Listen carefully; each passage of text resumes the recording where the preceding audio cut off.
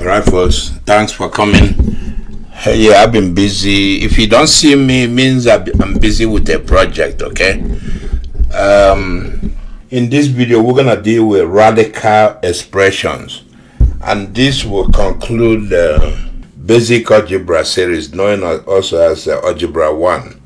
So I'm gonna conclude it here. But like I said many times in the past, it doesn't mean I can't come back and solve more problems. I can come back. From time to time, I'll find a bunch of problems in different topics under Algebra 1, and then I'll solve them and then impose them under this topic, okay?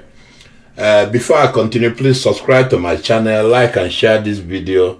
If you have any questions or comments, leave them under the video. So radical expressions will be the last topic I will cover here. There are other topics like pattern recognition, like sequences, series, but I will cover those in detail when we get to Algebra 2. So let me conclude this here. I have a project and I'm doing.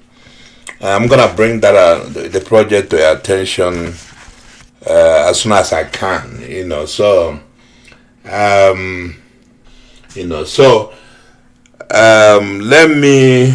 Let me come back and tell you in details what we're gonna cover. Okay, here are the topics I'm gonna cover in this video. I'm gonna try to define what is a radical expression, and then secondly, the meaning. I'm gonna explain the meaning of n root of a number a. Okay, a is a real number. Okay. And then this is the n root, just like you have square root. This is a square root, okay? Usually we don't write 2. Okay, we don't write 2 here, But anyway, it's understood to be there. And then I'm gonna show you how to simplify radical expressions, okay? And then number 4, I'm gonna show you how to operate, do basic mathematical operation of addition, subtraction on radical expressions. And then number 5, I will show you the operations of multiplying and dividing radical expressions. And then number 6, I will solve some problems, okay, involving radical expressions. I will solve some equations. There are several equations involving radical expression. I will solve that. Then the last thing I will cover is complex numbers. Complex numbers, they involve radical expressions are involved in complex number, because normally, I don't know if you've seen this, square root of -1 as I, so we'll get into that. I will explain all that to you, okay? So these are the stuff I will cover in this video, and then I will take them one at a time. All right, we're going to try to answer this question. What is a radical expression? A radical expression is just an algebraic expression containing a radical symbol. And what is a radical symbol is this symbol here. Okay, that's what it's called, radical symbol. Okay, you've seen it before. You call it square root. If we put a in there, we normally will call it square root of a. They call this radicand. You don't have to worry about it. They call it radicand, the a inside the radical symbol, and then they call the whole thing, the whole thing right there, they call it radical. Okay, that's why you get radical expression. The whole a plus the symbol surrounding it is called radical. But of course, this thing here is the radical symbol. Okay, the radical symbol. Okay, that's the radical symbol. All right, this is how it breaks down. Okay, at the outset, let me tell you that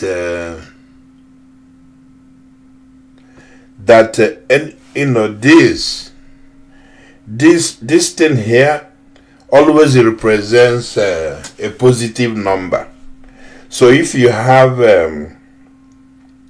if you write it like this, it gotta be a positive number, okay? To always represent a positive number, or I can say positive square root, okay? positive square root. You know, I mean, when we get a complex number, you understand you will understand what I'm saying more. Okay, this is always positive square root. Okay, positive square root. It cannot be negative. So like I said, when we get to complex number, you will appreciate this more, because remember I told you I'm sorry, I told you that -1, if anything inside here is negative, it's not it cannot be, it's not a real number, it's a complex number, and they define this as I. So we get to that later, don't worry about that yet, we're gonna get to that. So this is always a positive square root. Okay, and then what of this? By definition, the exception is the square root of 0. It's always 0. Okay, I don't know, 0 is not positive or negative, so the exception there is 0, but the square root of 0 is always 0. All right, so this, you need to understand this. You need to really understand this before we move on. Try to understand it, listen to it, what I said, understand it, and then we'll move on. See. All right, also note that for any real number, right, for any real number, okay, this thing here is called, is a positive. Okay, it's a positive square root. Okay, square root. And then this one here, if you have a negative in front of it, this is called a negative square root. Make sure you understand that. Okay, and then notice this. Notice that negative 36 is a real number too, right? But we can't have this, because negative square root to put into the radical is not a real number. All right, it's not a real number, so this is not a real number. That's not a real number there. So we deal with that when we get a complex number. This is actually a complex number. This thing here is a complex number, but this is a real number. This is a real number. All right, so make sure you keep that in mind. Okay, what is the meaning of this thing here? This thing you're looking at there. What does it mean? Or anyway, they call it the nth root of a. Okay, just like you have square root of a, the square root of a, you see, it's written like this. Let me see, square root of a. Okay, it's written like this. It's written like this, right? Usually we don't put the 2 there, but it's this. It's there. We don't write it there, see. So, but for me, this is well. Before I tell you my personal rendition of this is, usually if you have n root of a and you equate it to b, right, then that means that b raised to power n is equals to a. That's all that means, man. But for me, generally, here is how I define it. Here is how I define this stuff. It's more useful to define it like this: a raised to power raised to power 1 over n. That's how I define it personally. This definition is more useful. You will see later. Let me give you an example. Suppose I give you 8. Okay, what does that mean? Of course, it's 2, right? If you use a calculator, you see it's 2. But here is where my definition is useful. I can say, well, it's not my definition, but that's another way I like to express it. If you remember, we studied this in Exponent. It's not my personal definition, but that's how I understand it. Recall that you can write this as 8 raised to power 3, like that, from the what we studied in Exponent, right? And notice that 2 times 2 times 2 is equals to 8, right? And then if you write this as 2 raised to power, 8 is 2 raised to power 3, right? We know that. But look at that. by definition, I'm sorry, by definition, you see, so if you, sorry, let me write this down the way you make sense. I know I'm going too fast. Look at that. Then you can write this as 3 over 3, and then it's equals to 2. I don't know if you see that. You see. In other words, this thing here is that, and is that, and there's that, and then is that. You see that, right? If I'm going too fast, let me give you another example. That way you see what I'm saying. Okay, look at this. Let me see. 216. See? Notice that is it. If you use your calculator, you will get 6. But notice this though. Notice that 6. That means 6 times 6 times 6, right? Is equals to 216, right?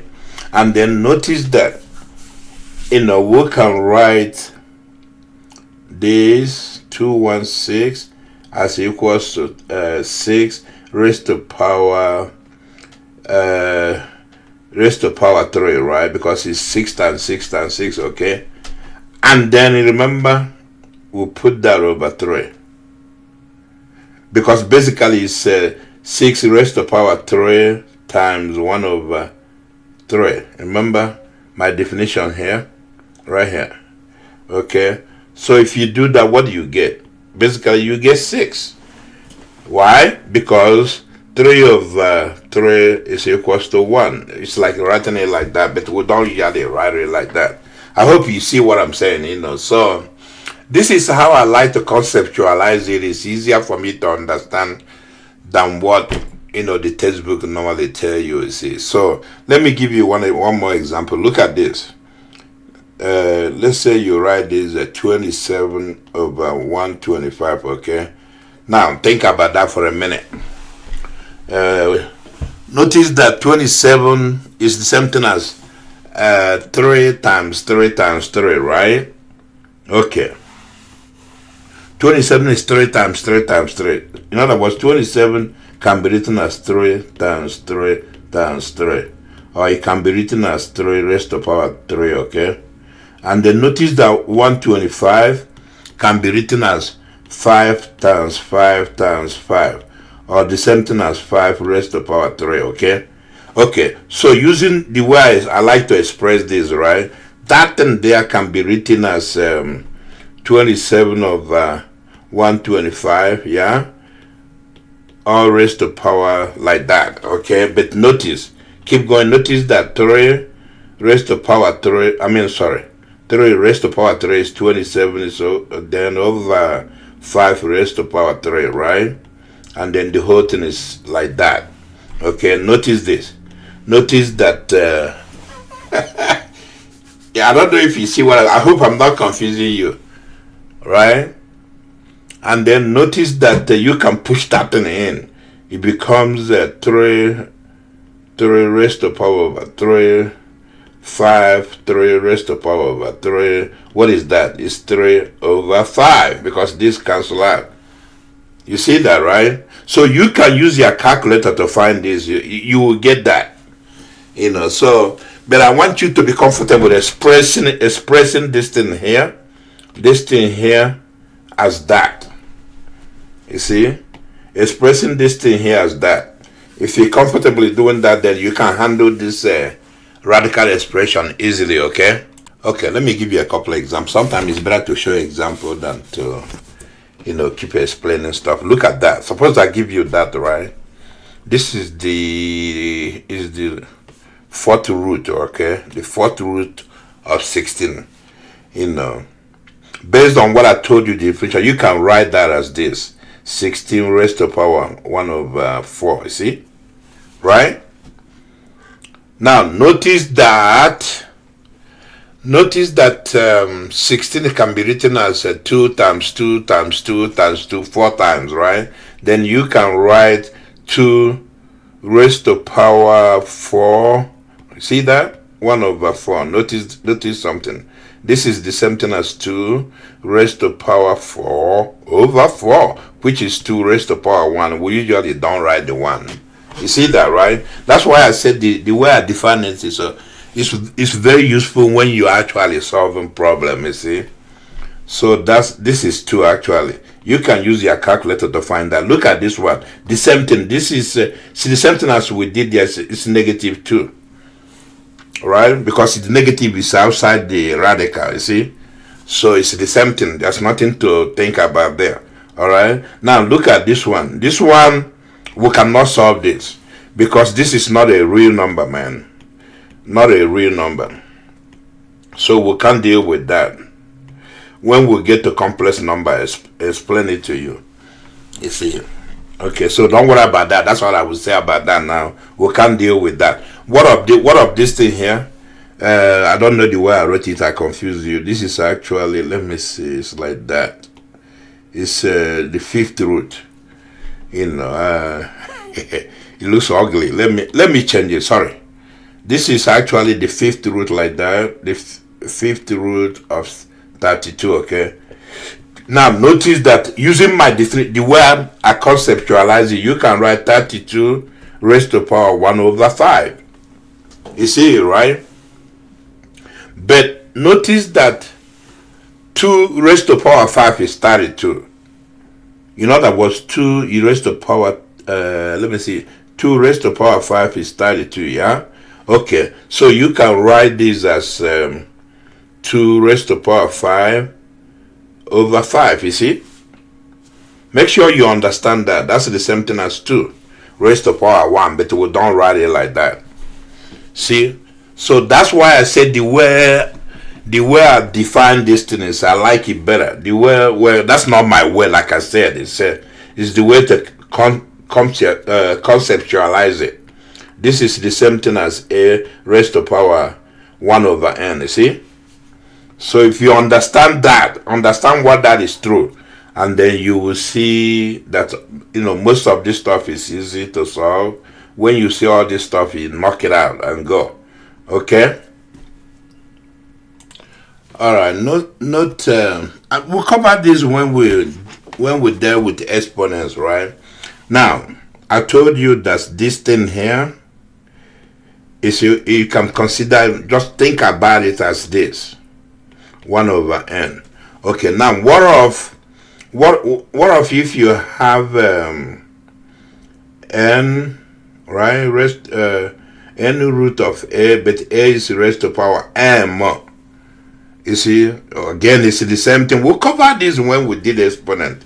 Don't be confused. That's the same thing as a raised to power m, and then you do the same thing we just did. Okay, you write it like that. That's the same thing as a raised to power m over n. You see that, right? So automatically, when you see this,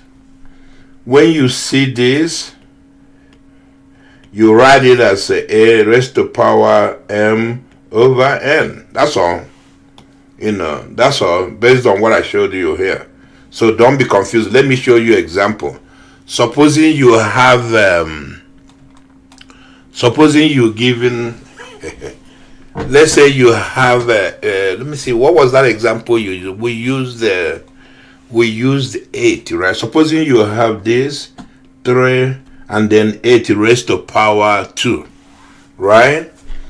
So there's nothing mysterious about this. You just write it as this 8 raised to power 2 all over raised to power 1 over 3.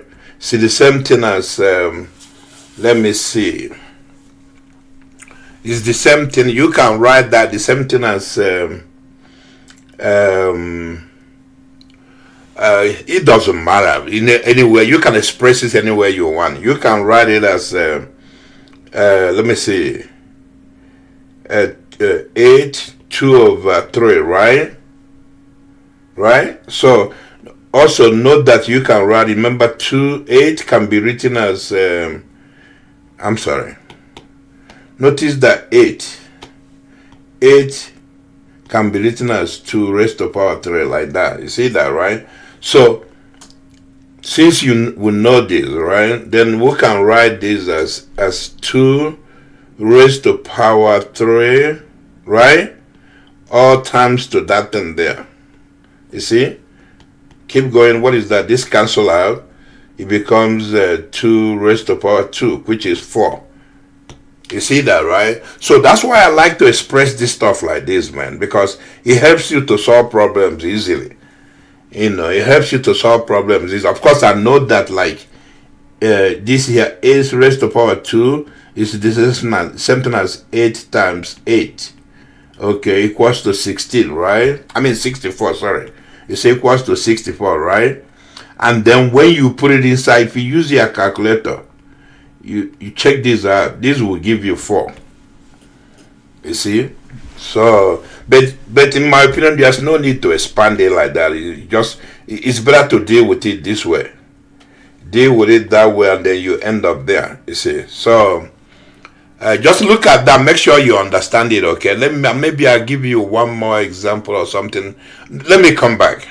Also, let me remind you about. We'll cover this. Go look at the video in Exponents. Let me remind you about other tricks that will help you, simplify rational expression. Okay?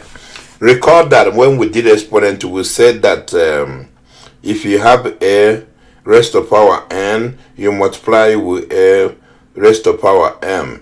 Then both of them will be, because it has the same base, it will be a raised to power n plus m, right? Remember that. If you don't understand that, go back to my video on Exponent, okay?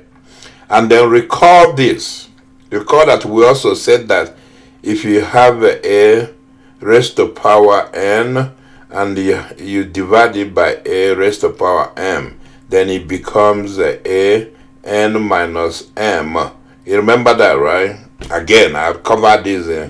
I just want to remind you about all this. That way, when we start solving problems, if I do something, you don't get confused, okay? And then record this. I just explained this to you. Maybe I didn't explain it, but I explained it in the past. If you have something like this, n, and then you have m here, and then what you do, you multiply them both. It's like that. Okay? So once you understand this, it becomes a second nature to you. Just stay at it until you understand it. Suppose you have two different bases, a times b, right? And you raise them to power n. You recall that. I covered this in my Exponent video. Okay, so this will come to bear when we solve problem here. Recall that I say it's both of them, a and b, inherit that the power n. So a will inherit n and b will inherit n, like that. You see? So just keep on looking at this until you understand it. The same thing with this. A, see, this is multiplication. What of division, like that? Or raised to power n. Or the same thing. They will inherit the power. So a on top will inherit the power, b on the bottom will inherit the power, like that. So make sure you understand that. So go through all of that, make sure you understand them, okay? And then one more, maybe, well, not quite. I mean, we'll cover this before. Suppose you have negative like that, negative exponent. Notice that can be written like this. It can be written as 1 over a, like that. It can be written also as, yeah, we'll cover that. We'll cover that extensively. You can write that as, well, that's it. There's nothing, I don't want to confuse you. You can write it like that, okay? That's the same thing. All right?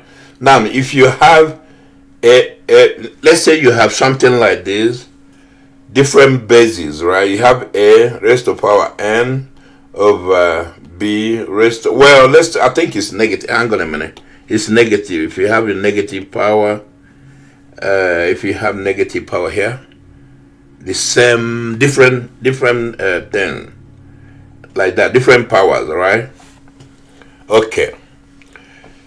This, don't consider this a rule. I just want to show you how you can manipulate it. Notice you can write that, but see, based on what we see here, you can write a as 1 over a n, okay? Don't forget you got that there. B like that, okay? And then you can write that, expand this one too. So it becomes 1 over n like that, and then B 1 over B m. Then you flip that around, you remember? You can flip that around when you're dividing with something like this. You flip it around, it becomes 1 over a raised to power n times b raised to power m. Notice that's the same thing as a b m over a n. You see that, right? So make sure you understand why that is true. You know, we're gonna use all this concept when I'm start solving problem. I'm gonna be using them. I don't want you to get confused. That's why I want to bring them to your attention. So make sure you understand this. Understand what is going on there, man. You know, because once I start simplifying stuff, I'm gonna be making use of all of them, okay? Okay, let me give you a couple of examples. The requirement is just to simplify them, okay? You have that multiplied by that, okay? How do you go about simplifying it? You see where the way I define things can help you manipulate all this stuff, okay? Notice that they have the same base. You know, remember I showed you this here. Let me see. If they have the same base, you add them up. You see that? So that thing have the same base. So you add the exponents, okay? So that's the same thing as 2 raised to power 2 plus 1 over 4, right? That, you see? You know, use the bracket if you can see. You add that. When you add that, remember you use our trick. These are fractions on the exponent. The fractions are acting as exponents, okay? So you can write these as a 2 over 4. You see that, right? Because all I did is multiply with 2 over 2. I multiply with 2 over 2, right? You see that, right? Okay. So it becomes 3. Oh, I'm sorry. I'm going too fast. It becomes 2, 3 over 4. You see that? You see, right? That's what that. So you add that. If you add those two, you get that. All right. Okay. So let's do this one. The same idea. Do you remember what I showed you here? They have the same base. This one here, they have the same base right here. You know, they have the same base. You subtract the exponents, okay? Okay, so let's do it there. That's why I listed all that for you. So you say 5, 2 over 3 minus 7 over 3, okay? All right, so that's the same thing as since they have the same, since the exponents have the same denominator, so then we'll say 5. What is that? 2 minus 7 over 3. See that? So that's the same as 5. Let's see, minus 5 over 3. You see that, right? You know, so that's what is going on there. You can rewrite that. You know, remember this rule here? Let me see. You remember this one here, that one there. You know, if you have that, you can write it as that. So let me show you. You can write that as let me see, 1 over 5 raised to power of 5 over 3 right there. That's the same thing I say. So you see that, right? Okay, look at this one. Notice that the numerator, the expression in the numerator is all put in a bracket and then just a root, fourth root up there. And notice that the denominator has no root, okay? It's separate from that root up there, okay? So don't get that confused. So we'll proceed normally the way we normally do. See, I cleaned it up a little bit. Now, I'm gonna first push that. I'm gonna push that fourth root. Push it inside, okay? and then we get x. Let me see, 4 over 2, because each of them will inherit that, and then y, what is that? Multiply that out, that's 8 over 3, okay? All over y, like that. You see it, right? Okay, let's simplify the numerator. What do you get? You get x squared y. You can't really not do anything there. Let's stay straight. Yeah, you can't do it. You just leave it like that for now. Okay, all over that. All right. Now, let's combine we'll combine this thing here. Combine that. Because they have the same root, right? So we have x squared y 8 over 3 minus 1. I don't know if you see that, right? You see that, right? So let's simplify that. That would be x, y, 8 over 3 minus, let's do it 3 over 3. We usually use this trick. You see that? 3 over 3 is 1. So we keep going, x squared, y. What is this? It becomes 8 minus 3. See that? Over 3. See that, right? Okay, x squared y. What is that? 5 over 3. You see that, right? That's it, man. We can't do no more, man. So that's the answer there. There's nothing else we can do. Right? You see that, right? All right. So let's let me do one more example, show you how you handle this stuff. That's why I say you need to know how to combine the exponent. Let's do this one. X raised to the power 4, y raised to the power minus 6, right? All of, what is that? X raised to negative 2, power negative 2, y raised to the power 1 over 3. Okay, don't be intimidated, man. You just have to, and the whole thing raised to the power negative 2 over 3. Don't be intimidated, man. You just follow the logic, man. Follow it wherever it takes you. Okay? Alright, so let's do it. Let me see. You remember what I told you? When it's numerator and denominator, they will inherit it. So let's spread it out to numerator and denominator. So we say x raised to the power 4y negative 6. They will inherit negative 2 raised to the power 3. The same thing, denominator will inherit that. X 2y 1 over 3. They will inherit this thing here, 2 over 3. You see that, right? Okay. Now we need to just push them in. We'll push them inside, man. Push the exponent inside. What is that? X. Let me see. X 4 times negative 2 over 3. You see that? Y negative 6. Okay. Negative 2 over 3. You see that, right? Just be patient. Keep pushing it in. And then x negative 2, right? Negative 2 over 3. Okay. What is that? I'm seeing double now. Y 1 over 3 times negative 2 over 3. You see it, right? So we'll simplify this, man. Just go ahead and simplify that. See what we got. We got x, the numerator. Negative, what is that? 8 over 3. See that? Y. Simplify that. That will be positive 12 over 3. Okay. What of the numerator? We'll do the same thing on the numerator. I don't like the way I wrote that. Let's write it like that.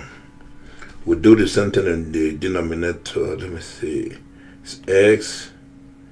That times that it becomes positive 4 over 3 times that it becomes negative 2 over what is that, 9? Okay. All right. Oh my god. Yeah, it's taking a lot of space. That means I have to conserve space. So what is that? That's equals to x. Is there anything that can simplify there? I don't see it. It stays the same. And then y. Yeah. 3 can go in 12, you get 4, right? You get y raised to power 4. And then denominator, leave it like that, 4/3. And then here, let me see. Oh, there's really nothing you can do there, 2/9, okay? Now, but we're not done. We can combine these two here. And we'll combine those two here. Let's do it. Watch this. You get x -8/3 minus 4/3. You see that? And then y 4 minus, oh Lord, minus becomes 2/9. I don't know if you see that, man. I hope I'm doing it right, man. It's getting confusing, man. Sorry about that. Let's keep simplifying. I think we're on the right track. You combine the simplified things, what do you get? This thing has the same denominator, so x, oh my god, it's -8 minus 4 is what? It's -12, so it's basically -12/3. And then y, what is that? What is that? This is 9 here, right? Yeah, this is hard, man. We'll have to use our trick. We'll have to use our... Yes, you see, I used the trick. You see how I wrote it? We're going to run out of space. So that then, let's keep simplifying. X raised to power -4. And then y, what is that? It's 36. See, they have the same denominator. 36 plus 2 is 38. 38/9. You see that, right? That's what I got, man. 38/9. See, I can't do no more. If you want, you can write it like this: y 38. I'm sorry. Yeah, when you're going too fast, you make mistake. You can write it as 38/9 over x raised to power 4. That's all I can. You can leave it like that, or you can write it like that, and then we're done. You see, that's how it's better to know how to manipulate these exponents. If you know how to manipulate the exponents, you should be okay. That stuff shouldn't give you a problem. You see what I'm saying? So you gotta really know how to manipulate stuff. If you know how to manipulate stuff, you should be, you just take your time, keep following it wherever it takes you, and then you get it right. Okay, you see this set of examples. I want you to write the radical as an exponent and then simplify. Okay, so this is where the stuff, the way I like to express the radical, this is where that thing is very useful, right? Now let's go proceed like this. You write it as x squared, or bracket 1/3, right? Times x 1/4. See that, right? Okay. And then we'll just have to simplify. We'll simplify that. What do we get? We get x 2/3 times x 1/4. Okay. So that becomes x. We'll combine 2/3 plus 1/4. See that? Those are the exponent. Okay, so we'll have to find a way to combine them. See the fraction and the fraction that comes as exponent together. We'll combine those two fractions, okay? So we'll use our trick. We'll express it like this: x. I think we're gonna end up having 12 as the common denominator. So we'll write it as 4/4 times, see that? 2/3 plus 3/3 times 1/4. See that? You see the trick? Okay, these are the... Okay. So we'll start simplifying. We'll have x 8/12 plus... What is that? 3/12. You see that, right? Okay. All right. Moving on. X. So they have common denominator now. So we said, it's over 12. What is that? It's 11. I don't think we can do anymore. I think we're done. That's it. So let's move on to the next. There's nothing else we can do. We can't reduce the fraction. We'll go to the next one. The same thing. Follow the same trick. Okay? And then we'll do the numerator x raised to the power 3 all in 1 over 2. You see that, right? Denominator x raised to the power 2 all raised to the power 1 over 3. You see that, right? See? Okay. That's why the way I express my stuff is easier to you to manipulate this stuff if you understand the definition of this. You understand the definition of this as I told you. 1 over 2, see? It helps you to, it's very useful in solving problem, okay? I'm sorry, n, not 2. N right here. Okay? Okay, so let's simplify this. We get x, 3 over 2 over x, 2 over 3. See that? Okay. Now, we'll combine numerator and denominator. You remember? We have x, 3 over 2 minus 2 over 3. Remember that? It's going to be like that.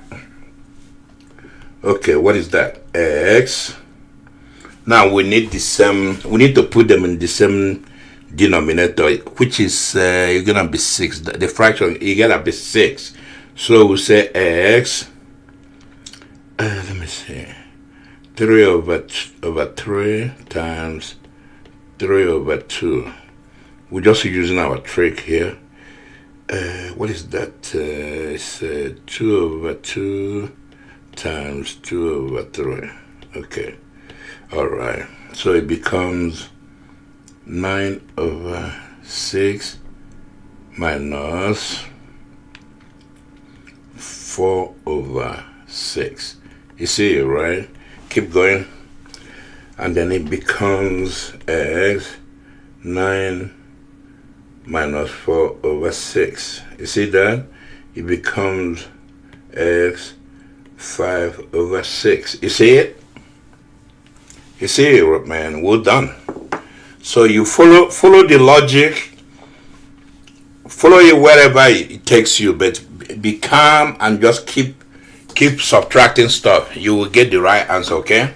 But there are two other expressions I want to show you. Suppose you have that, the n root of a like that, multiply with n root of b like that, right? Notice that you can combine them as this. N root a times b. You see that, right? Yeah, that's how you combine that, right? To see this, notice that this, I can write this as a 1 over n times b 1 over n. The same thing as let me see, they have the same exponent. Then notice that it's a b like that, 1 over n, which is, I mean, the same thing over here. See, a b 1 over n. You see, so you can go from there to there. So you notice that, right? So always keep that in mind. And then there is another expression I want you to keep in mind. This one here is similar to that, but division. Okay, if you have a over b all inside the n root, okay, so you can, both the numerator and the denominator, they inherit the root. So you can write it like this: n root of a and the n root of b. Let me clear that up. I want to make sure you understand. N root of b like that. So you can write it like that. You go back and forth. Again, I can use this to show you that it's true. I can use something similar here to show you that that's true. You see? Because, okay, let me show you. N, oh Lord, n root of a over n root of b.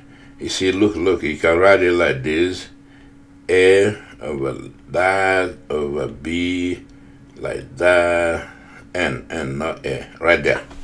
You see that, right? You know, which is the same thing. Let me see. Yeah, you can write it like that, right? Or you can keep writing like that times, let me see, b raised to power like that. Same thing.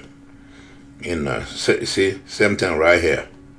You know, so, but anyway, that's what is going on. Just remember that. Remember this and remember that. You can do it like that. If you have this side, you can go that way too. It goes both ways. If you have this, you can express it as that. Okay? Alright, let's do some example. I really don't have a lot of time to dwell on this. I'm just going to give you some example and then we'll move on, man. I'll end this algebra 1. Let's look at this. Let's look at this, something like this, 16 over 25, okay? If you look at that, we can also look at, let me see. We can look at this 5 times 7, see? Okay, see, this can be written, let me see. That can be written as 16 like that, 25 like that. We will know that that's the same thing as, let me see. If you write that 16 like that,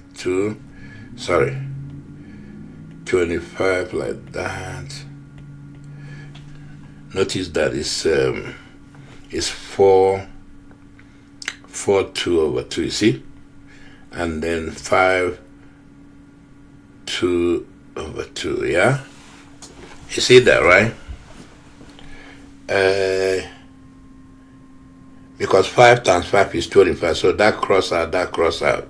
So the whole thing there, the whole thing there is 4 over 5, you see? Alright. The same thing with this one, you can multiply. This one, I don't really know what we can do. Well, we can use this thing I showed you here. This, we can, let me see. Yeah, we can apply that. Okay, we apply that, you get 7. I'm sorry. See, I'm going too fast. You can say 5 times 7. 5 times 7 like that. Right?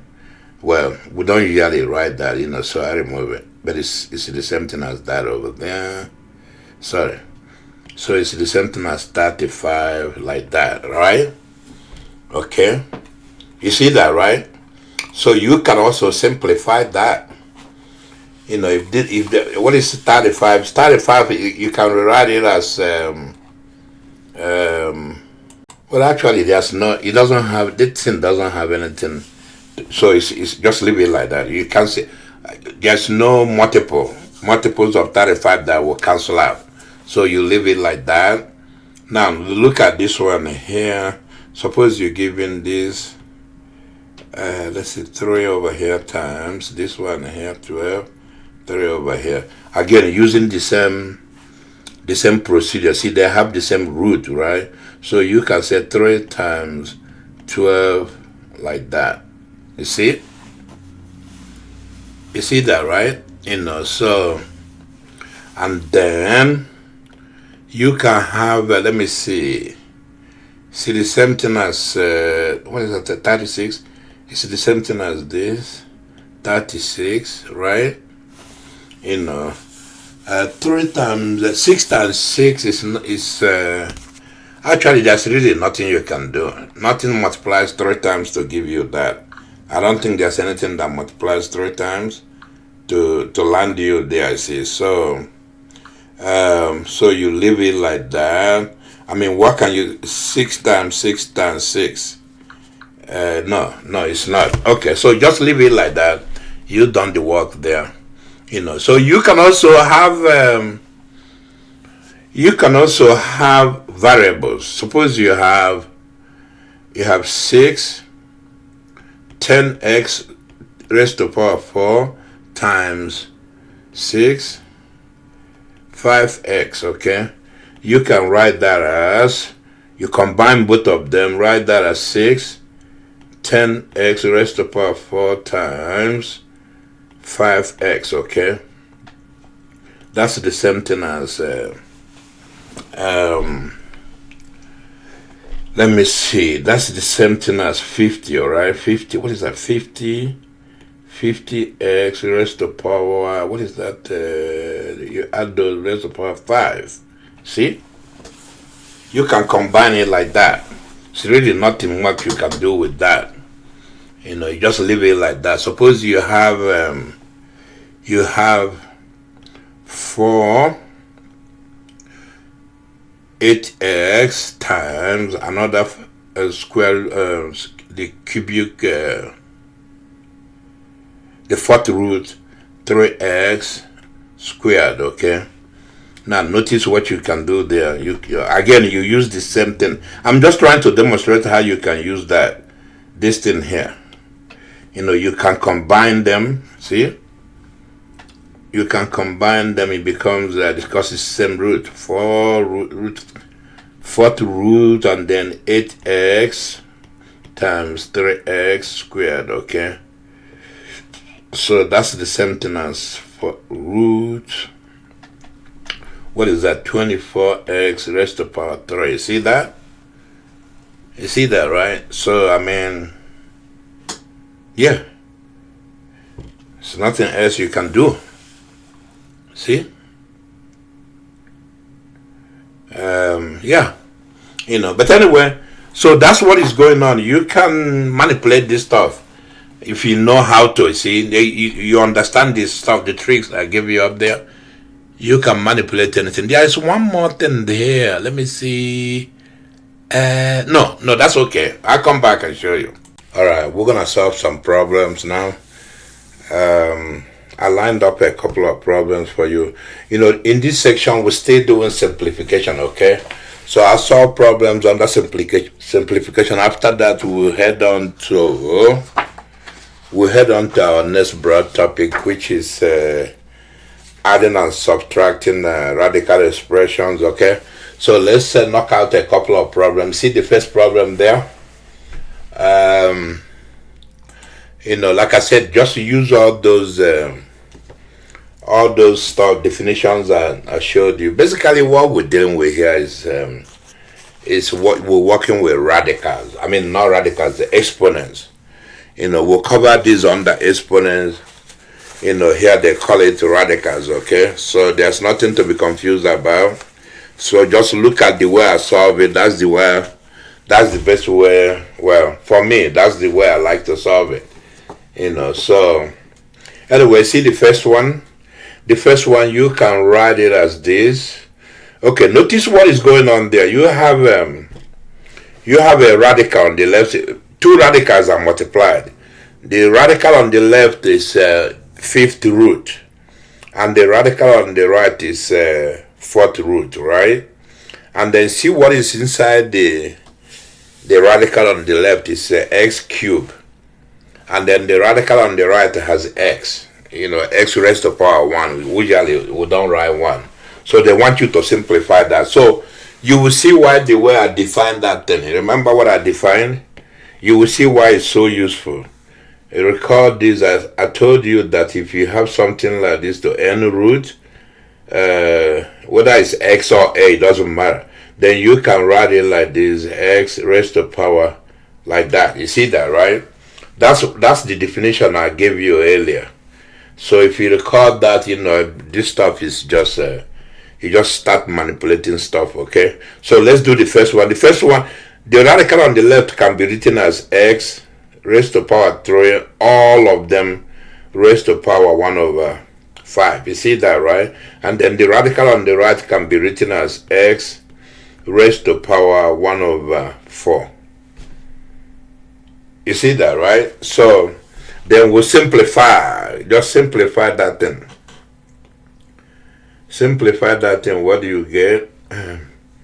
let me see, you push the exponent inside the bracket and remove the bracket, then you have x raised to power 3 over 5, okay, multiplied by x raised to power 1 over 4. And then you combine that and combine them. Remember the other, I gave you the other rules. Go back to the videos, my video on exponent. So to combine these two, when you multiply, you add them if they have the same base. So you say x 3 over 5 plus 1 over 4. See that, right? Okay. Now you have to combine this, man. You use what you learn. Remember, we did a lot of stuff in combining fractions. Remember that? So you use what you learn there to combine this stuff. I like to put bracket. See how I put the bracket? That way, both of those fractions are actually exponents, okay? Some people don't put the bracket, but it's better to put the bracket. That way you can see clearly. Alright, if I write it like this, I'm going to show you, then I will clean it out. If I write it like this, x 3 over 5 plus 1 over 4. Some people will get confused. They would think this is the only thing that is over here, So it's better to put brackets there. The way I do it right there. It's up to you. You can do whatever you want, But anyway, so the thing left for us now is to combine the fractions, okay? We're going to use the trick. That's a trick we always use. We need to find a way to have the same denominator in those two fractions, okay? The trick I always use is to make those two things the same denominator. I'm going to make it 20. Then you say 4 over 4, all right, times 3 over 5. You see that, right? Because 4 over 4 will cancel out this 1, all right? But then plus, and then I do, let me see, I do 5 over 5. I'm just showing you how I'm doing it. I could bypass this stuff and get the answer, but then I will confuse you. So that's why I'm showing you everything I'm doing. Then 1 over 4, okay? Now watch this. When we simplify that, we'll have x, okay, x, let me see. You multiply that, what do you get? You get 4 times 3 is 12. You get 12 over 20. See that? I think my pen is writing too thick. Let me minimize it a little bit. Okay, here we go. You see that? And then it will be plus 5 times 1 is 5. And then 5 times 4 is 20. See how I put them in the same once you have the same denominator in the fraction, then the rest of your job is easy. So to add those, you do this. 12 plus 5 is what? Is 17, right? Over 20. See that, right? Basically, we're done. I mean, I don't know what else we can do. You see that, right? There's nothing else we can do. So we're done with that one. That's the solution right there. So we'll move on to the next one. We'll simplify the next one. I don't know why my pen is writing. I think it's too thick. I reduce it. Okay. All right. Look at that. The same thing. Follow the same logic. Okay. You write it as the left side is x raised to power 5 times 1 over times exponent 1 over 6. Okay. And then the second radical, x raised to power 2 times 1 over 3. You see that, right? If you don't understand that, go back to the beginning of this video. I'll go back to my video on exponents, okay? Alright, so now we'll simplify. What do we have there? We'll push the exponents outside the bracket. We'll push it inside the bracket, then we'll get x 5 over 6. You see that, right? Okay. Sorry. Not plus, times x 2 over 3, okay? Alright. So we'll keep simplifying. Since it has the same base, the base is x. So we'll combine the exponents, okay? 5 over 6 plus 2 over 3. You see that, right? I like to put brackets, like I said. You do whatever you want. Do whatever that makes you happy, man. Okay, fine. Let's combine this one. Notice that those are fractions. The two fractions as the exponent of that and there is you have to put the denominator must have the same value. Those two fractions must have the same denominator before you can easily combine them. Check this out. We can leave the first one. We'll write it like the first one is okay. We'll leave it. The second one, we'll write it like this. 2. Let me see. 2 over 2 times 2 over 3. You see what I did? I didn't change anything. 2 over 2 is 1. So I didn't make any changes. So you see, keep simplifying. Okay, x 5 over 6 plus, you simplify that. Multiply that. What do you have? You have 2 times 2, 4 over 6. You see that, right? So now we made that the same denominator as the other fraction on the left. Alright, so then we'll combine x. Let's see, it's 5 plus 4 over 6. You see that, right? It's the same thing as x. So let me see, what's that? 9 over 6. You can simplify that a little further. See, 3 can go into 9, 3 can go into 6. 3 go into 9, you get 3, okay? And 3 go into 6, you get 2. That's the solution there. We cannot do anymore. We can do no more. That's the solution right there. I see that, right? So let's move on to the next one. You see what is going on there on that one? The same idea, man. Notice what is going on. You see, let me go back. You see right here, they have the different root. This is 60 root and this is 30 root. So basically we're combining them. The ability to do this is important. When you get to a math class like calculus, you may miss something like this, then you should be able to manipulate it. Because a lot of people don't understand. Calculus is actually not hard. Once they give you the definitions, you understand the definitions, and you set up the problem according to the definition, then the rest of it are algebra. Once you set it up using the rules in calculus, the rest of manipulation is algebra. So you need to, that's why they're teaching you all this various stuff. That way, when you see it somewhere, you know how to manipulate it. Okay, so let's go this one. What we do there, we do the same thing. Even though it has different bases, it doesn't matter. Just do the same thing we're doing. You will see it will come out right. So we do x times z, right, to power 1 over 3, okay, times z to power 1 over 2. Don't forget right here, right there, they have 1 over 2. We just don't write it out right here.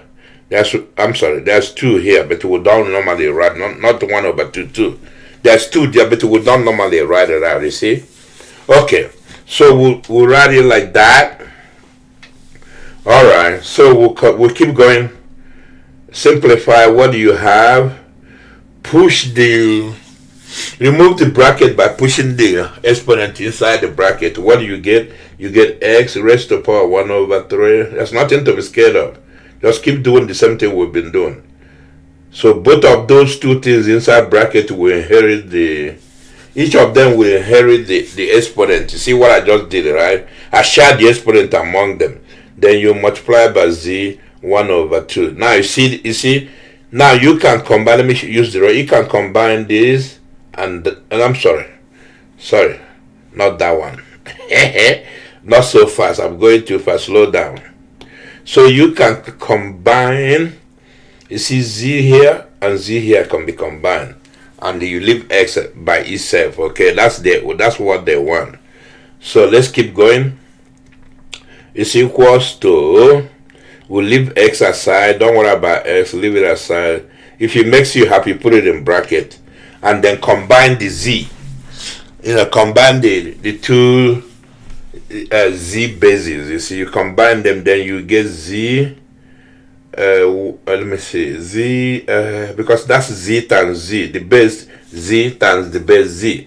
So you say 1 over 3, put it in bracket, over 1 over 2. You see that, right?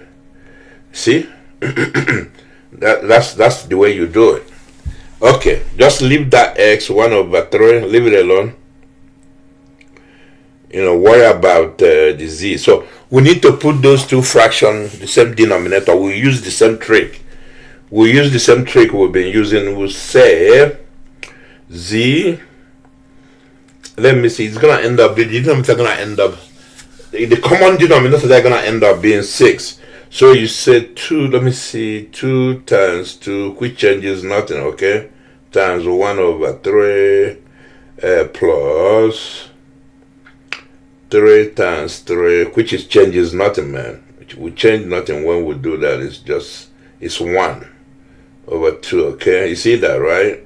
You gotta be able to see what I'm doing. Just see it. If you can't see it, pause and look at it. That's why the video is good. Pause and make sure you understand it. So we keep going. X raised to the power 1 over 3, like that, and then we simplify z. We get z. Let me see, that's 2 over 6 plus, what is that, 3 over 6. You see that, right? Okay, so we'll keep going. I'm sorry. Hang on a minute. Right here. Okay. Basically, we're working on z, man. In fact, I don't need any more bracket. Let me remove that bracket. I don't need it. So it says z. You combine that and you get, it's gonna be over 6, 5 over 6. You see that, right? I think that's it. There's nothing more we can do. That's what they want there. That's the solution they want there. You can't do any more, man. You cannot do no more, man. I don't know. You don't use 2 negative. You can do no more. You're done with that one. You move on. Okay, let's go to number 4. Let's see. Yeah, I redesigned my page. You see what it looks like now? You see a little better. Before I was struggling with it, but what I did redesigned it a little bit. Okay, let's look at that. You see what is going on there? The same thing we did. You just simplify things and move on. Okay, so this one you go like that. X. Yeah, even if they're doing division, it doesn't matter. You still follow the same rule and keep going. So write the numerator as 4 raised to the power 1 over 3, okay? And then write the, that's the numerator. Write the denominator as x raised to the power 4 all multiplied by 1 over 5. You see that, right? Same thing we're doing. This time we just, instead of multiplication, they're doing division. And so what? It doesn't make any difference. So you push stuff inside bracket. What do you get? You get x raised to power, let's see, 4 over 3 over x raised to power, let me see, 4 over 5. You see that? Make sure you see what I did there. Okay, remember I showed you the rules when we first started, right, in this video. Remember I told you, if you have, notice that those, the things, the x is the common denominator. Let's say you have something like this. You remember I showed you that earlier. Let me use a red, just give me a minute. I use a red pen. If you have something like this, a over a, this one n, and this one m, it has the same base. The base is a, and then but they have two different exponents. So what do? You go like that. That's why it's important for you to know all these rules. Once you know them, they help you a lot. Then you go a n minus m. Remember that I told you about that. That's what we're gonna use here. When you see division. So right here we do it like this. Common base is x 4 over 3 minus 4 over 5. You see that, right? I just use this. Okay, so we simplify. Now we're gonna do the same thing. We're gonna put those two. You see, we have two fractions with different denominator. We have, once you normalize the denominators, right, then the addition becomes very easy. You see, once they have the same denominators, then the rest are easy. You see, so let's give them the same denominator by using our trick. Remember trick? It's gonna be 20. The denominator. Let me see. No, it's gonna be 15. Denominator gonna be 15. So we'll do it like this. Let me see. It's gonna be 5 over 5. Notice that 5 over 5 is just 1. So I change nothing. See, over 3 like that. And then minus. This time we'll do 3 over 3, okay? 3 over 3 times that and there. We change nothing. 3 over 3 is 1, so we change nothing. Okay? Now we'll simplify things, right? X. Now, what is that thing there? The one on the left, you multiply it out, you have you have 20, right? 20 over 15. You see it? Minus 12 over 15. You see it, right? Okay, so we'll simplify. Now they have the same denominator up there. So you say 20, see? 20 minus 12 over 15. You see it, right? Okay. And then we'll simplify. What is that? 20 minus 12 is 8. Right? 8 over 15. There's nothing you cannot do anymore, man. There's nothing you can do. You're done. Once you get it there, nothing can simplify further. Then you leave it alone. You're done. Okay? So we're done with that. That's 8. Let me see. Yeah, that's 8 over 15. We're done with that. So we'll move on. Let me see. We'll go to the next one. The same thing. You see, they give us both of them. The last two are the divisions. And so what? We just do the same thing we did up there, right there. So you remove the radical signs, and then you combine. See, that's all. To remove the radical sign in the numerator, you go like that. 3. All right, right there. 1 over 4. Okay. Then in the denominator, you go like that. X 1 over 6. You see that, right? Now you have to combine stuff. These are, it's like I showed you up here. Let me see. Up here. See right here. That thing there is what we're using there. That's why it's good to know all this stuff. That's why it's good to remember what I told you. This is very useful. To know how to convert that to that is very useful. Once you know that, man, your life will be a little easier. But that's the way I like it, because it helps you to solve a lot of problems. So let's deal with this. We remove the bracket. You have let me see. You have x 3 over 4. Okay, over x 1 over 6, and then we'll keep going.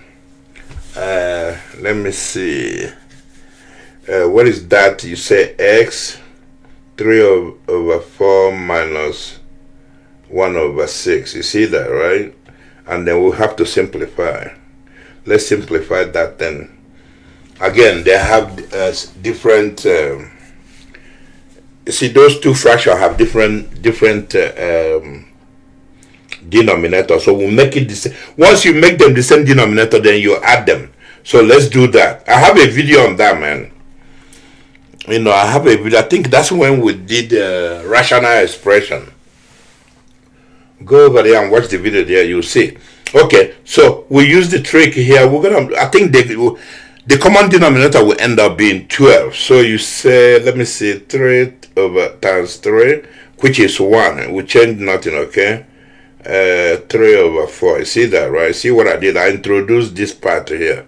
I introduced this part to get the denominator 1. See, 3 over 3 is 1. 1 times that 10 is the 10. You see, so I changed nothing, man. Make sure you understand what I'm doing. So put that there, and then minus, what is that? We're going to do 2 over 2, which is 1. It changed nothing, times 1 over 6. Okay, just follow the logic. It's nothing to be scared of. Okay, so we keep going. We multiply things out. What do you get? You get, let me see, 9 over 12, okay, minus 2 over 12. You see what I did? Just I want to get the same denominator. Once you get that, then you add the stuff, you add the numerator. I explained that very well in my, go to my video in rational expression. I explained it very well. All right, so then you add you add or subtract the numerator. In this case, we're subtracting. So 9 minus 2 is what? Is 7. So you have, I'm sorry, is 7. You have x 7 over 12. We can't do anymore, man. We can do no more. That's it. It's nothing else we can do. We're down there. 7 over 12. Okay, so we'll knock this last one up. We'll knock it out, and then we'll move on to more problems. Let me see. That one, the same thing. Follow the same pattern and go. You do the same thing. X raised to power 5. Like that. 1 over 2. Because you know there's 2 here, but normally they don't write. You don't have to write the 2 in there. Over x raised to power 8 and then raised to power half right there. So you simplify. Well, you remove the bracket. Let's remove the bracket first. You gotta remove the brackets. Just go step by step. You remove the bracket there, you get 5 over 2 over x 8 over 2. You see that, right? Simplify further. If you want, you can leave it like that, because see, they have common denominator, which is 2. So you don't have to simplify you see the denominator, don't leave it like that. Because if you look over here, let me show you. Look over here and look over there. They have the same denominator. So you need to make life easier for you. Don't simplify yet. Then you go x 5 over 2 minus 8 over 2. You see? See, now they have the same denominator. See, that's why you don't wanna. If you cancel out, then you're gonna come back and use a trick again. That's what necessary. So you say x. What is that? 5 minus 8. 5 minus 8 here give you a negative number, right? Because you see what we're gonna do here. We're gonna do 2 here, and we're gonna do 5 minus 8. I'm just writing it out for you. That way you see what I'm doing. But I can do it on my head. I don't have to write it out. But I just want you to see what I'm doing right there. What do you get? You get 2 here and then minus 3. You see that, right? So it's the same thing as x negative 3 over 2. And then you're done. If you want, you can write it like this. It's the same thing. I covered this earlier in the video. You can write it like, let me see, 1 over x, 2 over, 3 over 2, see? Because you remember the thing I told you. If you have, then we're done. That's the solution. If you have something like this, let's say you have something like this. Let me see. Let me say you have something like this. 1 over something like this, a. It's the same thing as 1 over, let me see, a raised to power half, right? And you can write it as a negative 1 over 2. That's what we just used over here. We just used that over here. We use this part. So those two are the same. This is the same as that. That's what we used over here. This is the same as that. So and then we're done. There's nothing else to do. So we'll finish with that one. and then we'll move on. Let's solve more problems. See that one there? Is now they're looking a little bit more complicated. I made them a little more I selected more complicated problems. Look at them carefully. You just follow the same process. There's nothing to be scared of. You use the same tricks I showed you all over again, and then you move on. Let's leave the numerator for now. Let's deal with the denominator. So we'll leave the numerator the way it is. It's like that, and then what is that thing down there? We'll combine it. So it's x 2/3, right? Actually, hang on a minute. Let me think now. Yeah, you can combine it. It's I can try to combine all of them because they have the same base, but let's take one thing at a time. That way we don't get confused. If we combine it, it will be -1. Notice that. You see that, right? You see why it's a minus? Because that thing got a -1. But I can write it like this. It's just a lot of writing because I want to explain it to you. If I'm not explaining to you, I just solve it quick. Okay, you can write it like this: 2/3 minus 3/3. You see that, right? Because I want to have the same denominator there. You see it, right? Because 3/3 is the same thing as 1. Okay, so you keep going. X raised to power that 3. I'm sorry. 1/3 over x. Now you combine that in there. You combine it, what do you get? You get, let's see, you get negative, it will be -1/3, see it, right? Okay, that's what you get down there. I'm going to see if I can do it a different way for you. But I already wrote my problems down. So then you combine the two things up there. Let me take more space up there. Yeah, let's take more space up here because that's the reason why. If I have more space, I will show you a different way to solve the same problem. Let's keep going. Then you say x 1/3, right? Minus. Notice that you have to, take away the exponent in the denominator. Minus, then it becomes plus 1/3. You see that, right? Okay. Then you go like this. Is x raised to power, since it has the same, that thing has the same denominator. See that thing right there? Then it becomes 2/3. You see it, right? So but notice something though. That's the solution. Notice that's the solution. Well, you know what? Yeah, that's the solution right there. But notice I could have done it a little different. If I'm in a hurry, I combine the whole thing together. Notice I can go from here. Notice this. I just want to show you something. I'm done with the problem. I just want to show you something. I can go from here, from there to here. Watch this. I can combine the whole damn thing together. I can say x raised to power 3, alright, minus 2/3, that thing there, the thing here, and then I will do that one. Minus 2/3 minus 1, it becomes plus 1. I'm sorry, I gotta change this. I don't want to confuse you. Let me change that thing. You see that becomes plus 1. Okay, so I can write that as x. These are all in bracket, okay? I can write that as, watch this, write that as 1/3, all in bracket, minus 2/3, plus 3/3. You see that, right? Yeah, see?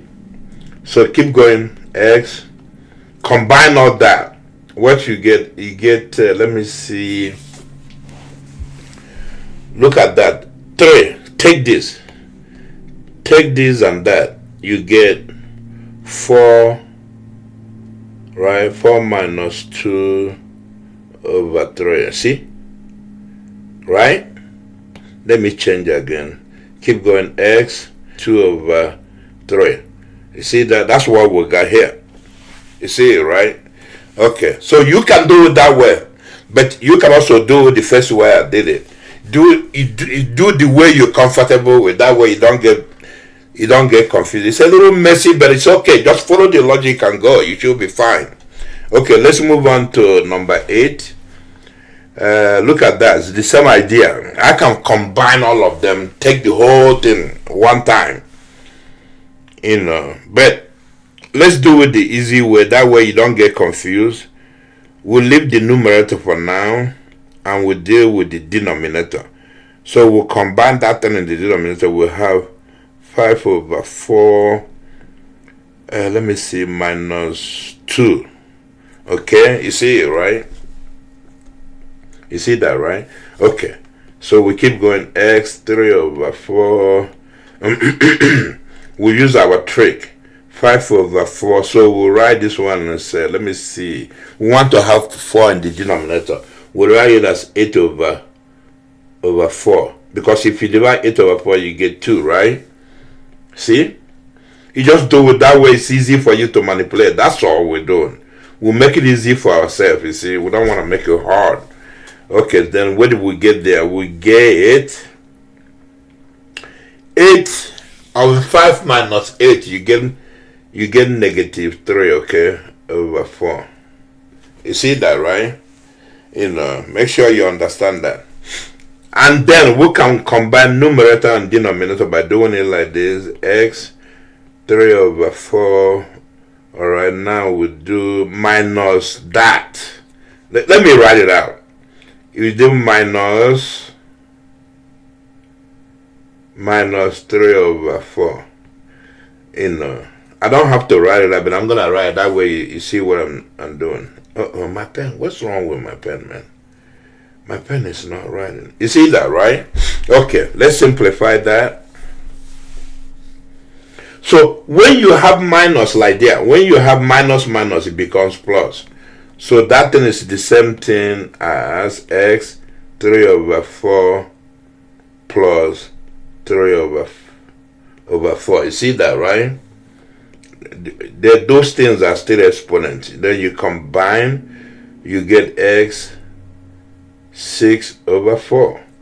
You can simplify a little better. Simplify 6 and 4. We divided both top and bottom by 2. You get X 3 over 2. And we're done. That's the solution right there. You see that, right? Make sure you understand that. Make sure you understand how I arrived at that. If you don't, just pause the video and go back, okay? But let's move on to the next one. What is that? The same thing. Don't let the bracket scare you. Just remove the bracket first in the numerator. So you push that 20, that exponent 20, push it inside. Then you get X, and then both of them, those two variables will inherit the exponent, okay, when you remove the bracket. Then basically you get X 20 over 4. You see that, right? And then Y, you get 2 times 20 over 5. You see that, right? So I remove the bracket, and then I'm you gotta carry the denominator along with you. Okay, so you do that, simplify the numerator. What do you get? You get X, right? 5, right? 20 divided by 4, you get 5. Y, you get 40. Well, let's do 5 divide 20. What do you get? You get 4. 4 times 2 is 8, right? So you write 8, because we don't want to keep writing all over again. So 5 divided 20, you get 4. 4 times 2, 8 over X raised to power 2. All right. Now we'll combine. Notice what is going on. Once you have this, forget about Y. Just combine X. Combine this. You see it, right? Combine the like terms. That's all we're doing. So we'll combine those two. What do we have? We'll have x 5 minus 2. You see it, right? And then y raised to the power 8. So I'm taking that 2, subtracting it from the 5 in the numerator. That's all. So what do we have? We will have x raised to the power 3, y raised to the power 8. And then we're done. That's the answer there. Alright, you can't do no more. That's it. It's nothing for you to do anymore. So you move on to the next one. Alright. Okay, let's deal with this. The same idea, the same concept. Okay, you start simplifying things, man. Remove the bracket. Let me see. You work on the bracket first, because that's how you can do x.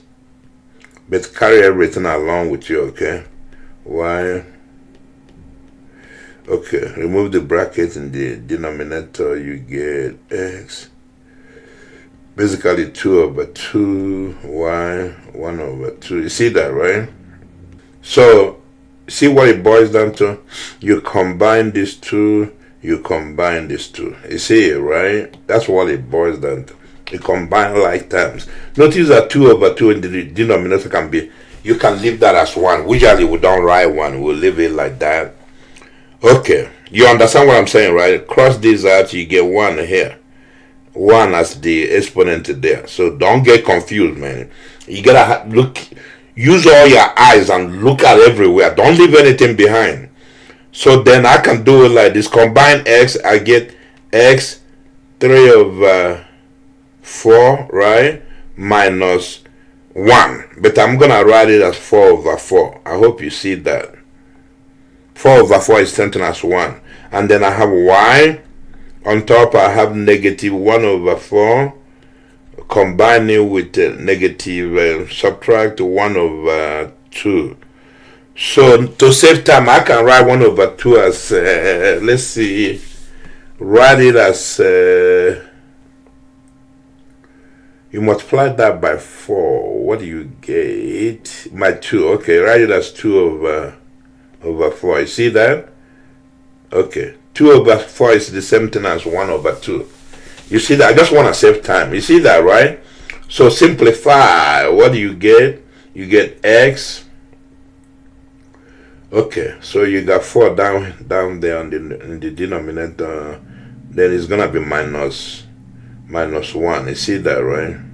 Okay, y. Look at that. So you add that thing up. See that you can... Don't get confused, man, because a lot of people will confuse. You see over here. Don't get confused over here. Don't get confused, because you can write that as, the exponent there, the two exponents. You can write it as minus. Pull the minus out. 1 over 4 plus 2 over 4. See? So don't get confused, man. It's nothing to get confused about. So then I can write it as negative. Whatever you add those two, you get 3. 3 over 4. You see that, right? See, I added those two, and then I still have 4 in the bottom. And then I take care of the negative sign. That's what you get there. Basically we're done, but, you can try to simplify it a little bit. If you want. Simplify it a little bit if you want. And let me see the way we can simplify it. Notice what I told you earlier. Remember what I told you? I told you that, let me write it here. I told you that if you have something like this, x raised to power n, you can write it as, it's the same thing as x, like that. We're gonna use that there. So if you want to simplify more, you can write it like this. It's up to you. Whatever your teacher wants, I can write that as this. It's 1 over x 1 over 4 times y. See that? 3 over 4. See? I can write it like that. See the same thing using that idea here. So you see the same thing. I didn't play any games, you know. You see? Sorry about that. You see the same thing. That's why I say, man, you gotta understand different ways you can write the same thing. Once you get that, then everything is your eyes can see everything that is they throwing at you. You see, you should be able to see whatever they mumbled up there. You just untangle it. Okay, let's do this one again. Let's remove the bracket. We'll remove the bracket first, like that. We'll copy the numerator and then remove the bracket on the bottom. See, right there. And then let's remove the bracket there. And then see, each term in there inherits that 1/6 right there once you remove the bracket. So it becomes x, let me see, minus 3/6, okay, times y 2/6. You see it, right? Basically, that's what is going on there, you see. So, now that we remove the bracket, what do? We can combine. Basically, what you're going to end up doing, you're going to sorry, my pen is not writing. What's wrong with my pen, man? You're going to end up combining these two, and you're combining these two. That's all. That's what you're going to end up doing. Okay, so let's do it.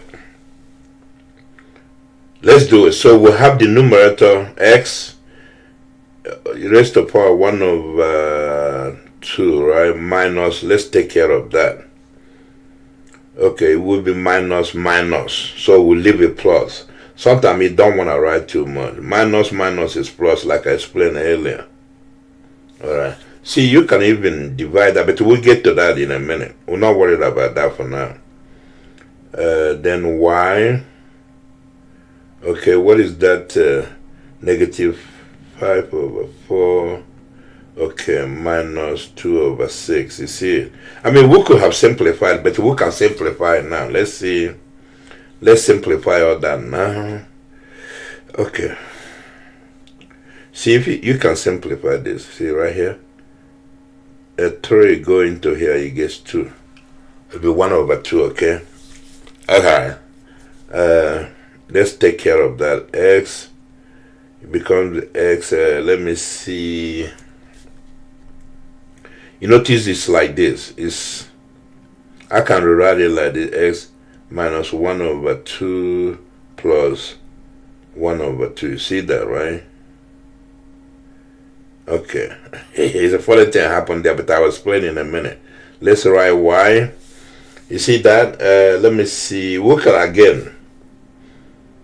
We can cross this out. Let's say if cross 2 divide that 1, 2 divide this 3. So then to get the same denominator, we'll use our trick to, it's gonna be 12. We'll reduce it to 12. So we'll say 3/3. See, that's 1, alright. Multiply that. Negative 5/4. Okay. Minus, check that, 1/3, right?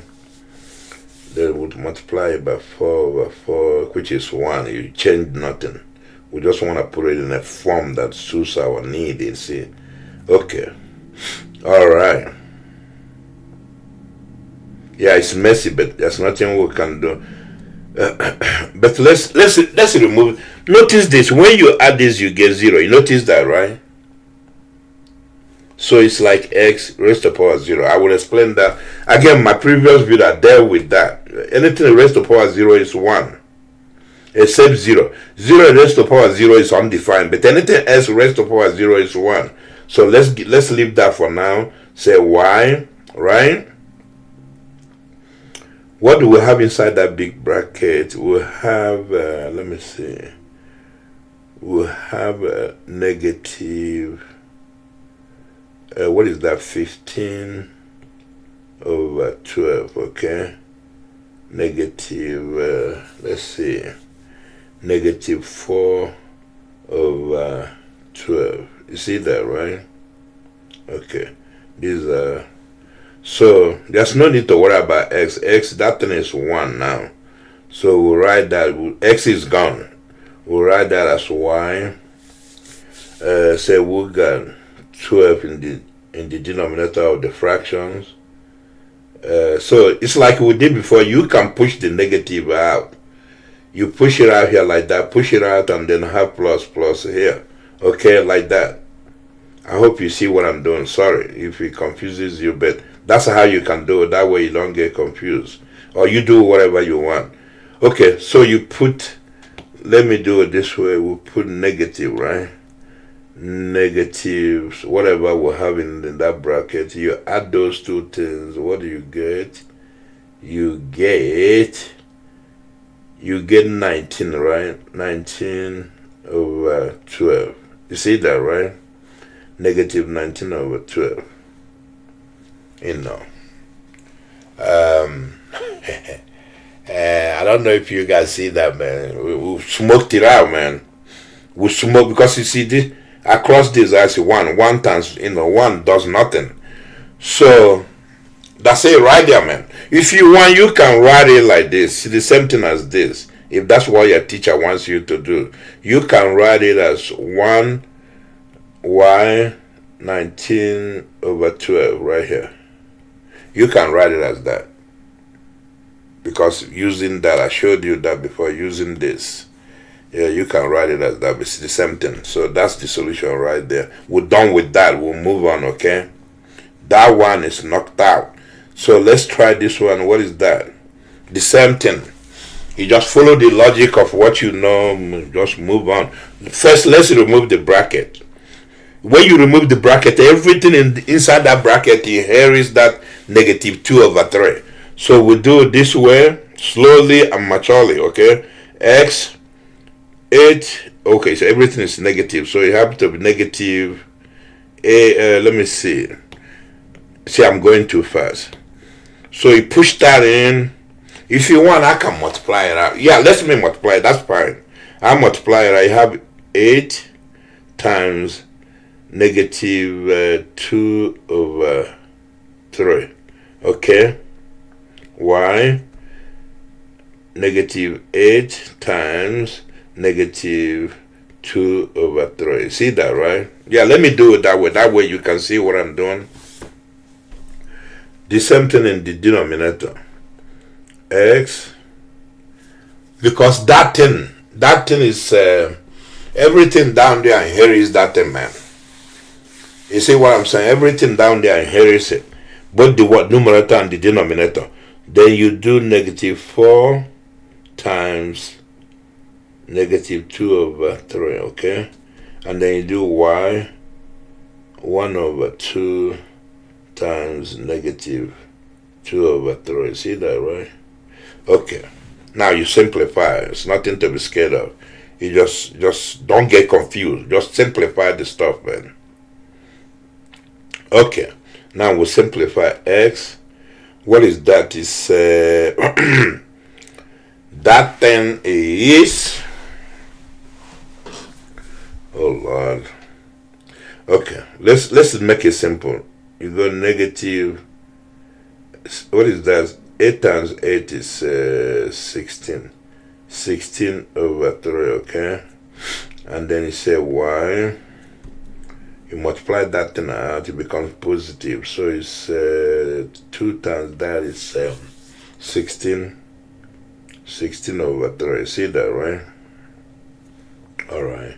So the denominator, after a while, this stuff start getting all over your eyes and brain, you know. So, but anyway, just be patient and persistent. Don't give up. Okay, so we did the denominator is x. Multiply that thing out. What do you get? You get positive number, positive 8 over 3. Okay, and then y. Multiply that thing out. What do you get? You get negative number, negative 2 over 6. You see it, right? You know, since everything in there got everything there got the number on the bottom is 3. Let's reduce that. 2 divide 6, you get that's gonna be over here 1 over negative. Sorry, I'm gonna change that to negative 1 over 3. Okay, let's change that negative 1 over 3. That way, since everything else has 1 over 3, negative 1 over 3. I hope you understand that. See, when you multiply, in fact, you can cross this out like that. Then you get negative 1 over 3. See that, right? Okay, now let's do the magic. Let's combine. What we're going to do now, we'll combine this and then we'll combine that. Okay, so we'll have x. I'm writing with red. You can't write with red. I guess you could, but I don't want to confuse you. X negative 16 over 3, okay, minus 8 over 3. You see that, right? And combining the numerator and the denominator. The same thing with y 16 over 3. Okay, minus, it becomes plus 1 over 3. You see that, right? Alright. It's nothing to be scared of. We'll knock this thing out and then we'll get out of here. You see? So let's do it. What is that there? Now you can push the negative sign. I will do it slowly. That will push the negative sign out. Push it out here and write it 16 over 3 plus 8 over 3. See that, right? Push it out like that. If it helps you, just keep going. Do what helps you not to make mistake, man. I rewrite this. You just have to do a lot of writing. That's all. Now I combine the fractions. What do you get? You get x negative. Combine that thing inside the bracket. You get, what is that then? Basically, you get 20. What is that? 24, right? 24 over 3. See that, right? Y. Okay, combine that inside that bracket on top of y. You combine that, you get 17, right? 17 over 3. Yeah, see? If you want, if your teacher wants, you can leave it like this. And notice that can go, 8 times 3 is 24. That can go in there, man. If you go there, you can have x negative 8, right? Alright. Y 17 over 3, okay? You can write it according to whatever your teacher wants. You can write it as this. Y 17 over 3 over 8, x raised to power 8. You can write it like that or you can leave it like that. It doesn't matter. You know, but I know I'm done with that problem. There's nothing else anybody can do. It's all simplified, you see. You know, I can do no more. I'm done with that. I don't even know what number I did. Okay, I can do no more. That's done, man. You know, that's number. What number is that? Number 12. But I don't have any more. So let me create. I think, you know what? Let's leave it here. Let's move on. This is simplification. Let's move on to adding and subtracting radical expression. We'll leave it here. I can solve my problem, but you know, I really don't have a lot of time. So let's just leave it here and then move on to the next topic, okay? Alright. So let's move on to adding and subtracting radical expressions, okay? That's our next topic. After that, we'll do multiplying and dividing radical expressions.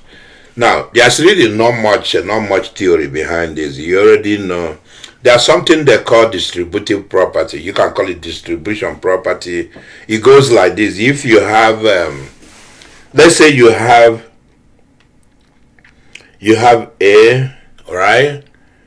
A plus B, right? Okay. You have A plus B. And you multiply with something. You multiply with, let's say, it doesn't matter what you call it. Multiply with X, okay? You know, you can say, you can use C, you can use B, or whatever. I mean, you can use C, you can use T, you can use Y. If you multiply it like that, then it distributes. It distributes, you know, when you remove the bracket, you have to distribute it to both A and both B. You remember you write it like this: A x plus bx. Okay, so see, this is very easy, but it's very useful for you to understand what is going on. Notice what is going on. These and these, A and B are different entities, and then X is the same, right? So it goes both ways. Let's say you have something. If you have AX plus BX, then you can write it as you pull the X out. Pull the X out like this and write it A plus B. That's all that is saying, man. See that and that are the same. So if you have that, you write it as that. But if you have that, you can write it as that. I'm sorry. If you have that, write it as that. If you have that, write it as that. So when it comes to radicals, right? Usually, what happens? You gotta have. If we have radical like this, 3, and then have another radical like that, 4. Notice that there's 2 here. They have to be the same root, the same n root, right? For you to be able to add them. So something like this, you can add them. You see what I'm saying? To see that, let's say you have 5 here and you have 7 here, then you can add them because of the root. The root is the same. So you can say is 5 plus 7, right? Right? And then you leave that in brackets, 3 plus 4, like that. You see? Though you can add these two. Just like we did A plus B times X is equals to AX and BX. You see that, right? So you add that, you get... You can add that because you see this is common right there. It's common. X is common. Then you pull A and B out and you add them. So we'll pull 5 and 7 out. We'll add them. What do we get? We get 5 plus 7 is 12, right? You get 12 like that. Okay, you see that, right? So make sure you understand. That's the. There is no more, there is no less. Adding and subtracting radical expression. That's what we're doing here. If this was negative, let's say this was subtract, you do the same thing. Yeah, you just remove that. You subtracting right there. Subtracting, you subtract that.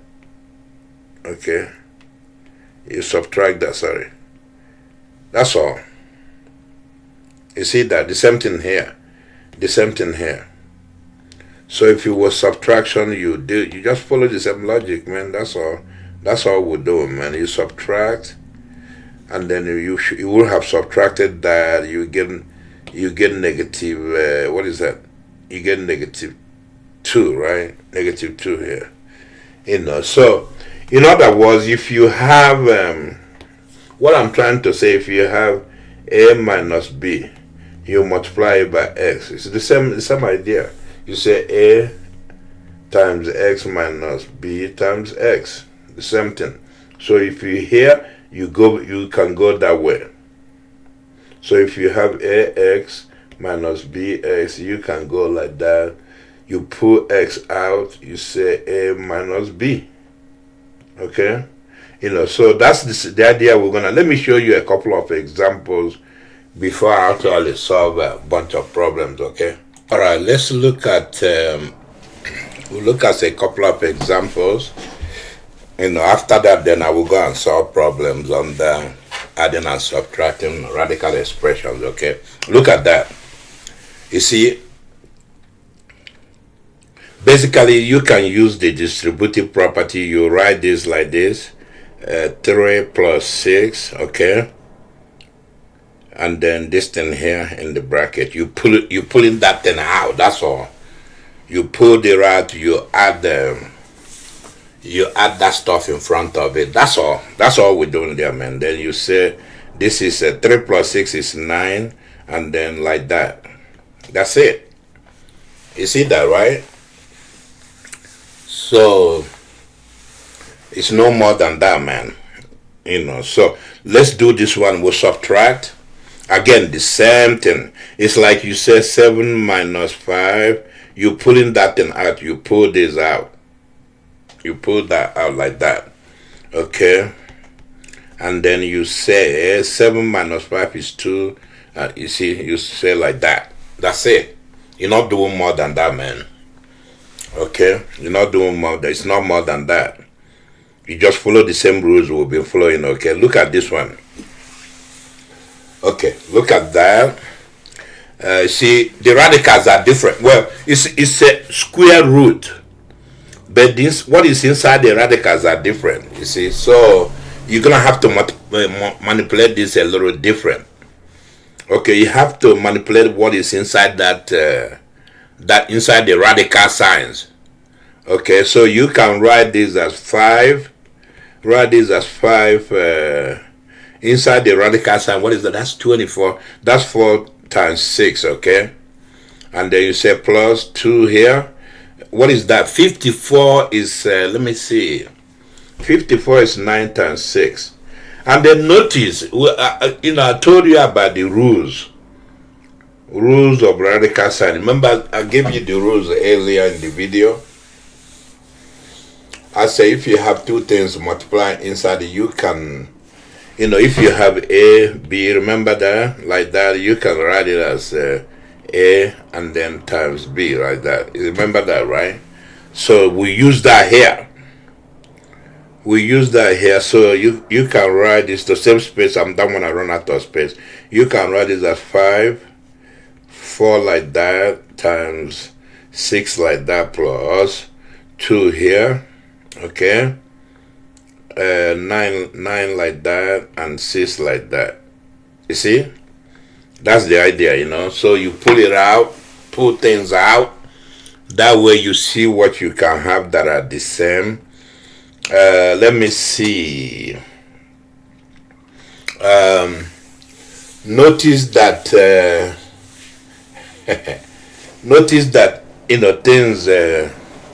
things you begin to see things in there, right? Notice that you can write 5, you put that out. That's 2. I'm sorry, let's go over here, sorry. You put that out, that's 2, what is that, radical 2, and then see what can happen to 6. You can leave it like that for now, okay? Leave it like that for now. Let me see, I'm sorry, what did I do? No, I'm sorry. No, it's 6 because 2 times 2 is 4, right? Alright, so we'll pull that out. We'll leave 6 there. Okay. Plus 2. Notice 9 times 9, you put that out, put 3 out. I'm sorry, not 9 times 3 times 3 will give you 9. You put 3 out. Alright, and then you leave 6 in there. See? I don't know if you see what I'm doing. Let me show you. Let me explain a little different. If you have, notice if you have, let me see, what was that? 4 inside the radical sign, right? See the same thing as 4, 1 over 2. The same thing as, remember, you're going to have, is 2 raised to the power 2, 1 over 2. And this cancel out, then you have 2. You remember that, right? So that's what I did here. I did that here. And then 6 is still remain. Radical 6 is still remain, okay? Then when you come in here, see right here? Let me show you what I did there, in case you don't see it. Sometimes you need to start, remembering this stuff. If you have this, I'm sorry. I'm writing sloppy, man. If you have this, that's the rest of power. I mean, that's root 2. You can write it as like that. It's the same thing as 3 times raised to power 2, right there. Same thing as, see, that cross out, that's 3, okay? You see that, right? That's what I did there. But we do know that 3 times 3 is 9, okay? And then that's the one way you define the square root. Okay, so you see that, right? So let's keep going. So that's the same thing as, what is that there? That's 10. This is 10 and this is 6, right?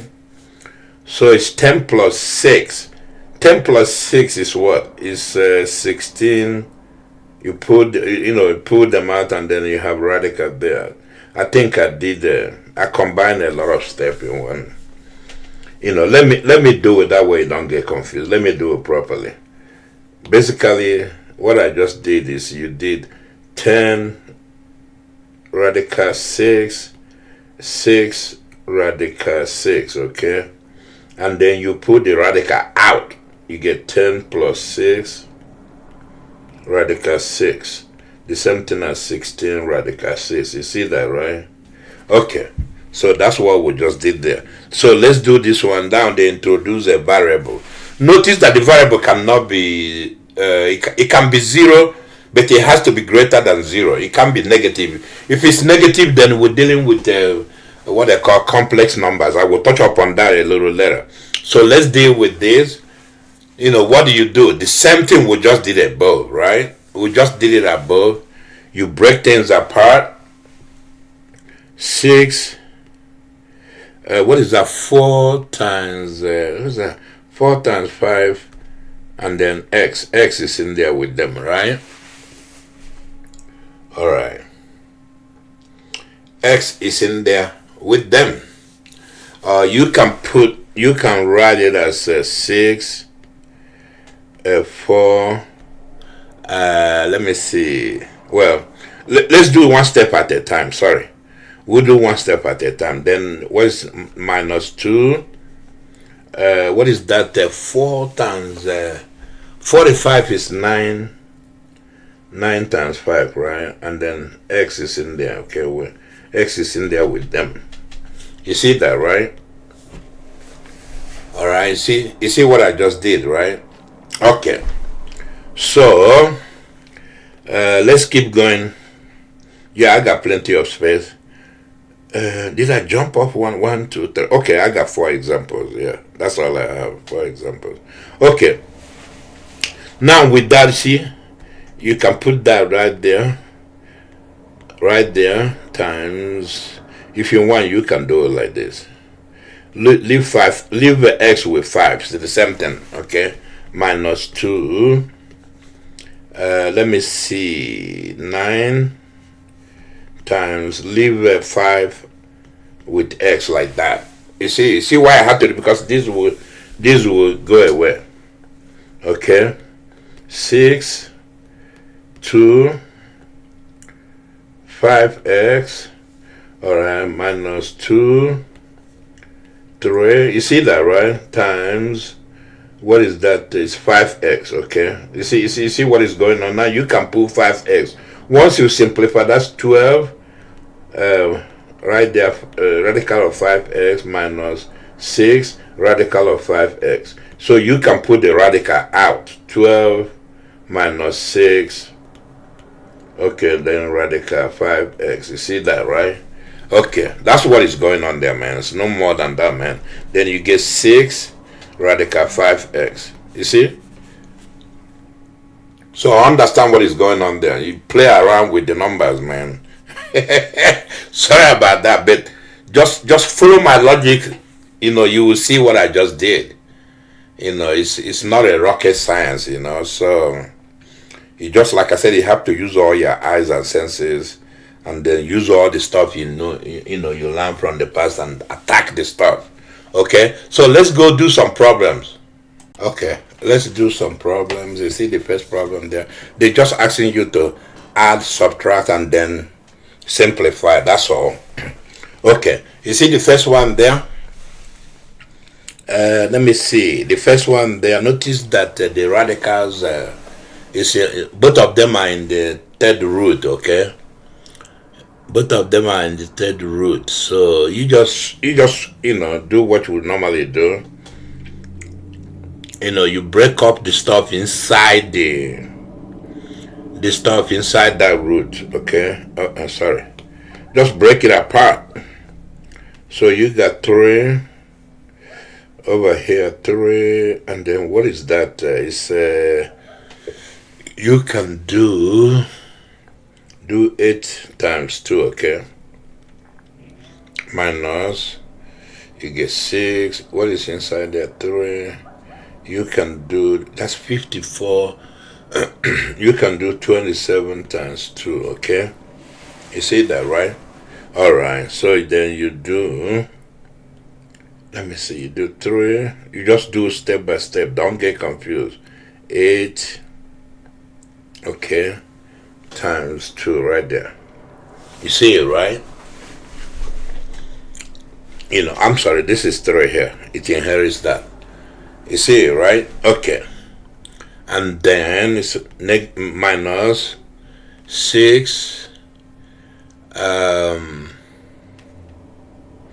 6, what is that? Let me see, where am I?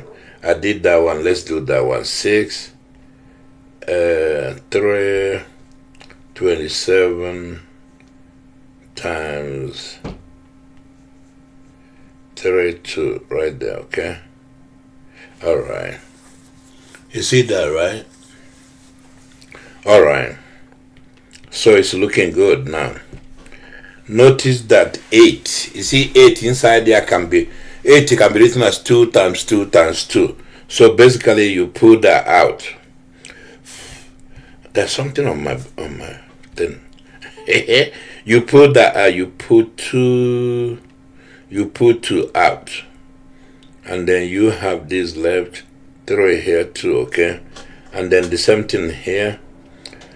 You see 27 is 3 times 3 times 3.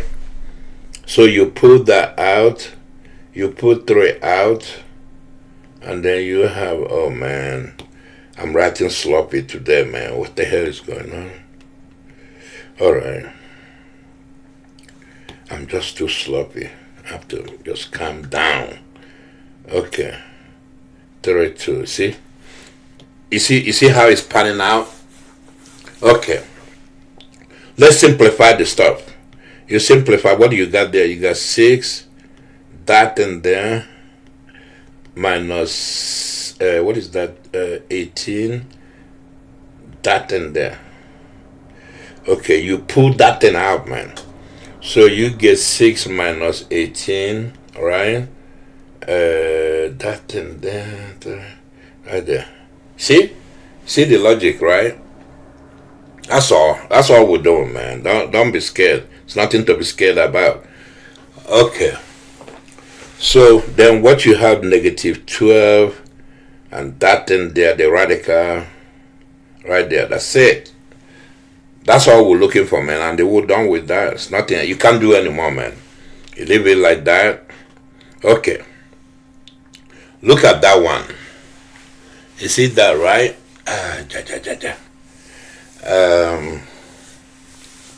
You see that? So it's the same idea. We'll go like this. See? What did I do? Go like that. Yeah, the same idea. This time we're working with variable, and so what? You see the same thing. Okay, so you go like that. Oh my God. Let's see, 6. Let me see. There's really nothing you can do. Let's leave it for now and see what is going on. What's going on with the other one? Plus 3. Notice 8 inside that thing. Notice that 8 is inside that thing, man. So we'll pull that. If we pull that 8 out, if we pull that 8, well, let's do it this way. See, 3 is 2 raised to power 3, right? And then notice this, x raised to power 3 and y raised to power 3, right? That's what you have to do, man. Then x raised to power 2 and y raised to power 1. You see that, right? That's the same thing. You see what I just did, right? All right. Okay. Sorry if it's confusing. Let's go here, and then we'll have 6 raised to power 3 here, x. I will explain it to you. Just give me a minute. Plus, you put that. I put the 2 out. You get. Okay, you get 3 times 2. All right. So then you have this thing here. X3, Y3. Okay. I guess I could have put it out already, but let's see. 3 X2 Y. That could have pulled that out, but I want you to see what is going on there. You can pull that thing out, man. Yeah, you can pull that, because anything raised to power 3 and you have that root 3 will be pulled out. It's okay. I do keep doing it. 3. I want you to see that Y. I mean X. Then it's a 6. All right. Okay, let me pull that out. Sorry, I gotta pull that out. You pull this thing out, you get X, Y. Okay. You get XY times 3. It's a little confusing, but just stay with it. You see? Because you see, just like we did, let me show you what we did here. Remember, we say 8 is equals to 2 times 2 times 2, right? Because it's under this thing here, then you will pull 2 out. The same thing if you have x right there. X cubed is the same thing as x times x times x. You pull x out. The same thing with y. Y is like that. Then it's y times y times y. You pull y out. Make sure you understand that. Look, compare. You pull all that stuff out. That's what we just did. You know, because you're using number, using variable. You see the same idea, man. When you're dealing with radicals, it's no different. You see, you treat variables the way you treat numbers. Okay. Okay. So having done that, you see what's going on. Notice something. See. So we'll say it's equals to 6 plus 6xy. We'll pull the radical out. It's 3. Okay. Like that. You see? You see what is going on, right? You you pull that thing out, man. If you want, you can simplify a little further, but it's not necessary. We just leave it like that. I mean, what are you gonna do? You can pull 6 out, but it's not doing nothing. So you leave it like that, you're done. Unless your professor wants you to pull the 6 out. If he wants you to pull it, so you can put 6 here. Basically, you can put 6 here, and then let me show you. You're just gonna be messy. Leave 1 here, and then remove this 6. You see, if that's what professor wants, but it makes no sense. Just leave 6 in there, man. Leave 6 inside the bracket, because it really not helping anything. Pull it in 6 there, 6 there. Okay. Okay, we're done with that, man. Let's move on to something else. Let's do this one, okay? All right. We'll do that one. It's the same idea, you know. You're just using distributive property. Collect things together. See what you can collect together and then pull something out. Look at that. Let's see. 2. Okay, that's square root. Let me see. That's square root and the cube root, okay? So that's good. Make sure you see that, man. There's 2 up there, square root, and the other one is cube root. See what is in the root, man. What kind of root do you have? So you can write this as like this. So up to you. You write 2 times 2. Ooh, x times x. You see that? Okay, good. That way you can see all that. Plus 7. What is that? 64. That's 64 right there, okay? To the 4th root. So you can write that as like that.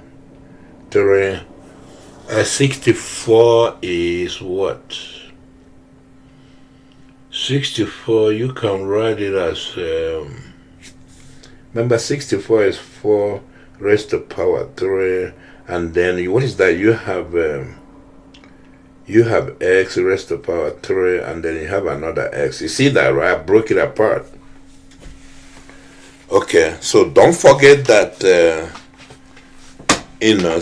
yeah, 64 can be written like that, right? Just give me a minute. My phone is going off. Just give me one momento. Alright, so you see that, right? So let's break this down. Okay, so notice that having written it like that, I'm gonna go all the way, stretch it out. It's a 2 times 2, right? Times x times x. You see that, right?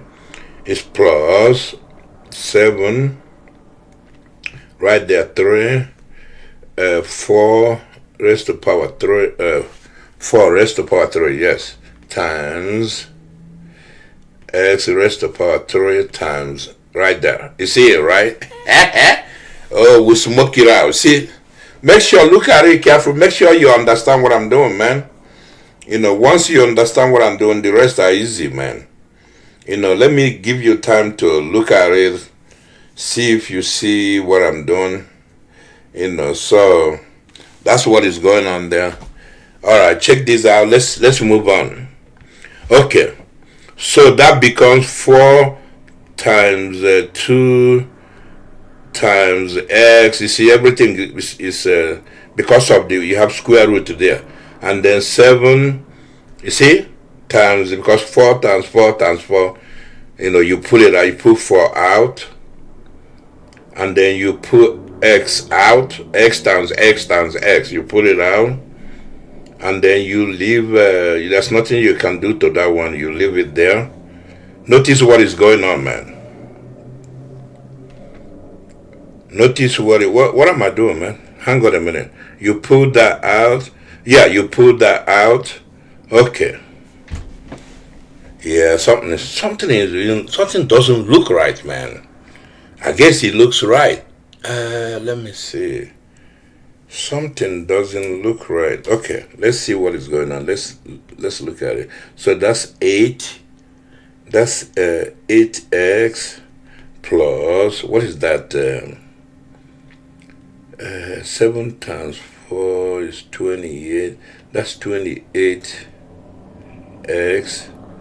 Okay, times. I dropped something. It's 3 here. Told you something doesn't look right, man. I don't know if that's right. I don't really know if that's right. Okay, I think we got it right. Wait a minute. Hang on a minute. Oh my God, just give me a minute. Let me stare at this, man. I think I messed up somewhere. Just give me a minute. No, I think that's right. That's right. We did it right. We'll pull all that stuff out. That's the one there. Put that one there. 8x. Yeah. I mean, there's nothing else we can do. We'll put it out right. Let me check the other part. This is 7. Pull 7 out. I mean, 7 times 4 and then times x, and then the remaining that one. Actually, I see mistake here. You gotta put that there. Sorry. Okay, see, so you didn't feel right. So 7 times 4, right? I hope you see what I'm doing. Sometimes when you start getting tired, you make a mistake. That's what just happened to me there, I see. So you gotta be careful. So it's 28x, and then that thing left there. That's all we can do. We can't do no more, man. So we'll leave it alone. Okay, let's look at, I want to give you a different flavor of this thing. Let's look at that one. Let's look at that. I bought that thing. It's the same concept, whether they give you a fraction or a whole number. It really doesn't matter. It's the same idea. So you knock that thing out and go. Use what you know. Knock it out and move on, you see. So anyway, let's look at that. So you look at that, what you do, you say it's equals to, let's say 3. Notice that it's the same root. the same root everywhere, the square root. So you write that as 3. Let me see, 3. What is that? Okay, let's break that thing up.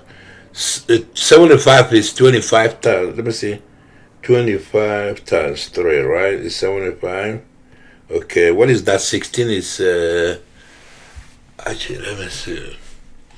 Yeah, of course, you will know what 16. 16 is 4 raised to power 2, right? That's 4 times 4, okay? Alright, so we'll keep going. What is the other one? 7. What is that? That's 8. Actually, no, sorry. I'm messed up. That's 4 times, what is 4 times 4?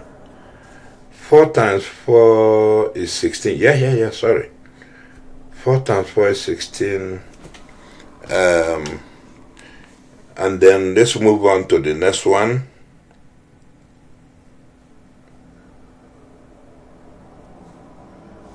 Let's move on to the next one. What is that? Is break that thing apart. Let me see. It's 28. Okay. 8 is 4 times 2, right? Over, what is that? 32 is, you know what? 32 is, I think it's 16 over 2. You know what? Let's put this back. This is 16. We'll leave it back. Let's see what happens. We'll put that up there, okay? So we'll keep simplifying. Let me see. We simplify that. What do we get? We get out. Oh, I see. It's 5 times 5 is 25, right? So you pull out. Well, before you put that, I do it this way. 3. Do like that. 25 times 3 over. Right, that's 16. Right there. You see that, right? Plus 7. Okay, do the same thing over there. 4 times 2 over, let me see, 16 times 2. Okay. Now, you see? Notice what is going on. Then you can break it apart. Start pulling things out. 3, you pull 5 out, right?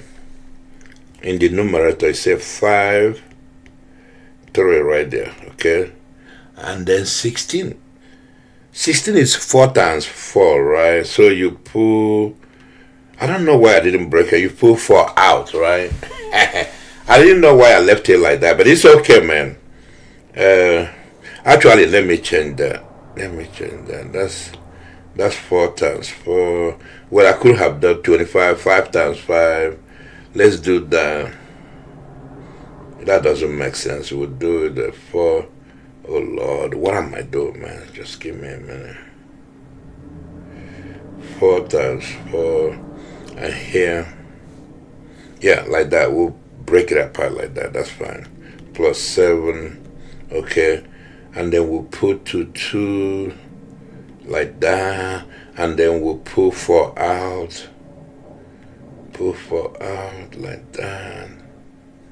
This is 2 like that, you see?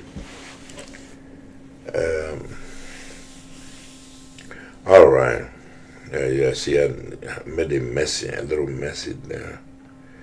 We need more space. I gotta conserve space. Okay, you see that, right? So things break apart, man. So basically you simplify that thing. What do you have?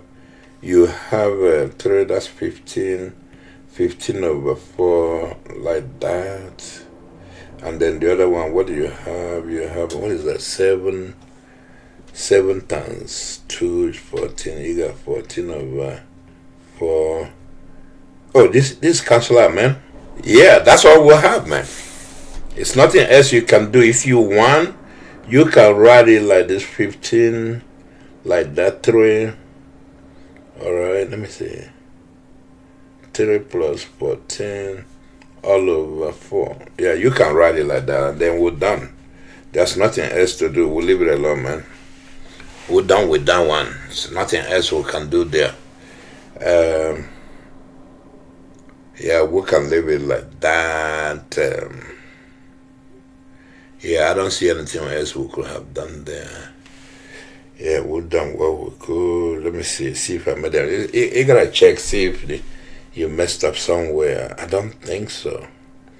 Alright, that cancels out. You get 2 times 7, 14 over 4. Yeah, there's nothing else we can. Well, you could simplify 2. 2 going here, you get 2 going here, you get 7, right? So I guess I ignored that. I can't ignore that. So this can be written as, well, no, let's leave it. Let's leave it the way we wrote it, because then you can't combine it this way. We'll leave it the way we wrote it. Forget about that. Forget about that thing I just did. So leave it as 14 over 4. 14 over 4, okay. Leave it like that, because then you can't combine it. See, you have the same denominator there. So we're done with that. Just leave that alone. Okay, this one here is the same issue, man. The same issue going on. You break things apart, but notice it has this root, it's third root in there. So you start breaking things apart. You break things apart, things will come out the way you want it to come out. But let's start by doing it. Put 15 here. Alright, and then we'll do right here 3 like that. And we'll do 3 like that. X. Okay, let's put X. Hang on a minute. X3 times X3. You see that? That's 6, right? Okay, we'll leave it like that, minus 3 here. What is that? 4. Oh, where is my? I dropped off 5. Yeah, this can get confusing, man. You can't drop everything. Okay, you have X raised to power 3 X raised to power 3. That's 6X raised to power 3. You see that? Don't forget this is 3. You can't drop off anything. Okay. So we'll come in here, we'll simplify. Then we'll have a 15 here. We'll have 3 like that, 5. And then here it drops out. That thing drops out in the numerator. You have let me see. You have X times X. That's X raised to power 2. You see that, right? Okay, minus 5. Look at that. The one on top stays the same. 3. And then the one in the bottom. Look at that. That thing drops out, man. So you actually get X times X times X. So you get X cubed right there. And then you try to combine this stuff. Yeah, it's kind of messy in there, man. Alright, you combine that stuff. What do you get? I think there's really nothing you can do. Pretty much. Let me see. Just give me a minute. This is X times X. That's X to the power 6. Alright. So then it's X times X. I don't know where. Let me see. Just give me a minute.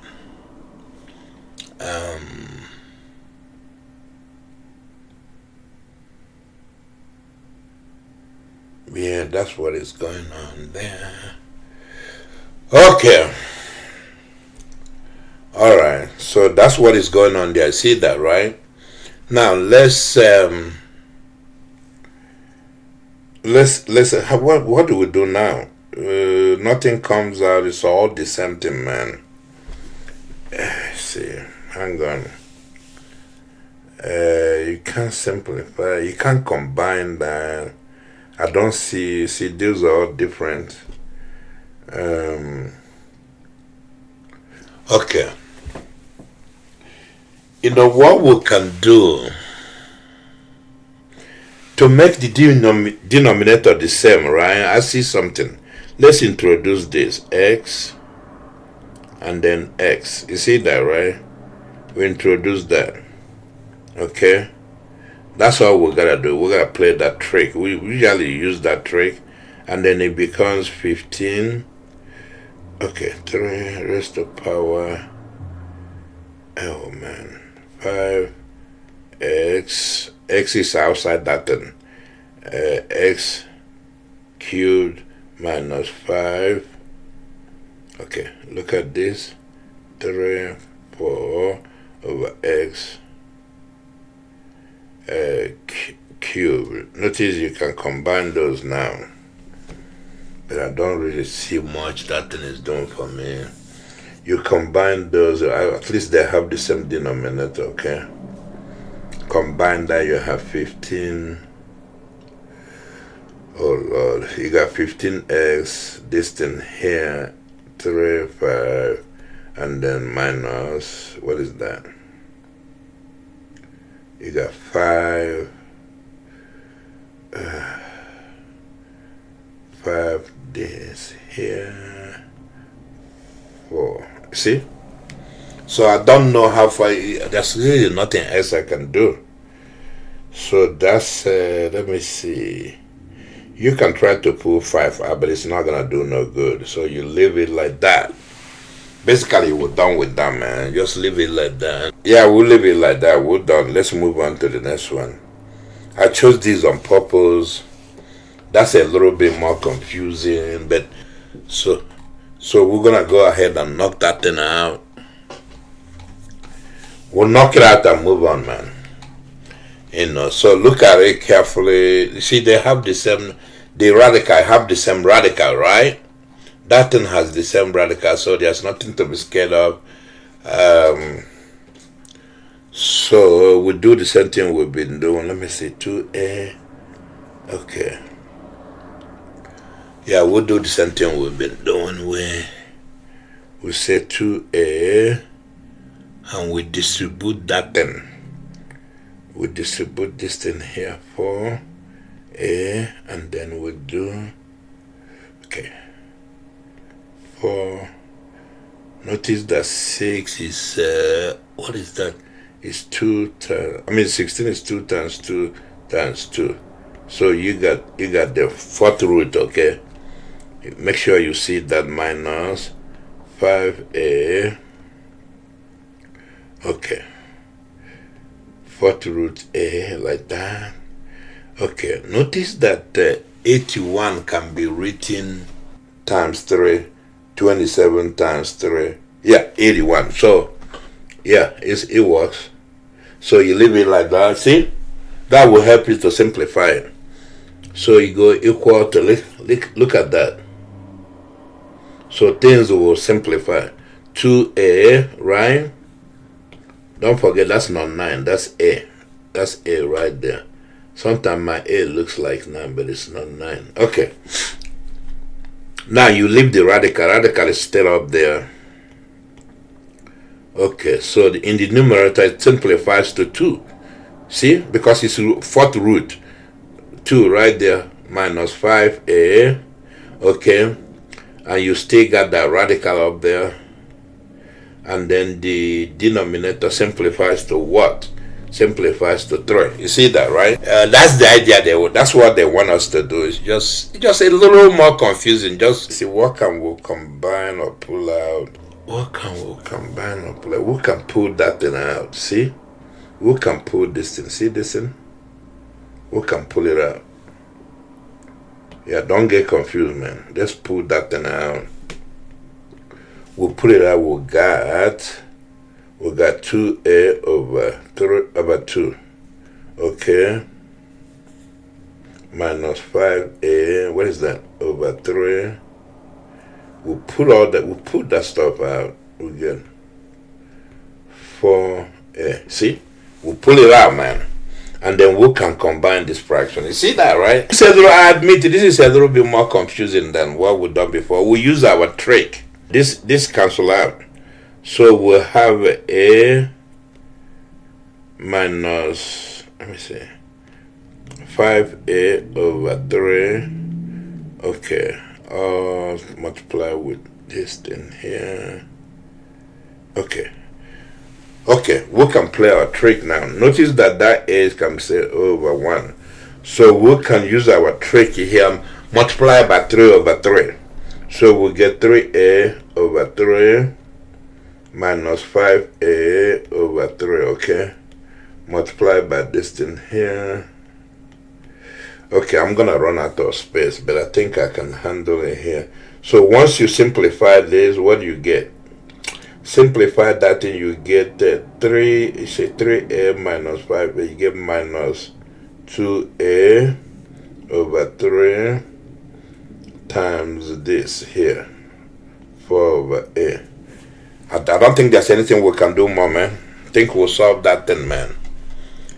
You solve that, you get, let me see. You can put a in the bottom. That's all you can do, but it helps nothing, man. You can write it as a minus 2a, and this thing here, 4a, write this right over 3 right there. You can write it like that, and then we're done, man. You see that, right? So we're done with that, man. Leave that alone. Okay, so we'll pursue this one. The same idea, man. Simplifying things, man. Let's see the roots are the same. Look at the root first. They have the third root, right? They have a third root, and then look at inside the root again. You look at the root, and then you look at inside the, see what you can break apart. Okay, this is 3. All right. Let me write it like this. That way you can see it. 3. Okay, 2 over. Notice that x is x raised to the power 3 times x raised to the power 3. See that, right? See? Minus 4. Okay, 3. And that's 5. All right. X raised to the power 3 times x raised to the power 3 times x raised to the power 3. You see that? All right. So that one ain't gonna really do us in. You know how it does. It does. Okay. So let's break that apart. This is 3. Right there, 2 over. Okay. Over 3 here. X 3. Okay. In fact, you can also break that apart if you wanted to. You can break that apart, but we don't have to, because we don't really have what is that? 6. Yeah, we don't really have a lot of let me see, that's 3 times 3 times 3. Okay, yeah, it's okay. It doesn't matter how you do it. You do whatever you want. 4. Okay, break that thing apart. 3 here, 5 here, and then we'll do right here. X3, X3, X3. Okay. Okay. Notice that this becomes 3 here. We got 3 here, 2, and then look at there. This comes out. This comes out. So it becomes x times x. You see that, right? Minus 4. Same thing over here. 3, 5, and then see, because it's the third root. This comma, this comma, this comma. We have x times x times x. You see that, right? All right. I made a mess. Let me clean that because I need more space. Okay, so we'll keep going. What is that? That's the same thing as 3. 3 here, 2, 2x squared minus 4 here. Oh man, 3, 5, x cubed, okay? See? Okay. I don't know how you combine that. Maybe we'll use the same trick we used before. Yeah, we're gonna have to use the same trick because you want the same denominator. That way, before you can pull this thing out, See, we want to be able to put it, but we have to have the same denominator, okay? So let's do it. So this is this is the same thing as that. Let's use the trick we did before. 3. We'll put x. We'll multiply by 1 like that. Okay, because it crosses out. You can use variable like you can use number, you know. Over here it doesn't have anything. X squared minus 4. Okay. Oh, sorry. 3, 5, x cubed, right? So combine both of them. So since I'm running out of space, let me combine it here for you. This will combine to be, what's that? It will combine to be, well, let's not make it confusing. 3x, okay, over x raised to power 3. See that, right? It will combine like that. So if you combine the fractions, then you get, let me see, you get 3x. I mean, I ran out of space, man. Sorry about that, man. 3 here, 5. Okay, minus 4. Let's see. 4 like that. 3, 5. All over x. Okay, notice you can pull that thing out. I'm going to have to move that down. That way you can see what I'm doing. You can pull this thing out. Watch this. You can pull that radical out. Pull it out. What do you have? You have 3x minus, let me see, minus 4. What is that? 4 over x3. Pull the radical out like that. See? You can pull it out like that. Yeah, you can do that. You didn't hurt anything. You can pull it out like that. That's fine. Or you can leave it. You can even, your teacher wants you to leave it like that. You leave it like that. You know, you solve the problem right. See? He wants you to pull it out. You pull it out like that because you can pull out 3 minus 4 over x. Yeah, it doesn't matter what he wants. You do it. Okay, let's let's leave it alone like that. We're done with that. We'll solve this number 8. Okay, you just have to go slow. Don't be scared. This one, the same thing. Let's break things apart. Minus 4, and we do right here 3, 4 here, and it's x 3 times x3. See that, right? Plus 3. We'll break that one apart. 3 is 3 times 3. No, let me see. 3 times 3 is 9, right? Well, that isn't going to do us no good. You know, yeah, it's not going to. We'll leave it alone. We'll just leave it at 9. That's fine for now. 9. Because 3 times 3 is 9, so we can't get any more factor out of it. And then we'll do, let's see, we'll do x. Oh Lord, what am I doing, man? Right here. Yeah, stuff is kind of messy. 3 here. We'll do x. Break it apart. 3 times x3. That's 6 times x3. That's 9 times x3. See that, right? That's how you break that apart. So we did it. So let me move it over here. That way we'll save space. What is this?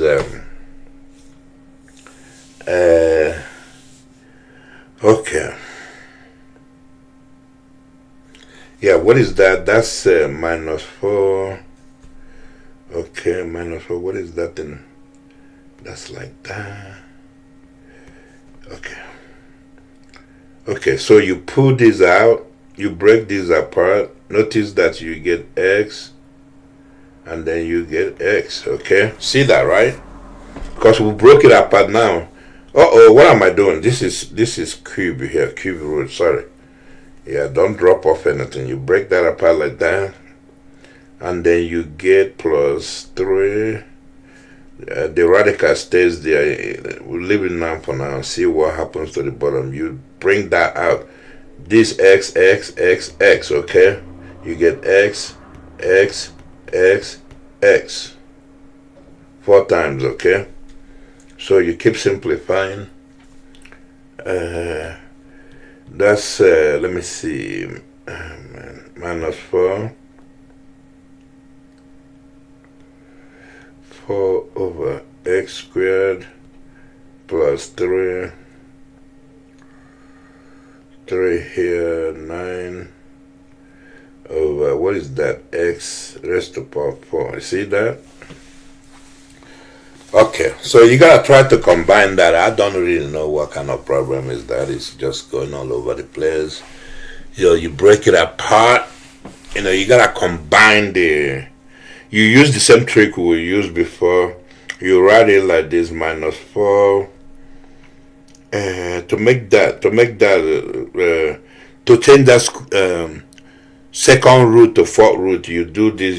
You put let me see, x squared times x squared. Okay, you do that like that. Hang on a minute. Let me pause this for a minute. Okay, so you see what is going on there. So you get that. You put that there. Then you put this here. Because if you cross that out, it becomes 1. So it really changed nothing, you see. X, like that. 3 here. I'm just trying to have the same denominator. That way I can combine that and x for right here. Now you can combine it. What is that? Minus 4. X squared. Okay. This here, 3, 4. Over x to the raised to the power 4 plus 3. Okay, 3, 9, x raised to the power 4. You combine those two, then you have x raised to the power 4 minus 4x. This here, this thing here, 4. Okay.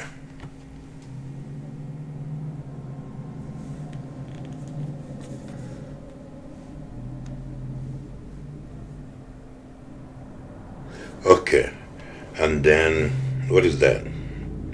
Plus 3 here, this thing here, 9.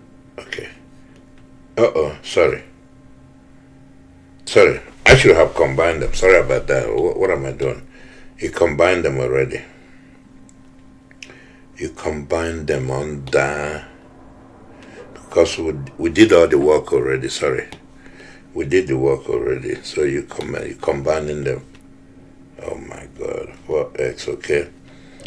All right, plus 3, this thing here, 3 here, 9. Okay. Yeah, I don't know anything else we can do, man. We're done, man. There's nothing else we can do. Basically, we're done. Because you see this radical here, you cannot pull out because it's not the same thing as this radical here. So it's a negative 4x and that radical plus 3, that radical over x raised to the power 4. And then we're done. We'll leave it there. I'm done. Done with that, man. Alright, I'm going to move on to multiplying and dividing radical expressions. But I'm going to, before I actually engage you, give you an example, let me show you a couple of things you need to keep in mind. This is called the distributive property, alright? I talked about that earlier. If you have, let me see, you have B, let me try it a little bit different way. If you have A plus B, right, and you multiply with X, you distribute that. It becomes AX plus BX. Remember I said that earlier. So we're going to use that a lot, okay? We're going to use that a lot. Yeah, we use that a lot, and then remember what they call FOIL.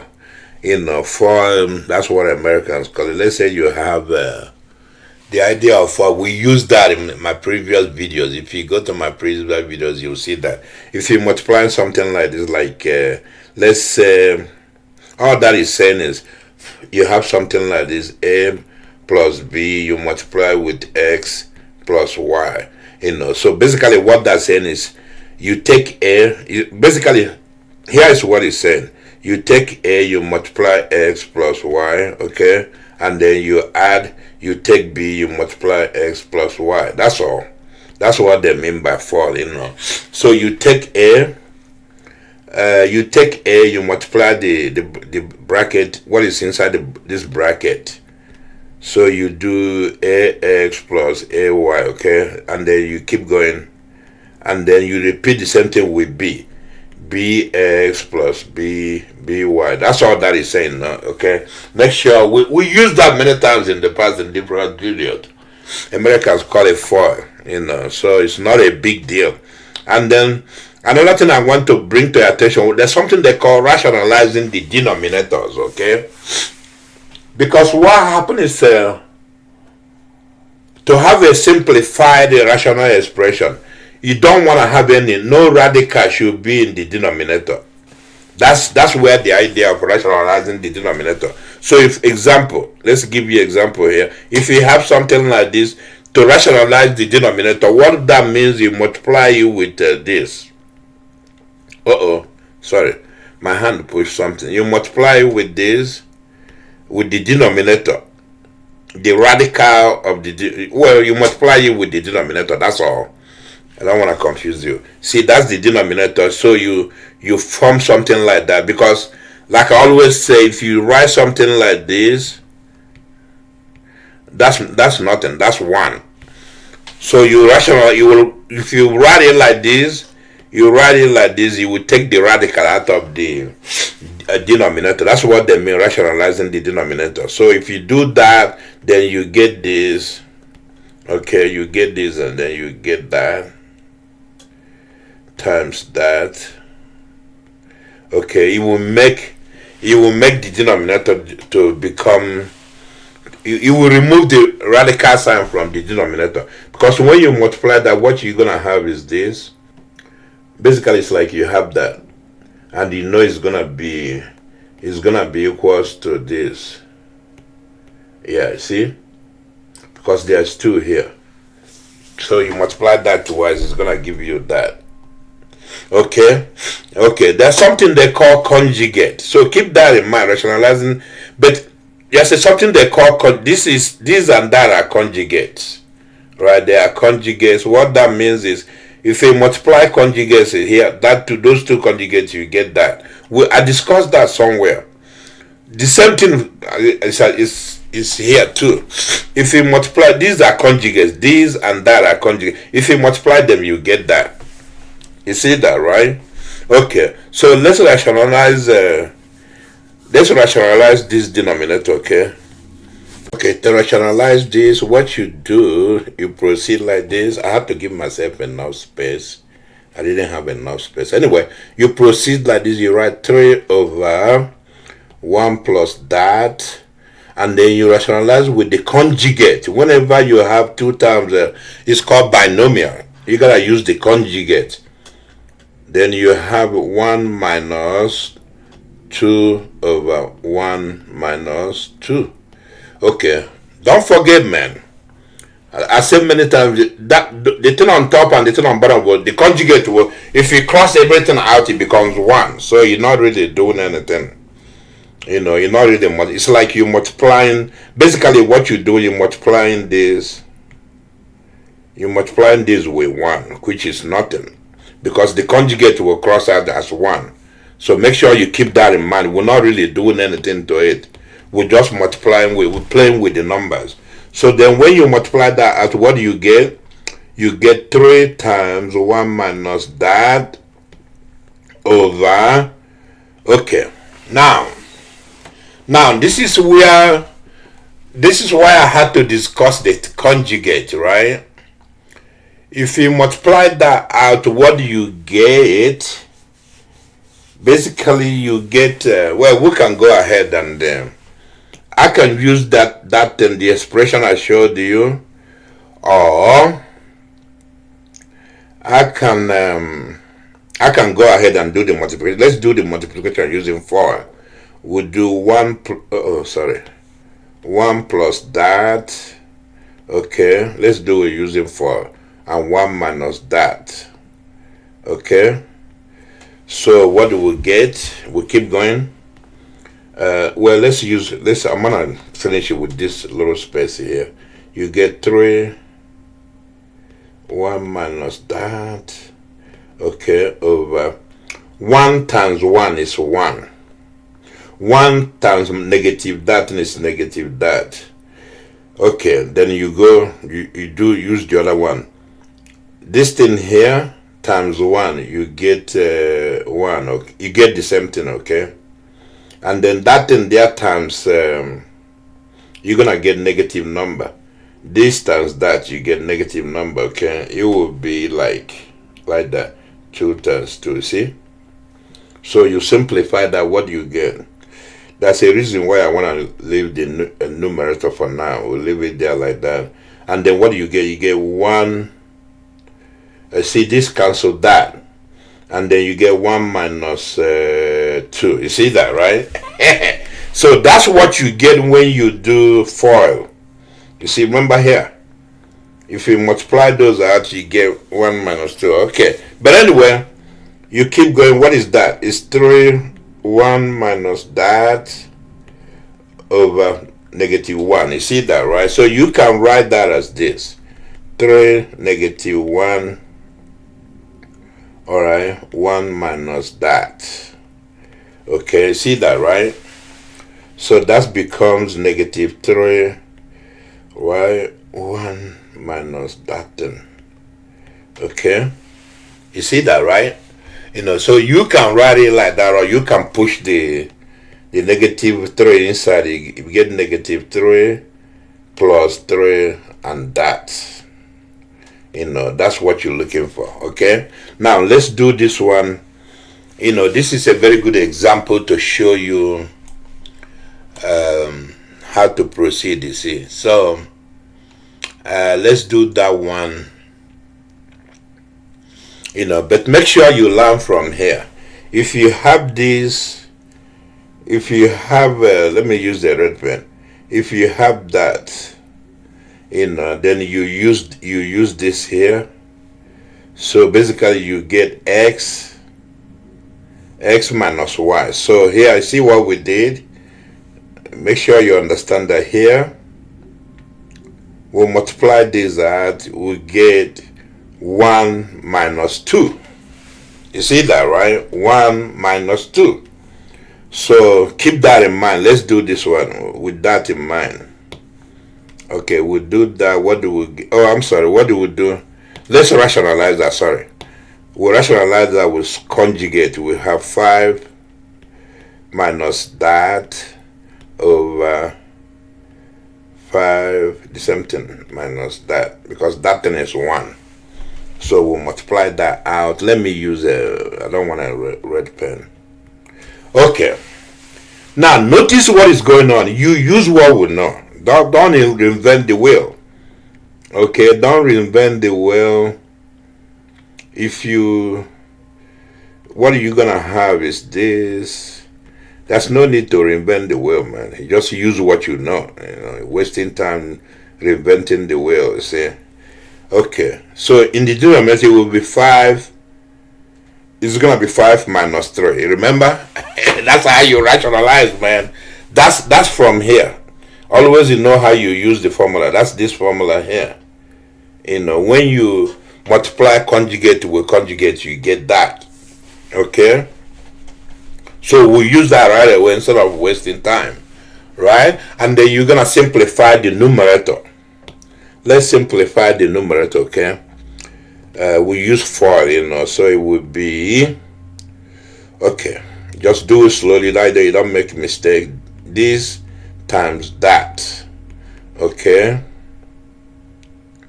Alright, and then keep going with that, and then it will be negative this times that. Okay. We're gonna run out of space because so we keep going, and then we start with this one. It will be negative this times that. Okay, we keep going. It will be negative this times negative that. So it will actually be positive. It will be positive this. Okay, all over. We'll simplify this. You get 2, right? Okay, so let's simplify the numerator. The denominator is good to go. So we'll go ahead and simplify that. What do you get? You get AC. You get 2 times 5 inside, right? Minus let me see, 2 times 3 minus 3 times 5, and then plus, that takes care of itself. It's like, okay, let me write it out. 3 times 3, okay, all over 2. Okay, I want you to see the magic, that way I don't confuse you. Now these are multiplications in there. So if you do that, what do you get? If you want, you can multiply it out. If you can't see anything, multiply it out. You get this 10 minus 6 minus, what is that thing? 15 plus that. You see that one there, the last thing there becomes 3. See? Because don't forget there's 2 here, but we usually don't write it, okay? You see that, right? So, and all of it over 2, okay? I don't know if there's anything else we can do. This is nothing you can do. You can't combine all that. You leave it like that. You done. You rationalize it, right? Basically, you are done. Yeah, we're done with that one. So let's do that one more time. Let's do that one. I'm gonna find one that is a little complicated. One more example, and then we can go solve problem. Let me find one more example that is a little complicated. Just give me okay, let's do this one. Yeah, we're done with that one. Let's do, what is that? What number do I have? C. Let's do D. Let's do one more. Yeah, I think we got plenty of space to solve that. Let's do this one here. Let's do rationalize that. We'll rationalize. That is a good one to rationalize. Okay, so how do you proceed? Then you multiply with the conjugate. Conjugate is 4 plus. See that? So if this thing is negative, conjugate is positive. You see that, right? 4 plus right there. Because if you cross that out, you're multiplying with 1, but it's gonna do the magic. Okay. Now don't forget. Let's start with the numerator. The numerator will give you 5 times that and there. All right. And then the denominator. Don't forget what we said. It's gonna be 4 minus. Let me see. 4 minus 3. That's what it's gonna be. You remember our formula? Yes, it's conjugate. So it's gonna be that. Wait a minute. Hang on a minute. Let me think. Actually, no. It's conjugate, but because you see our formula, the conjugate, this formula requires this and that. So no, we're gonna multiply that out. So this is actually a good example. You remember the one we did here? It has a perfect conjugate. Where is that thing? Right here. It's a perfect conjugate. You see right here, that and that. But this one, we can't use that formula. We have to actually go through the process of multiplying stuff out. It won't work. Okay? So we'll multiply. The denominator is what? It's 4. Let me see. 4 times. Okay. Sorry about that. Let's do. It will be 4 times 4, 16. Okay, 4 times 4 is 16, okay? And then 4 times that thing is plus 4, like that. Okay, and then we'll go with this one here, negative that. Negative that times 4, it will be negative 4, like that. Okay, and then one more, negative that times that thing, it will be negative, remember. Well, let me do it in full. It will be 3 times 3, like that. You see? Okay, so make sure you see what I'm doing. All right, so let's start multiplying. Remove the bracket on top. We got 20 plus 5, that. Okay, and then we got 16 plus, let me see. Oh, that cross out, so that's good. And then you see, it's gonna be minus, so there's no plus there. It will be minus 3, because you remember that's 2 here, so 3 times 3 will give you that. Okay, all right, see that, right? So we'll keep going, keep simplifying. What do we get? Let me see. What do we get there? We get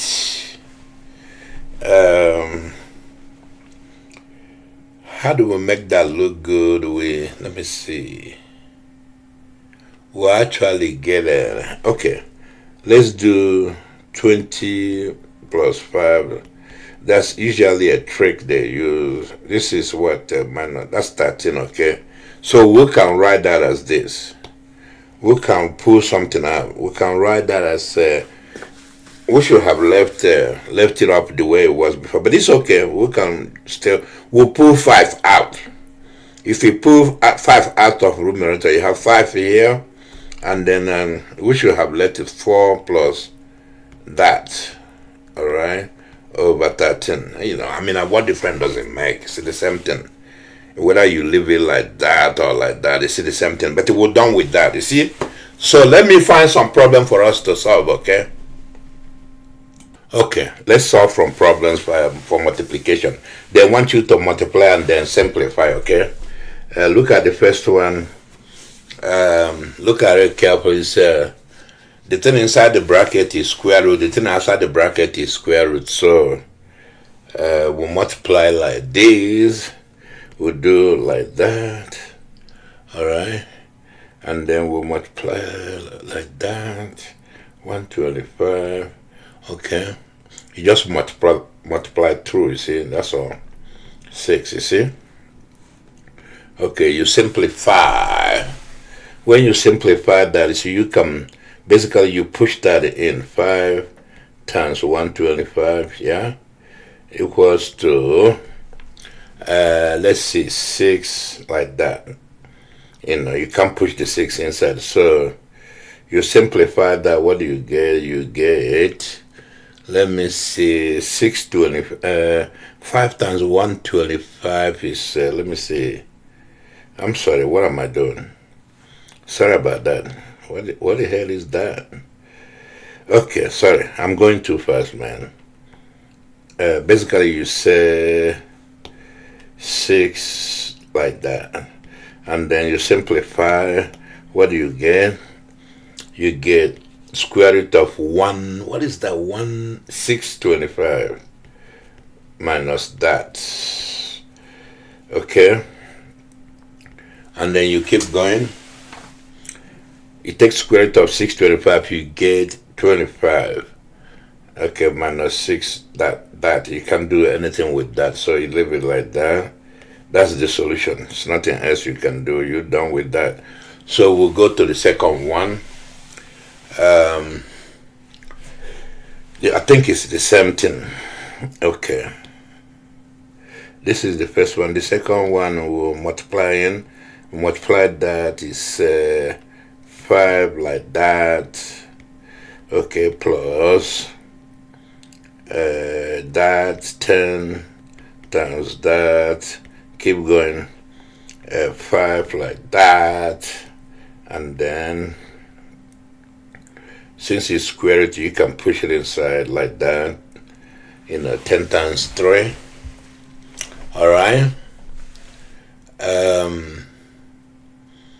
You see that, right? Let me see.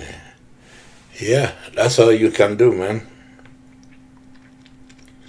Okay, so that's the same thing as 5 like that plus square root of 30, okay?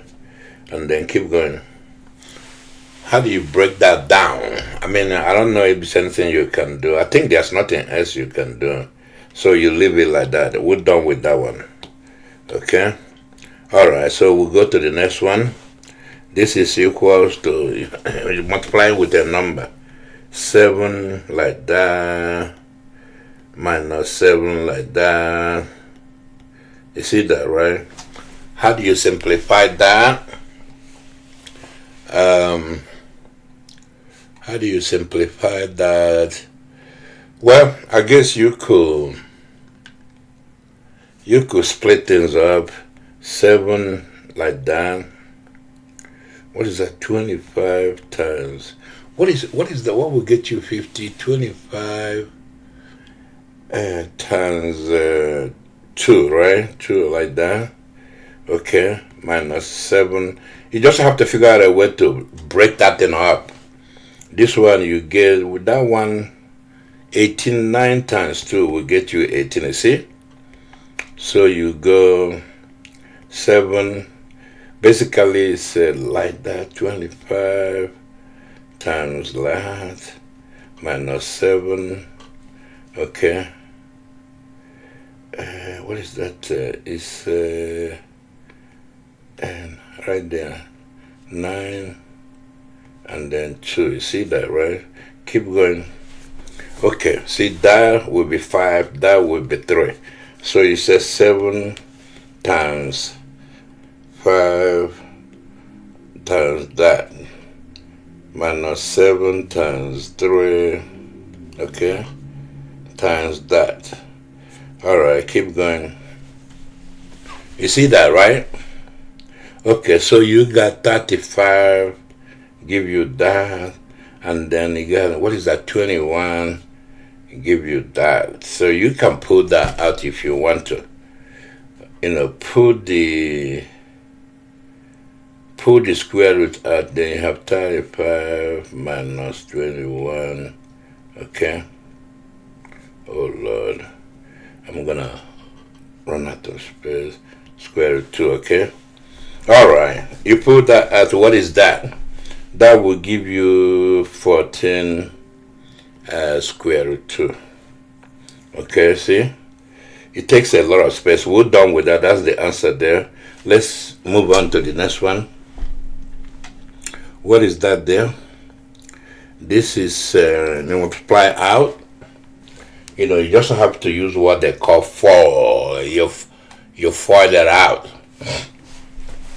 You know, so what you do, you take the first item there, you multiply the I'm gonna write it out, that way you can see. You take that, you multiply that. You see that I'm doing what they call FOIL, and you keep going. You take the same thing, you multiply 1, you get 1. I mean, I'm sorry, you get the same thing, because if you take something and multiply 1, you get that thing. Alright, so you do with the other, with 1. Okay, of course 1 multiply anything, you know, it gets each step. So it's like that. Okay, notice what is going on. This is like this, 2 times 3. Since it's the same root, plus that, oh Lord, plus that, plus 1. That's interesting. I don't know what else we can do. Oh, I see. I see what we can do. Well, it's really much. This is 6 plus that plus 1. There's nothing else I can do, man. That's irreducible minimum. Okay, we'll move on. Look at that one. Should I move it up a little bit? I don't know if I'm gonna need. Let me move it. Let me take a little bit more space. I'll move it up here. I'm gonna move it since we'll have space. In case we need more space. Some of the time you need more space. Okay. So that, let me see, make sure I copied it right. Yeah. So we get rid of this one. We're taking the space we made up there. All right. So you go. Let's use a little bit of space on the right hand side. Now you do FOIL, okay? The same thing you do FOIL. Do that times that. Okay, and then keep going. Doing that 2 times that. Okay, and then take off 3 times that, you get 3 like that. Okay, and then 3 times that is 6. Okay, so what is that? Notice that you can write that as 3 times 5 plus, what is that? Okay, 3 plus 3 like that plus 6. Okay, notice that that is keep going. It's what is that? 3 times 5 is 15. 15, let me see. Yes, really not much you can do there. You know, just keep going. Plus 6. Do you see anything you see anything we can simplify? I don't see none, man. So you just leave it like that. Okay, we'll move on. We made more space. Let me see. I think it don't really need a lot of space, you know, but I can move it up a little bit. Let me move that up a little bit to see, in case. You never know, sometimes you need a lot of space. This is 20 and this is 5, okay? Okay. Alright, so let's take off the space, get rid of this one. Alright. Okay. Notice, the first thing I notice that this stuff is conjugate. If it's conjugate, all you need is 20 minus 5. You see that, right? And then, yeah, the whole thing is equals to that, and then equals to, what is that, 15. That's all. You don't want to waste your time. Just, if you have conjugate, that's the answer. Don't waste your time trying to, you can multiply, but it will come out to that. You can go through, multiply the whole thing if you want to do it. You know, but I'm done with it. But if you want to check it out, go do it yourself and then find out, tell me what you found. You find the same thing. So let's move on to number 7. Look at that. Is that conjugate? No. So we'll have to use FOIL. We'll use FOIL. We'll say 11 times, let me see, times 2 right here. Okay. Okay, plus 11 here times 5 here. Okay. Alright, minus 7 here times 2. Times 2 right there. Square root of 2. Actually, not to be square root of 2. Minus 7. Square root of 7 times. Oh, that is square root of 5. See that, right? So we need to simplify. Notice that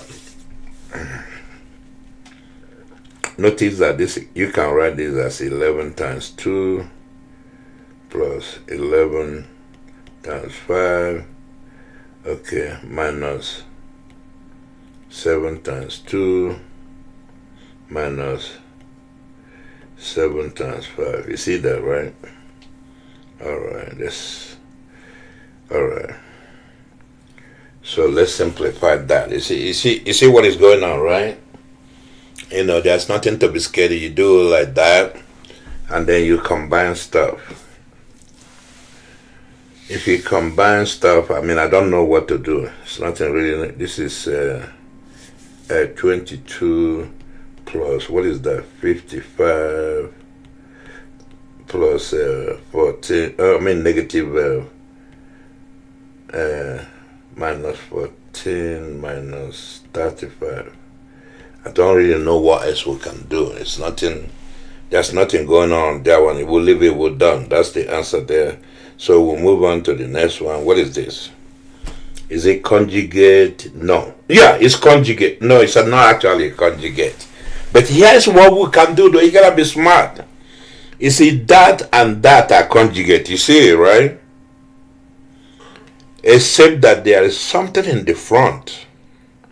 So let's pull it out. Who can put that stuff in the front? How you do that? Let me think now. No, you can't. You can't do that, man. I don't see how you pull that thing out. If we could, then our problem solved easily. I don't know how you could do that. You can't. So you have to go through the process, man. There's nothing else I can do. You gotta go through the process. Do 7. Oh Lord. Do that's so 7 times 7. You get 2. Okay, 7 times 7. You see that, right? Okay. And then do 7 plus 7 times that one over there. You get 3. Okay, 7 times 11. Okay. You see that, right? All right. Minus. What is that? 2. 7 times 11. Okay, 7, 11 again. And then minus, what is that? 3, 11 times 11. See, actually, I can see stuff. So this is 2 times 7 plus. Look at that. See, this is the same thing.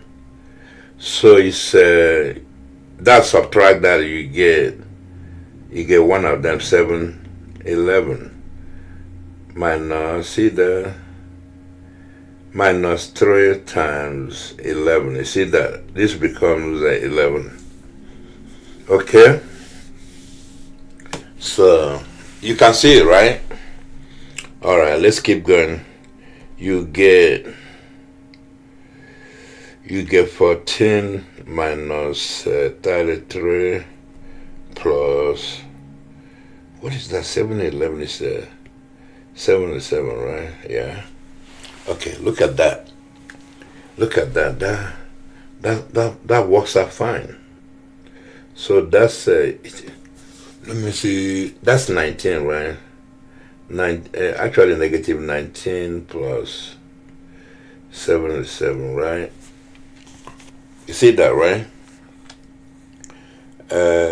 Yeah. There's nothing else you can do. We're done. That's it right there. Okay, we'll move on to the next one. What is this? Do you see any complement? What do you call that? Conjugate? I see conjugate. Yeah, I see conjugate, man.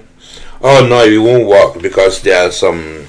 See the 3 in front of it. So the 3 in front of this one here. So, and there is 2 is over here, but you just have to go through the process of multiplying the whole thing out. You're gonna have to multiply the whole damn thing out, man.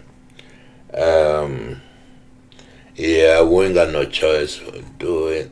Let's see. Yeah, we got no choice. We'll have to multiply it. Okay, no problem. Let's do it. Let's do it. So that's equals to, let me see, that times that, you get 6, 3 times 3. Okay, that's that thing over there, you get negative 4, 3 times 5, okay? And then start with 5. 5 times the first one, you get plus 3, 5 times 3. See that, right? And then do the next one, negative 2, 5 times 5. You see it, right? So simplifying. So you get 6 times 3 minus 4 times, what is that thing in there? 15. Okay. Actually, look. Okay. You see, that thing and that thing are the same, man. So you don't really need to be wasting your time doing all that. Oh Lord, this will wipe off everything. So those 2 things are the same thing. So if you subtract them, if you simplify that, you get negative, you get negative 3.5, okay? All right. What is the other one? Minus 2 times 5. Okay, keep going. What is that? 18 minus 10 minus 3 times 5. What is 3 times 5 is 15. Let's just write it in there. It's no need wasting time. 15, okay? Keep going. What do you got? You got 8 minus 15 inside there. See? Make sure you see what I did, man. I'm just following the logic, man. See? Okay, look at the next one. We're done with that. Look at the next one. What do you see? Well, if you don't understand it, just expand it. You say you can expand it like this: 11 plus 1 times 11 plus, I'm not plus, minus 1. Okay, sorry, I'm getting tired, man. Okay, you can expand it like that. If you don't see what is going on, you don't see another way to handle it, you expand it. And once you expand it, you can see a way to attack it, you see. So notice something. Notice that when you multiply, you're going to have 11 times 11, okay? Minus that. Okay, you repeat with 1, it would be minus that. And then 1 plus, that's plus 1, okay? Notice that it boils down to 11 minus 2 to that, because you combine these two, okay, plus 1. The same thing as 12 minus 2, like that. I don't see, there's nothing else we can do, man. You know, we're done with that. Okay, so just go systematically. Make sure you pay attention. Look at that one. That's root. That's third root right there. I don't see any. Let me see. I don't see any. What do you call that?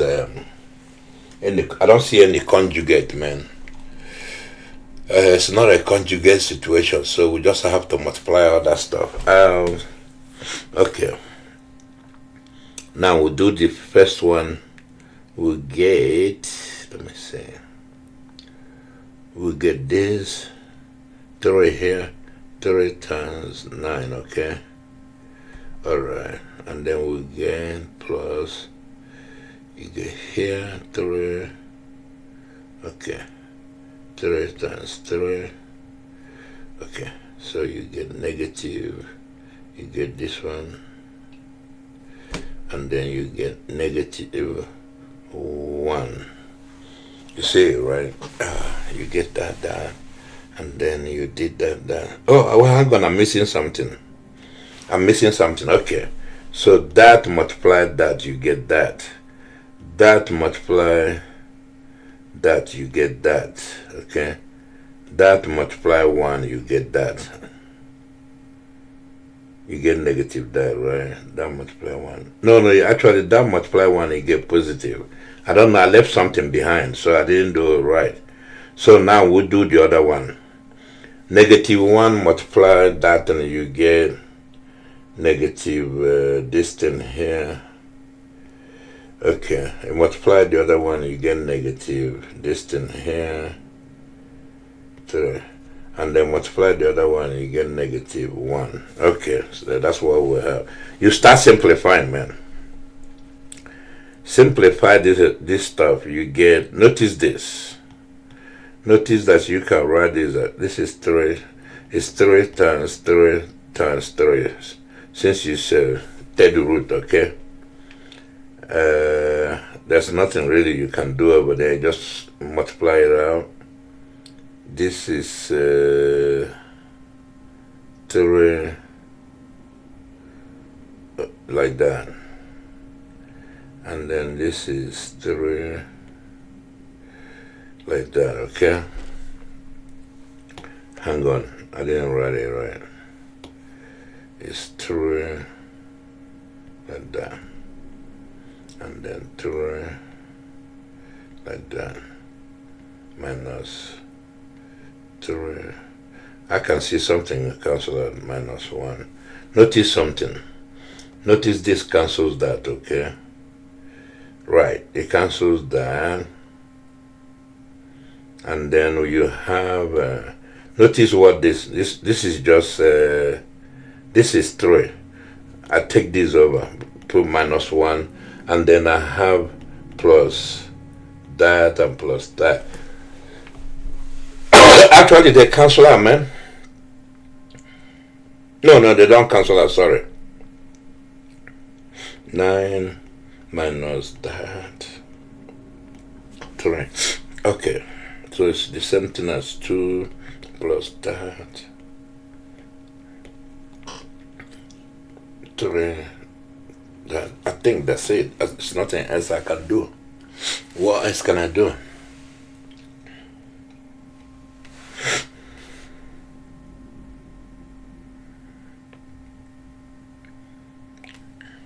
Oh, wait a minute. No, there's something else I can do. Watch this. I'm not done. You gotta be able to see what more stuff you can do. Look at that. Look at that. 2, okay, plus, look at that. You do, if you do this like that, you do 3 times 3, right? Look at this. 3 here, right? And then you can pull, watch this. 2 plus, you can pull that thing out. Because you see, watch this, is this 3 times this minus this. You see, so you can pull, let me see. Don't you see you can pull something at 2 plus, it is 2 plus, let me see. What am I doing? Sorry. Okay. Pull that thing out. And then you have 1 minus, what is that? If you pull that out, right? Oh man. You pull that out, you have 1, let me see, 1 minus 1. What the hell? You see that? So that thing is actually 0, man. See, I'm pulling that out. So basically, it will be 2 plus 0. So the answer is 2. You see that, right? Oh my God. That's strange. You see what that thing is? This whole thing is actually 0, man. I hope you can see it. Because I pull one of them out. If you pull that thing out, then you got 1 here, and then you got 1 here. 1 minus 1 is 0. 0 times that thing here, it says 0. So you got 2 left. 2 is the answer. So I don't really know how else to say it. It's correct. Okay, we'll kick gear to rationalizing the denominator. You see that, right? So we'll continue problem number 12. We will rationalize that. What do? We'll multiply. Since the denominator is one entity, you just multiply with that entity right here, 5 over 5, okay? If you do that, what do you get? Alright, so you multiply like that. Let me see. Yeah, you rationalize that. Okay. What do you get? You get 9. I'm gonna abbreviate it 3 times 5 because it's the same.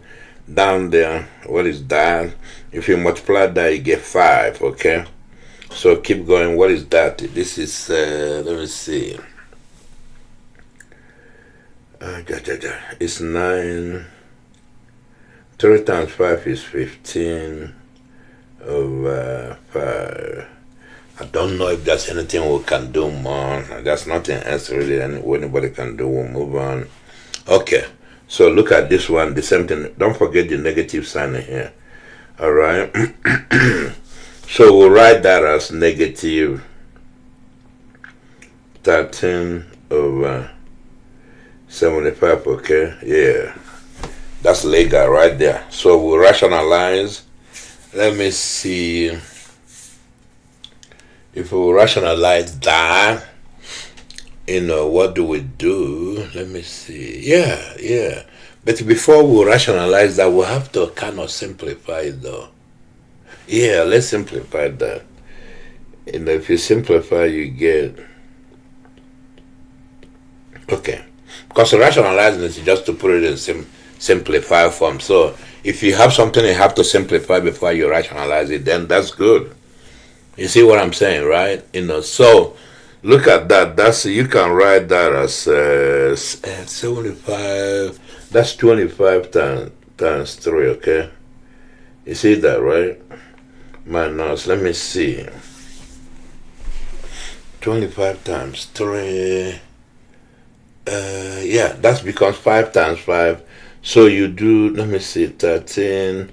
5 times 5 will give you...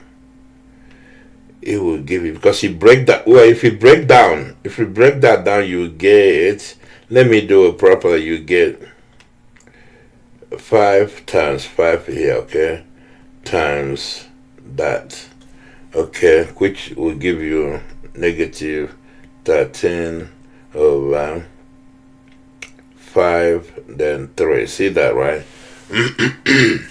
So I want to make sure you see it, you see. So that's what exactly what we'll have to do there, okay? I don't think there's anything else I can do. Let me see. Yeah, 5 times 5, you pull 5 out, 13.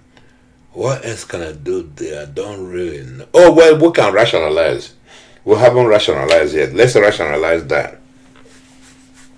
We'll rationalize that. We still need to rationalize it. Let me see. We'll have 13 here. We'll have, let me see. That's 5 down there. We don't need to use 5. We just use 3. See, 3 here and 3 here. That's all we need to do, okay? Okay, we'll multiply like that. What do we get? We'll get, let me see. Hang on a minute. If you multiply like that, you get negative. You get that negative 13 times 3, right? Over, what is that in there? Over 5. You get 3 times 3 right there. So it becomes, what is that? 13 times 3 will be 39 negative, let me see, 39 over 5 times 3. That would be negative 39 over, what is that, 15? Yeah, and then we're done. Okay, that one is a little bit tricky, but to understand what we did, we'll manipulate the fraction of the radicals until we can reduce it. Then we'll rationalize it. Okay, all right. So to rationalize this, what do we do? Well, we're gonna manipulate it first. We'll do like that, 24 over that. You see it, right? I mean, that's how we'll have to do it. So once you do it like that, okay, so we can reduce some stuff more. We'll do, let me see, 24 is the same thing as 4.6. Yeah, 4 times 6. Okay. Actually, no, I don't want to write it like that. So let's write it like this. We can write it as 2 times 2 times 6. You see that, right? Over that. Okay, so we keep going. That would be 2, put 2 out, 6 over that. Now we'll have to rationalize, man. Once we get it in this form, we'll rationalize. So we do everything we did is preliminary work. Then we rationalize like that. Okay, what do we get? All right. Now we'll get, let me see. We'll get 6x, right? Over, what is that? Over, remember this is just like x times x, okay? I want to write everything out. That way you can see 2, like that, 6x over x. You see it, right? I don't know if we can do anymore. We can't do no more. We'll leave it there. Okay, look at that one.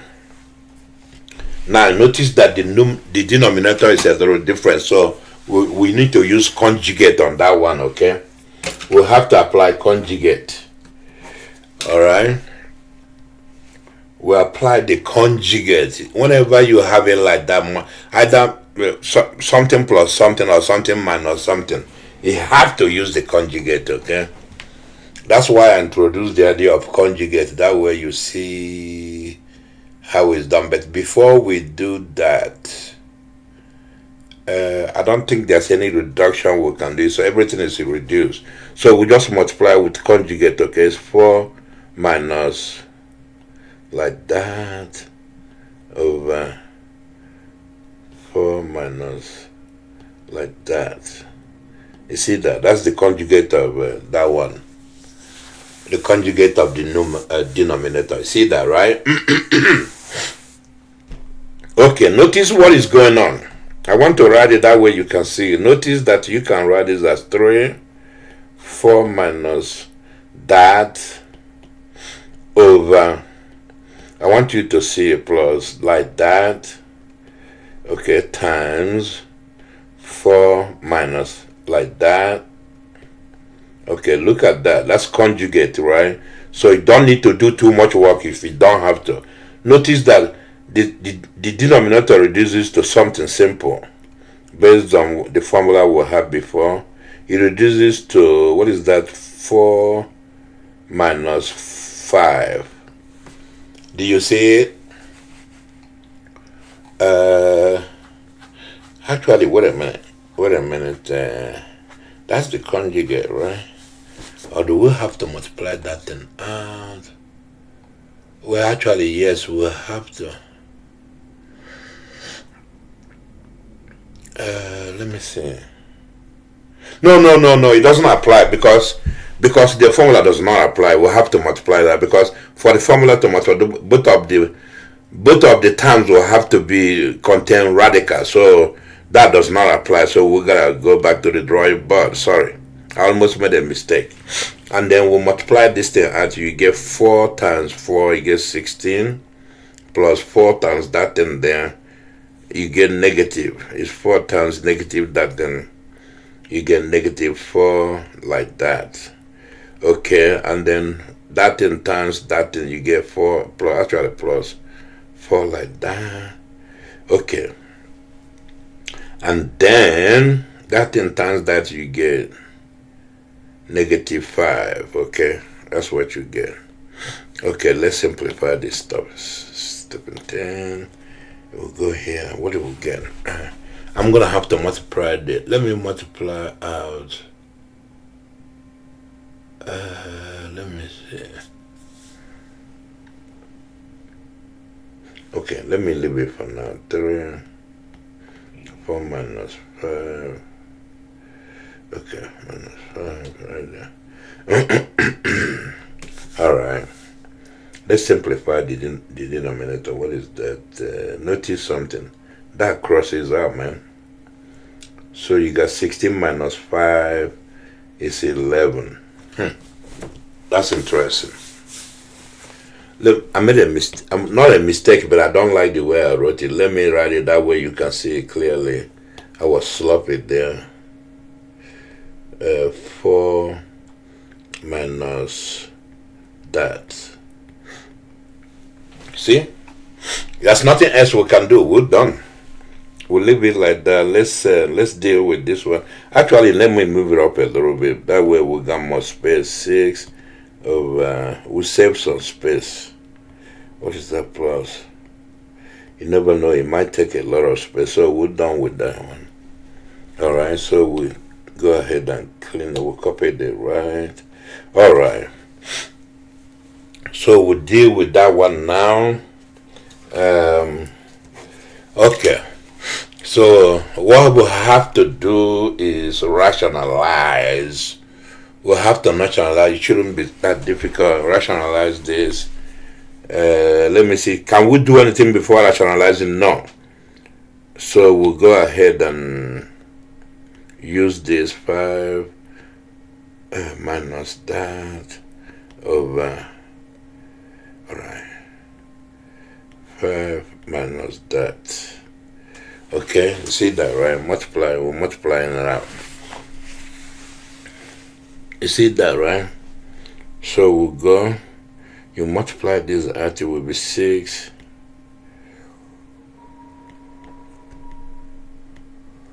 Okay. What is that then? This, multiply that, you get 5. 5 multiply that, you get, that's negative 5 times 3, okay?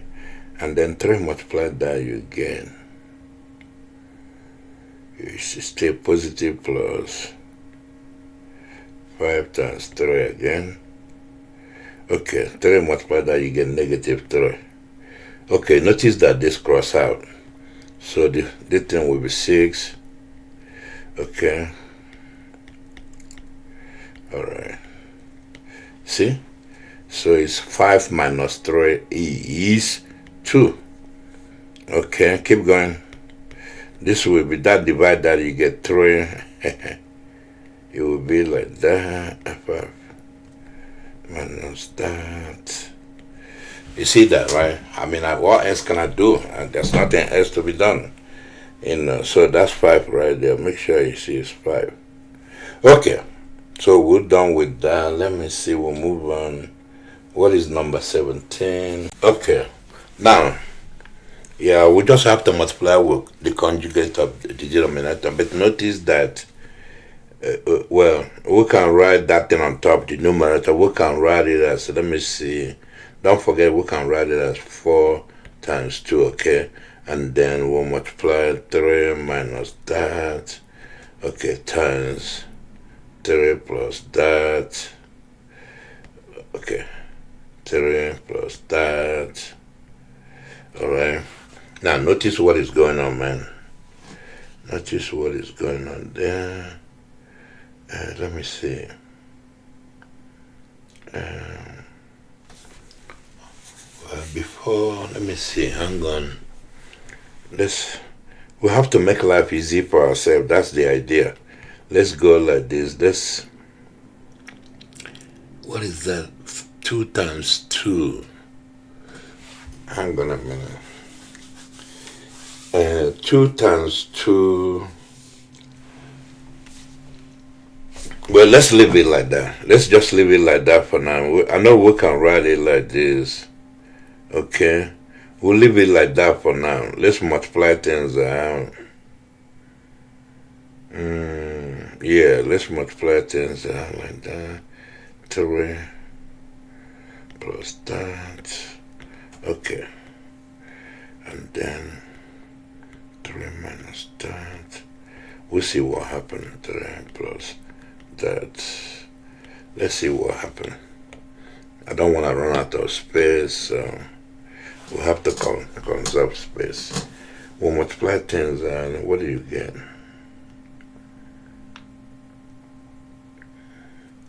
We get numerator, we get, let me see.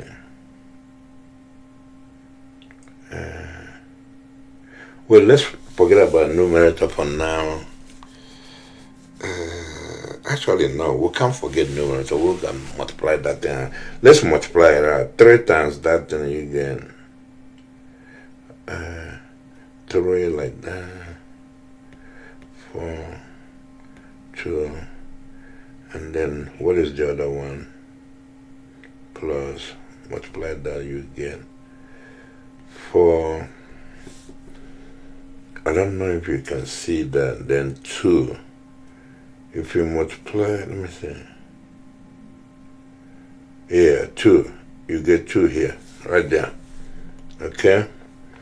But let's see what happened. You multiply the denominator, we get 9 plus 3 like that. Okay, and then minus 3 like that, and then minus 2. Okay, so notice that this cancels that. What is that? That's weird, man. Then you have 3 like that. Plus 2, 4, all over. What is that then? Is 7.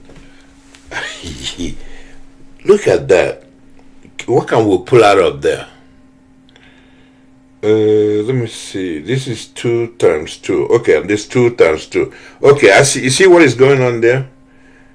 Things can be simplified up there. So you can write that as 3, okay, 2 times right there. And you can write that 2 times 2. You see? Over 7. What is that? Just 4, 6. Yeah, you see? So you just have to keep going. It's a little bit weird, but that's 6. It's kind of 6 like that. 2 plus 4 over 7. I think there's nothing else we can do. We're done. Let's go to this one. Now look at that one. So what can we do? What is 3 times 3 times 3 is 27. 3 times 3. Yeah, 3 times. Yeah, you gotta be careful, man. 3 times 3 times 3. Okay, it's 27. But what of 9?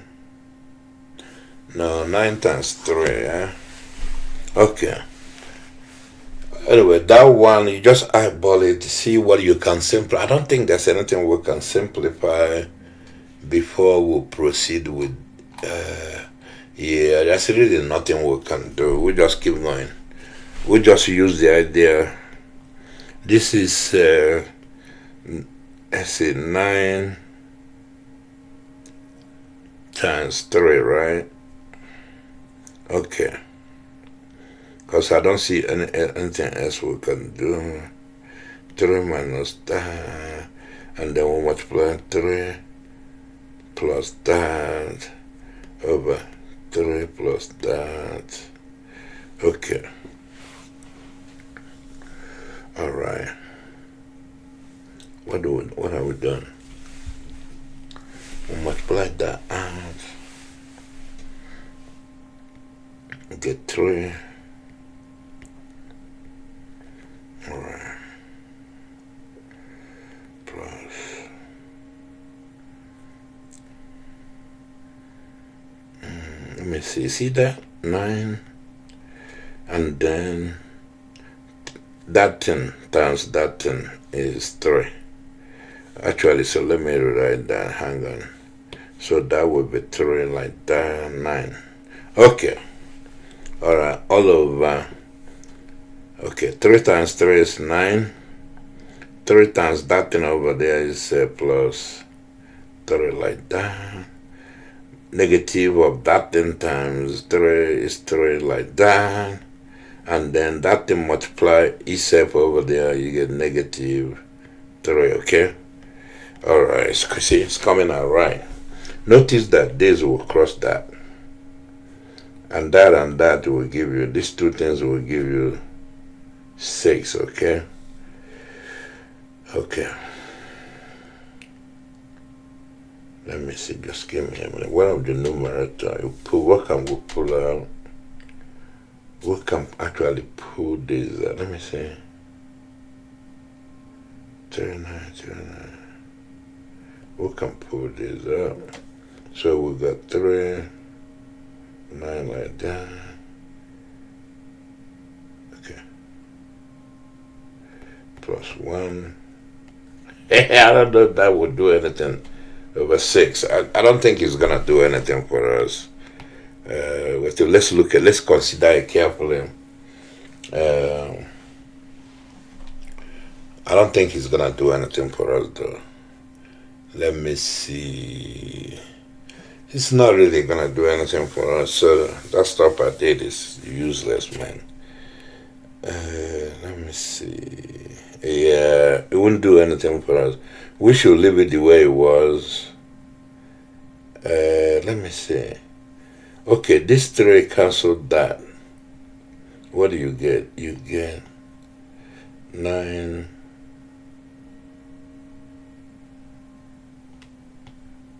2 plus 1 over 2, okay? Alright. Is there anything else we can do? Well, we can do, let me see, 3 times 3. Yeah. We can push 3 times 3. 3 times 3 is 9. What's wrong with me? So we can pull some stuff out. We can put 3 like that. Yeah, I'm ignoring 3 times 3. Let me see. We can put stuff like that. 3 plus, what is that, plus 1? Like that over 2. Okay, see? No? Yeah. That will work. You can, if you want, you can write it like 3 right there. Let me clear this thing. I don't want to confuse you. You can write it like this. 3 like that. Plus 3 over 2. You know, it's the same thing. Either way, whatever your teacher wants. See? So we're done with that. Let's move on. Let's go to this one. Okay, let's do this one. There's no reduction. We just rationalize. Minus that over minus that. Okay, that's all we can do. We just rationalize this thing. What do we get? We go, let me see. We get, let me see, go over, let's go over here. That you get x. Okay. I hope you understand why. And then you multiply that, you get negative x, y, okay? And then you take that thing, you multiply again, you get negative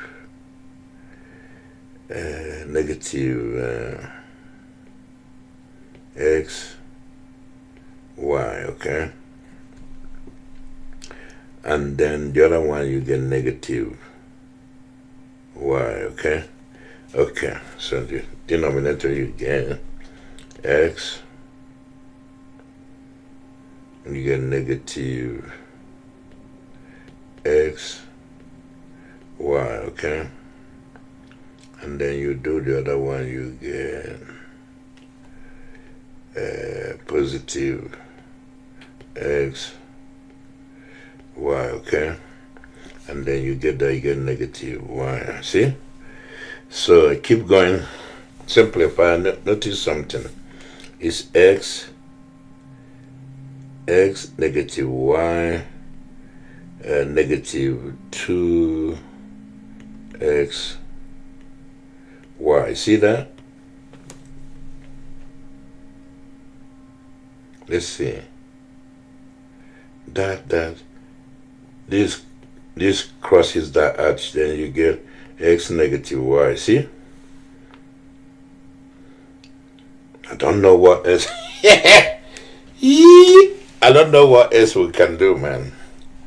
I think we're on the right track, but I don't know what else we can do to simplify that. Let me see. Did I do anything wrong? Hang on a minute. I might have done something wrong. Let me go back. Just give me 1 minute. Okay, I think I see this. This gotta be positive y here, because when you take that and multiply that, put negative, positive. Okay. Let me see what I did wrong. And then on the bottom, I think I did something. Let me see. That's and that. You get that. that multiply that, you get that, and that multiply that, that multiply that, you get. Okay, so basically what we'll get, just that's like that, messed up.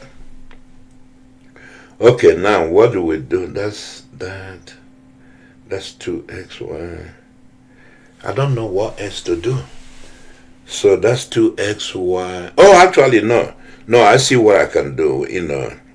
It's getting in my head. X plus y, okay, minus 2xy, like that. You can push that inside. X minus y. See, you can push that inside, man. So, yeah, you can push that inside. And then that's it. All right, here's problem number 20. You eyeball it. Let me see. There's nothing else to reduce, so you write down the conjugate. It's x plus 2 y, like that. And then the same thing, the denominator. All right. And then we'll multiply things out. That's all we can do.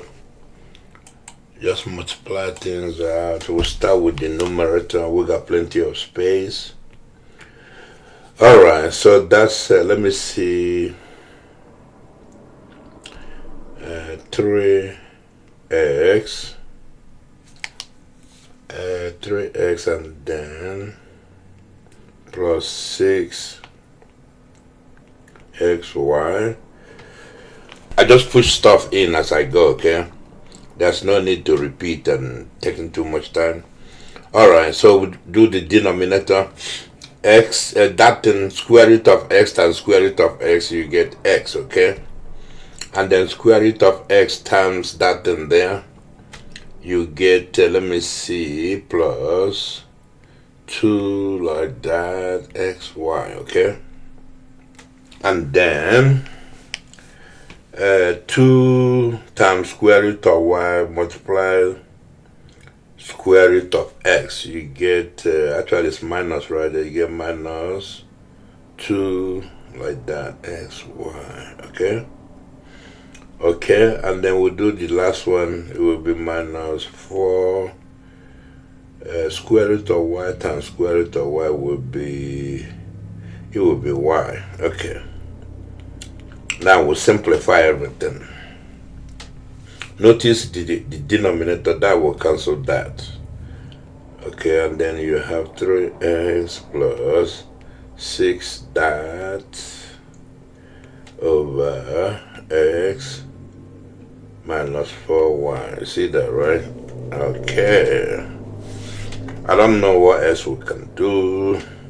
We can simplify a little bit like that. We can, if you want, you can write it like this. That's what your teacher wants. X plus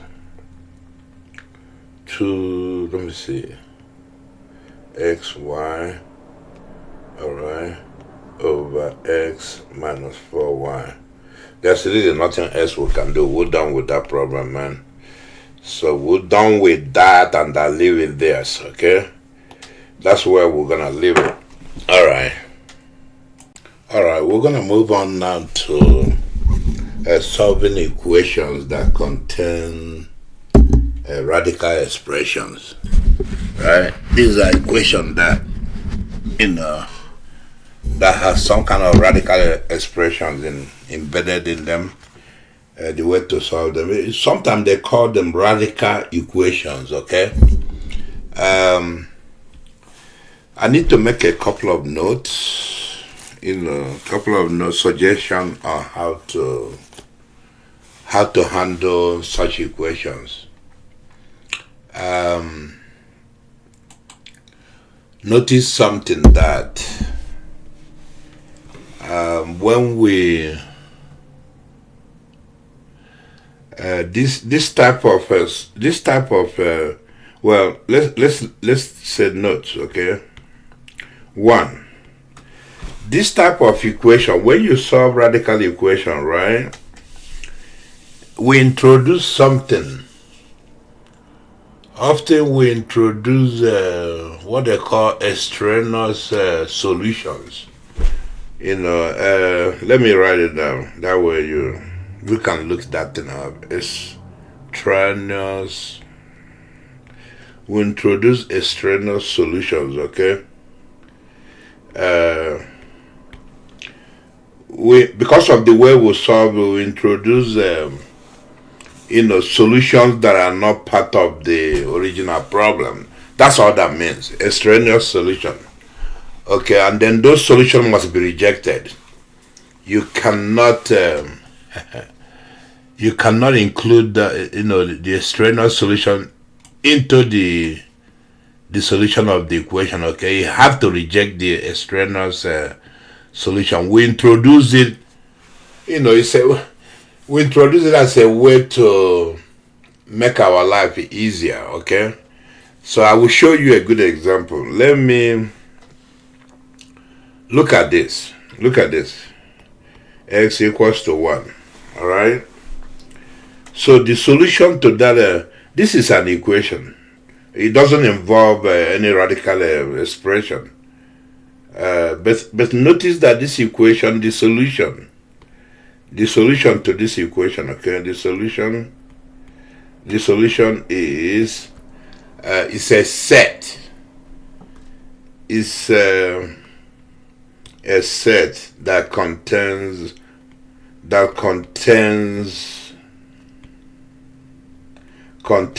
only one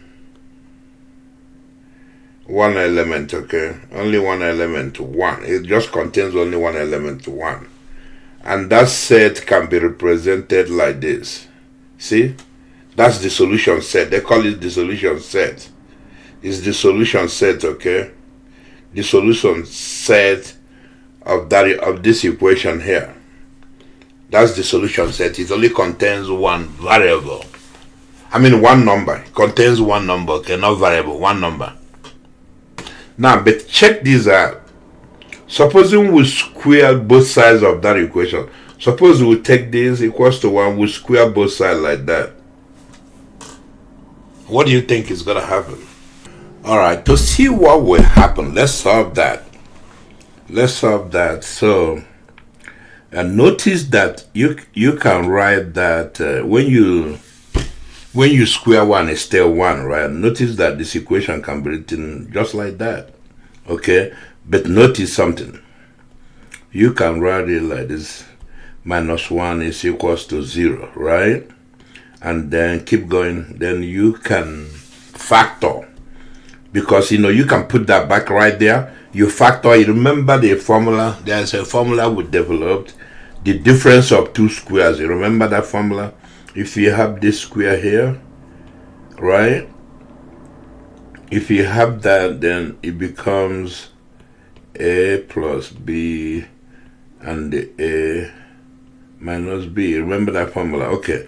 So with this, that becomes x plus 1 and x minus 1 now equals to 0. See that, right? So we did a lot of this stuff like this in some videos. I think the videos about radical expression or something like that. And then look, no, I think it's the video on when we did the quadratic equation. We did a lot of this. Notice when you have something like that, then we'll say x plus 1 equals to 0 or x minus 1 equals to 0. Remember that, right? We did a lot of that. Okay? And then you keep going, x equals to minus 1 or this one, x equals to 1. Okay. Notice that we have two solutions now. Notice that we have two solutions. So before we had that. Now we created that solution. So basically, it looks like the equation we created out of the original equation. We created this equation out of this one. Okay, the new equation we created also created a new solution. We fabricated a new solution, right? It looks like the solution set now is 1, well, minus 1 and 1. But that's not true, because you have to check. We did this in the past. To determine which one is irrelevant, which one is relevant, you have to check, okay? Let me show you how you check. Remember the original. Original is x equals to 1. That's an equation. Okay, let's put this one here. Put that one there. What do you get? You get 1 equals to 1, which is true, right? Okay, good. Let's put this one now. Minus 1 equals to 1, which is false. That's a blatant contradiction. You can't have that. So that's false. So that means we reject. We're gonna throw away the when we fabricate new solution by introducing new variable here, right? Then we have to check, see which one is valid and which one is not valid. So that means we have to reject this one. Let's see, x. We have to reject this one. So this x, because we have x plus 1 equals to 0, or x minus 1 equals to 0. We have to reject that. We have to reject that one and take that one. That's all I'm trying to make you to understand. So whenever you introduce, you square something. If you square something, you're fabricating stuff that wasn't there. So when you fabricate stuff that wasn't there, there's a problem. You have to make sure you check, make sure that whatever you created is a part of the solution. And by the way, this applies also. Remember, I just showed you this one. I just showed you, let me see, I just showed you x equals to 1, and then you do like that, okay? It also applies like x equals to 1, and then we'll cube. It applies there too.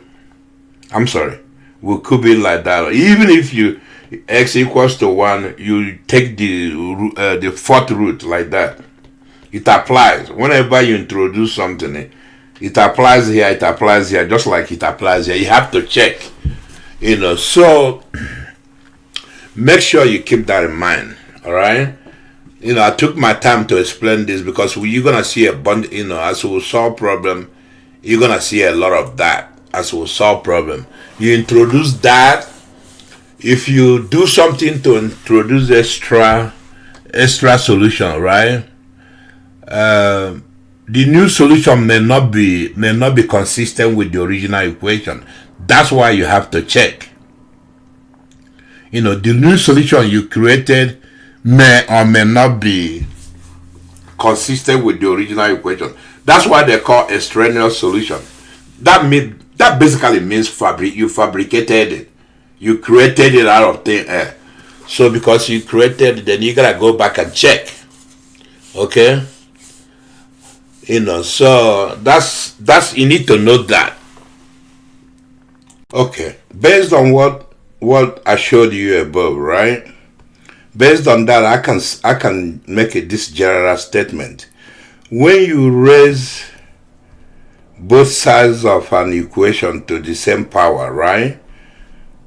All solutions of the original equation are also solutions of the new fabricated equation. Right? So let's say you have x equals to 1. You raise it to power. Let's say you raise it to like that. Okay? Or you raise it to that. Or you raise it to that. That's all that is saying. Okay. If you do that, all the solutions, okay, of the original equation, all the solution of that, right, are also solutions of the new. In other words, whatever solution you get here will also be included in the solution you get here. That's all that is saying. Okay? But notice what it's not saying though.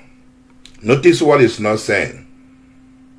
It's not saying that all the solutions of the new equation are solutions of the original equation. No, that's not what it's saying. It need not be. Some of the solutions of the new equation need not be the solutions of the original equation. They may be, they may not be. That's why we have to check. Every time we solve, checking is important, man. Every time you solve an equation, what they call radical equation involving radicals, right? You have to check, make sure that the extraneous solutions you introduce are not they're valid or not valid, because some of them may not be part of the solutions of the original equation. Okay, so that's why checking is important. You must check. If you don't check, you're may end up with the wrong answers. Okay. So that's what that is saying. And then let me make another comment. Let's make number 3. That way, this is important. Note number 3, right? Okay. Notice that when you have this, let's say you have inside that bracket. Inside the square root, if you equate it to any negative number like -6, that alone, once you do that, it tells you there is no solution. No solution, okay? You know why? Once you see something like this, it tells you, it doesn't have to be square root. It could be like that, 3, and you go like that. Once you do that, it tells you that there is no solution. You know why? Because the next topic we'll cover is complex number. Complex number, when you have a negative that like that, when that thing is negative, then it's not a real number, man. So it's a complex number. All right. So anything like this has no solution, man. Keep that in mind. You're gonna see that when we solve problems. Okay. Now let me make a fourth note. When you're solving an equation involving radicals, right? First, isolate the radicals. Step A is isolate the radical. Isolate the radical on one side. If you have two radicals, isolate the one on one side, isolate the other one on the other side, okay? All right. And then step 2 is, then you either square to get rid of the radical, if it's a square root radical, or you cube, or you do the fourth root, okay? You do that to get rid of, you have to do that to get rid of the radical. That's when you introduce the extraneous solution to the original equation, okay? And then you solve. Go ahead and solve it. Then you must check. You must check. This is a must. Must check, okay? You must check the solution. Check the solution. Check the solutions you got, okay? You gotta check it. You don't check it, you're gonna end up with the wrong answer, because what happens is the solution you got, sometimes they call it proposed solutions. Proposed solution to the original equation, but it's proposed, and then you check it, see the one that is valid, the ones that are not valid. So you gotta validate it. That's all that is saying. You must validate, okay? Let me write that down. You must validate the solution you got. If you don't validate it, you can take wrong thing and say is the solution, okay? Okay, so always keep this in mind. Let's look at examples. All right, let's work a couple of examples. That way I can show you what is going on. After we work example, then I will do more problems, okay? And then we'll move on to the final thing we're gonna do today. The final thing is a complex number, okay? So, okay, but let's work a couple of, look at that. It says solve for A, right? Did I give myself enough space? I must have not given myself enough space. Just give me a minute. Let me move this down a little bit. I said solve. Yeah, I think I didn't give myself enough space up there. Sorry about that. Let me move this quick. That way we'll have enough space to play with it. 3x plus 2, okay? So we're solving that on that one. So let's move this out. We'll move that one out right there, out of the way, out. Okay, so let's deal with this one, okay? Now, how do you solve this? If you see something like this, how do you solve this, man?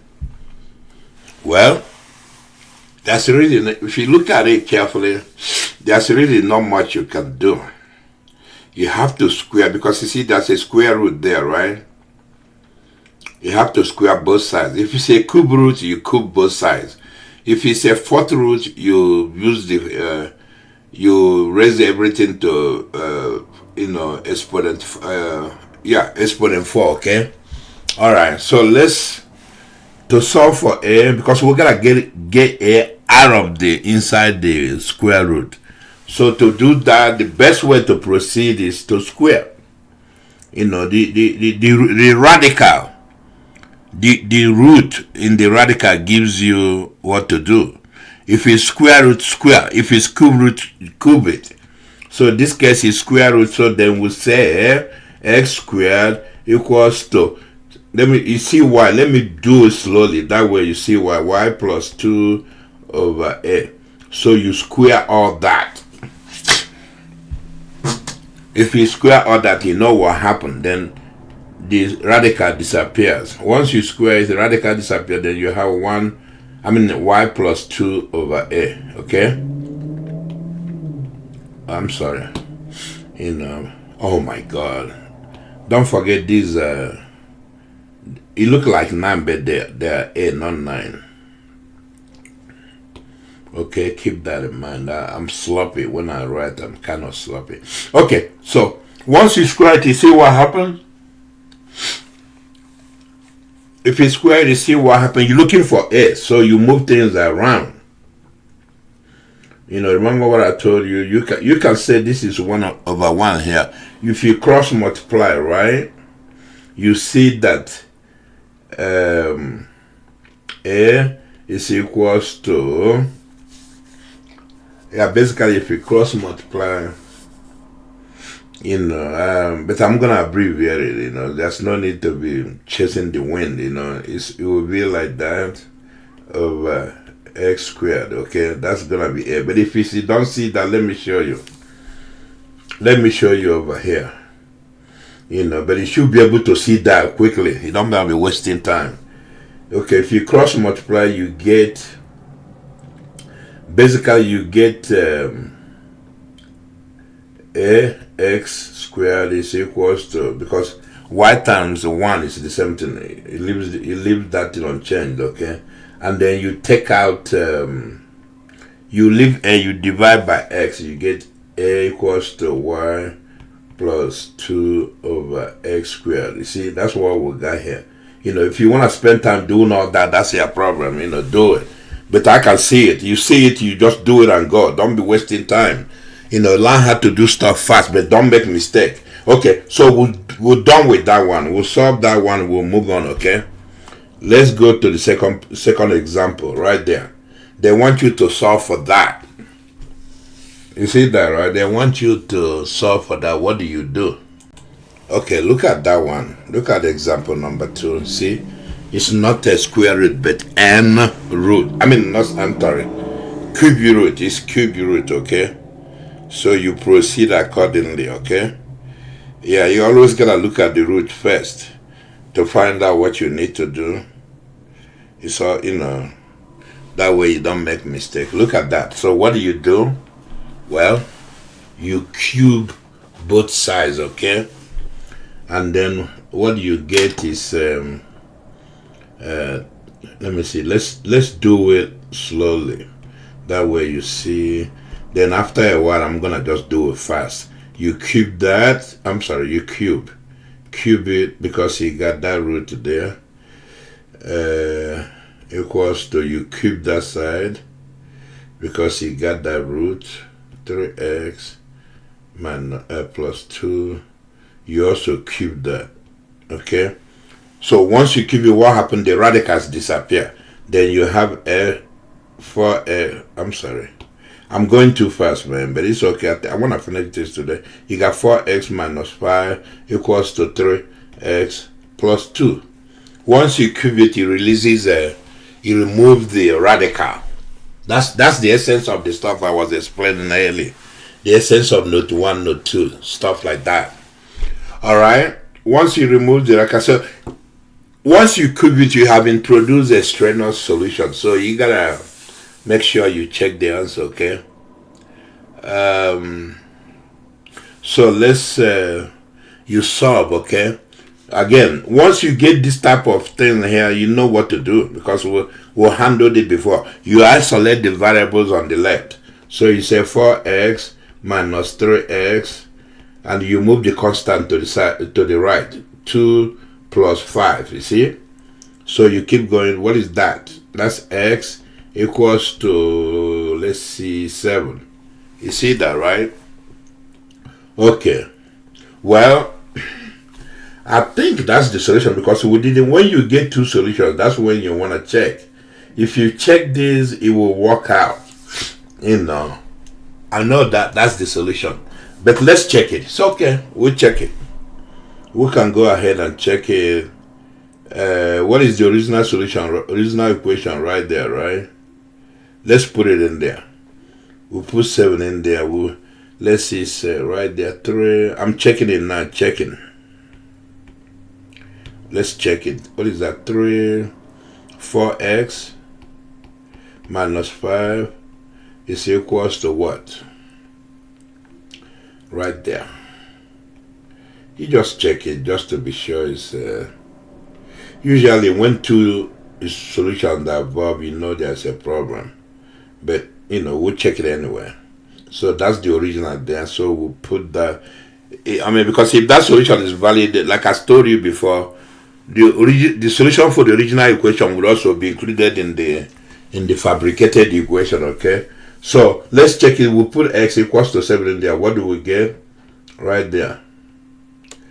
4 times 7 minus 5 equals to, what is that? 3 times 7 plus 2. Let's keep going. You keep simplifying. What do you get? 4 times 7. Okay, that's what you got right there. 28 minus 5, and then on the other side 21 plus 2, okay? And that's, don't forget the cube function, sorry. You gotta put the cube function right there. Alright. Now what is that? Put the cube function. What is that? Is you subtract 5, you get 23, right? And that's equals to right there 23. Look at that. It's equal, man. So this is true. This is, it doesn't, you don't have to solve it out, but you can see it's true. Once you get anything like this, you move on. It's true. You checked out. If it's not, if something is wrong with the solution, if it's a strenuous solution, you won't get anything like that. Okay. All right. So let's move on to the second problem. Third example. Look at that. They want you to solve that. Okay, solve that out. All right.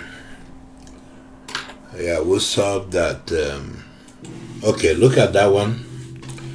What you do, the best way to approach this, when you have something like this, isolate. Remember I said the first step, isolate the radicals, right? You're going to move the one radical to the right hand side, the other radical to the left hand side. That's the best way to do it.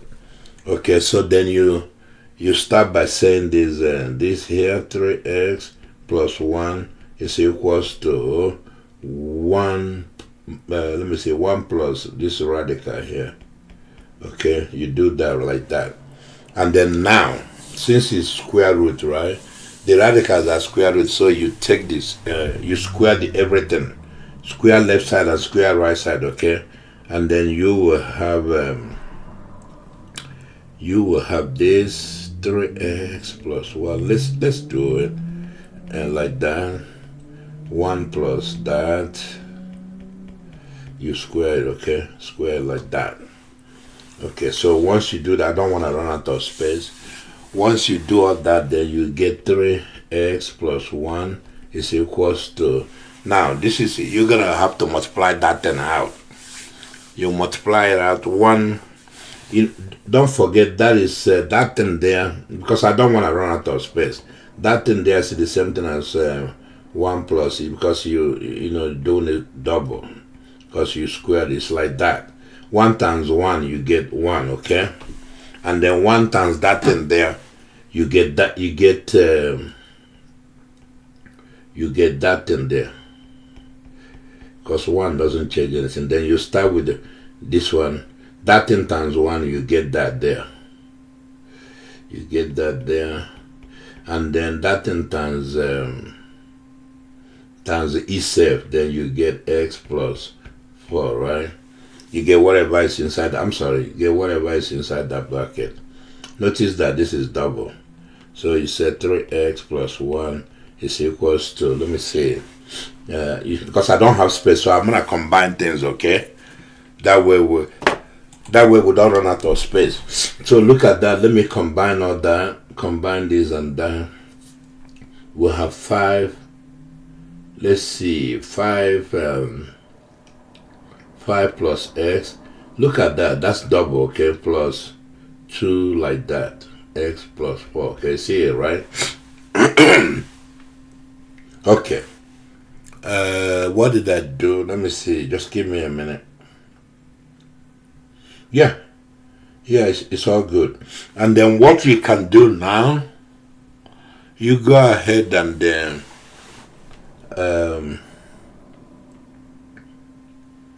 go ahead and bring let me see.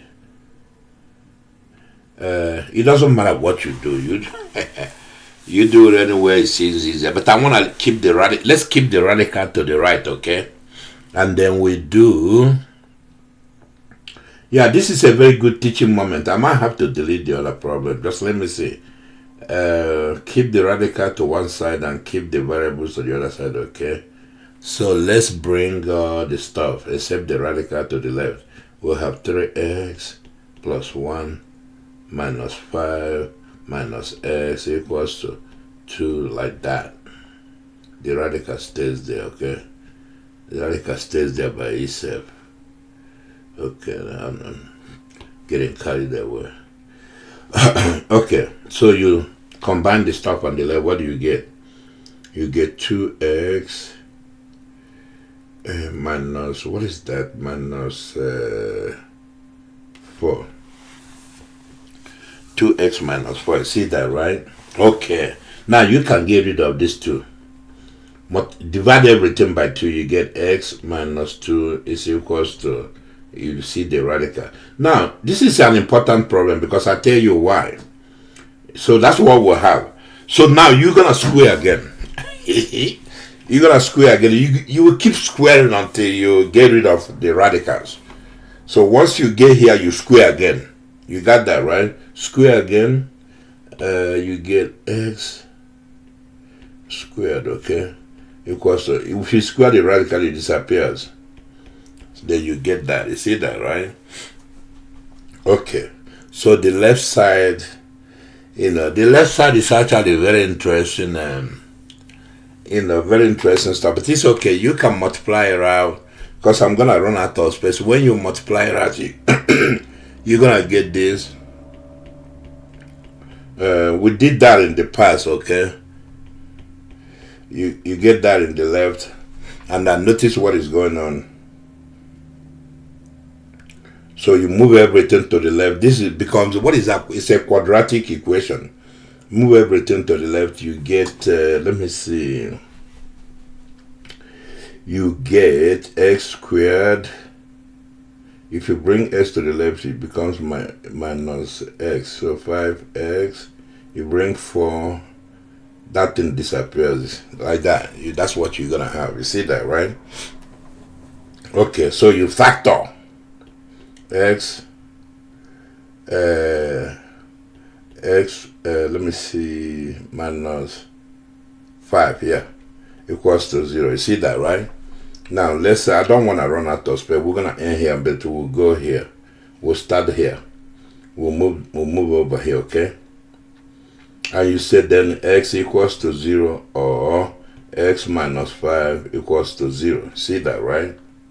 No magic. That's how we solve problem like this. We did that many times in the past when I did quadratic equation, okay?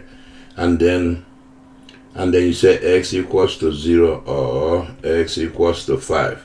See, that's the two solutions we have. How do we know they're both valid? How do you validate that? You validate or invalidate that. How do you do that? You check. You check that in the original equation. Right? I'm going to go ahead and use red. So the original equation, what is that thing over there? The original equation is that, right? Is that there? So we check that. It's set 3 right there. 3x plus 1 minus, let me see, x plus 4 equals to 1. Okay, let's put x equals to 0 in there. It's easy check. You put everything 0, you get that. Let me see, 1 minus 4 is equals to 1. Let me see if that checks out. Of course, this is 1 minus 4. You see that's false, man. Because you see there's 1 here, that one is extra. So this is false. So that tells me that's not solution, man. Okay, now let's check 5. Yeah, you check 5.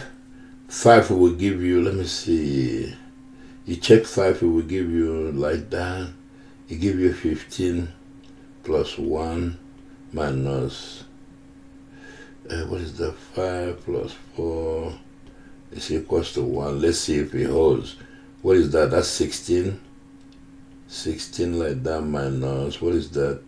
That's 9, okay? Notice something. If you take square root of 16, you get 4. Take square root of 9, you get, that's 3 times 3, you get 3. Okay. Yeah, it's 1 because 4 minus 3 is 1. So this is true. So that's the only solution we'll have, man. That's all that is telling us. You see that, right? I wish I gave myself enough space, but that's how you solve it. Let's do the next one, okay? Okay, here is the next one right there. For example, number 4. Let's smoke that thing out. What does it say? Solve for that. Again, you start the same thing. Notice it's a square root, so you square both sides, okay? And then you get, if you square the left, you get x. It removes the radical, okay? Plus 18 is equals to x, 3 times 3, okay? I mean, x plus 3 times x plus 3. All right, that's what you get there. If you square it, it becomes, you gotta multiply it twice, okay? I'm just trying to save space. You see that, right? Okay, so what we'll do, let's deal with the right hand side. We deal with that, we'll multiply that out. What do we get? X times x is x squared. X times 3 is plus 3x, okay? And then we repeat it again. 3 times x, 3x. 3 times 3 is 9. Alright. Alright, so it's x. Let's carry everything along right there. So now our task now is to match things together. Put the lights on the left, put the constant on the right hand side. Okay, let's do it. X squared minus 3x. We'll bring this over. It becomes minus x right there. Bring that over. Minus, it becomes negative x squared. And then that's negative. You see, you add those 6x. Negative 6x. Okay. It's equals to, take that over to the right side. It becomes a 9 minus 18. You see it, right? Okay. So we'll simplify things. That will cancel that out, man. Combine that and that, you get, what is that? Negative 9x is equals to, what is that? That's negative 9, right? Yeah, negative 9. multiply out by -1, you get 9x is equals to 9.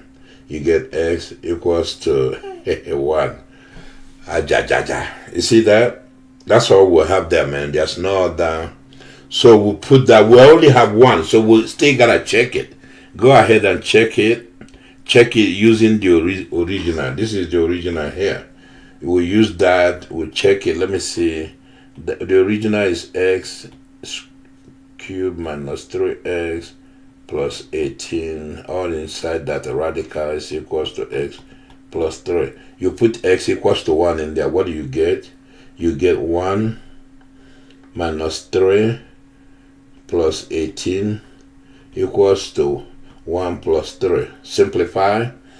This is a radical inside. Let's simplify that thing inside the radical. You get,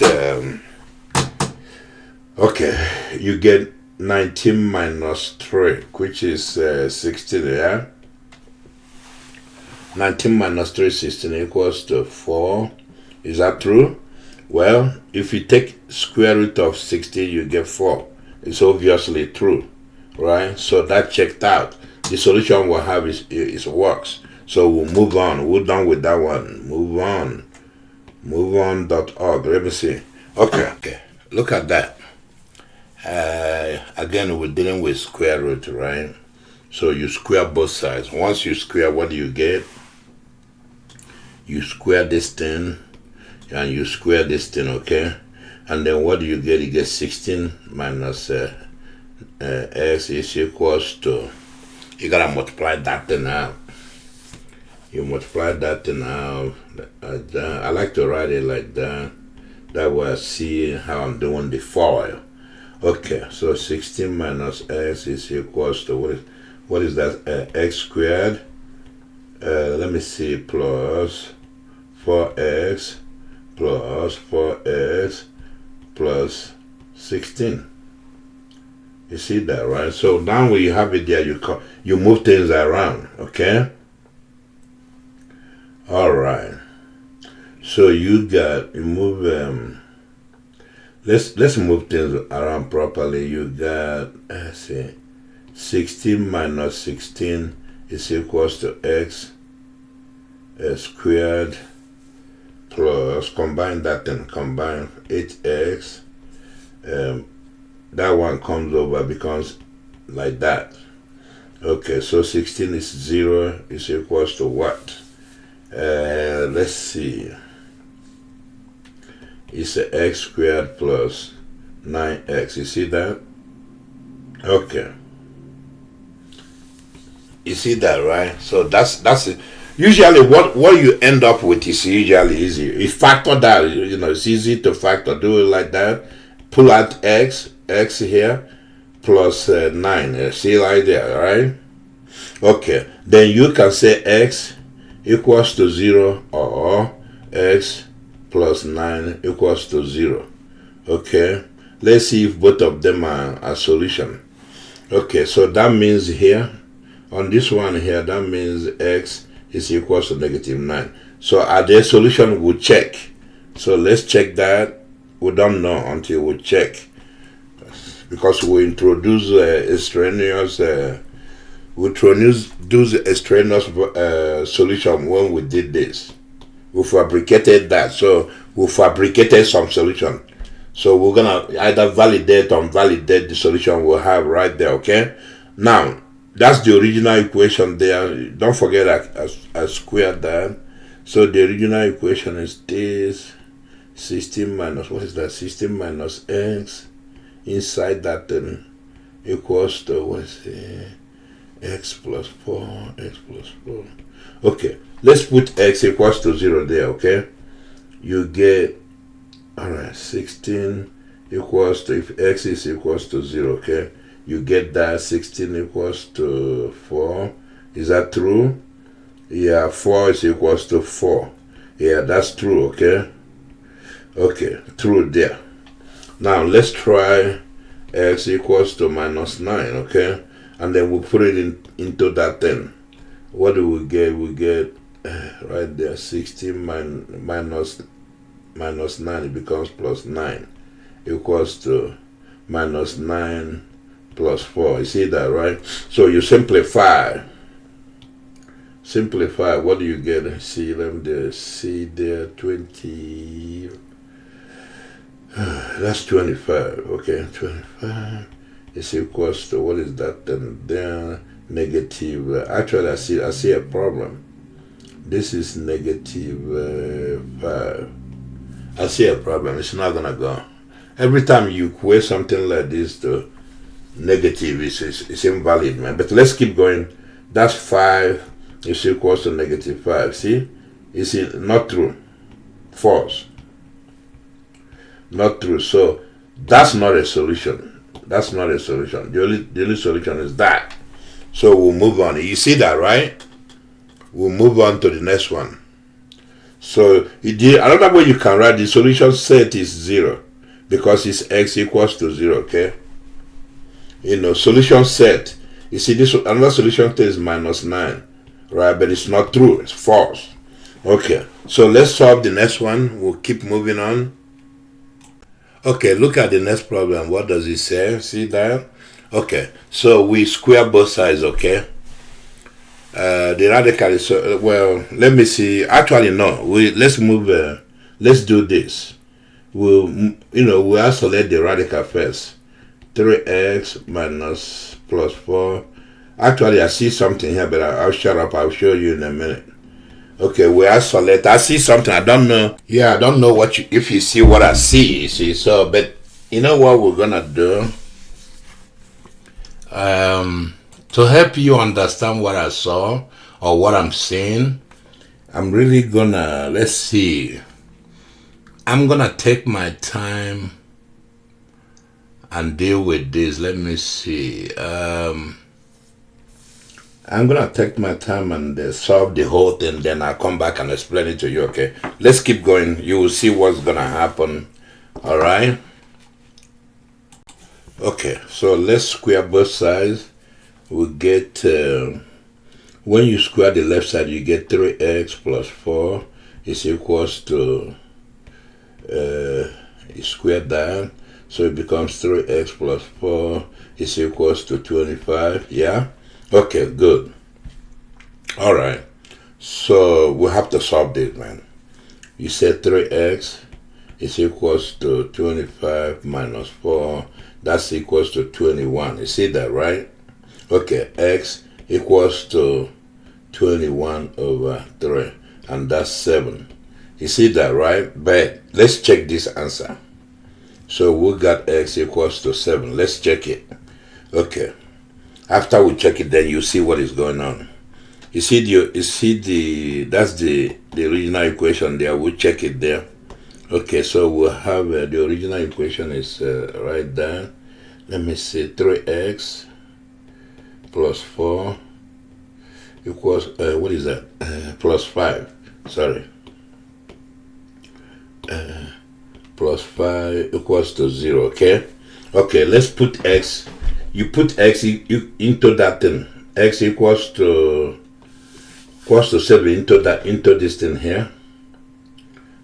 All right. So you have 3. Well, let's do 3 times 7. I don't want to confuse you like that.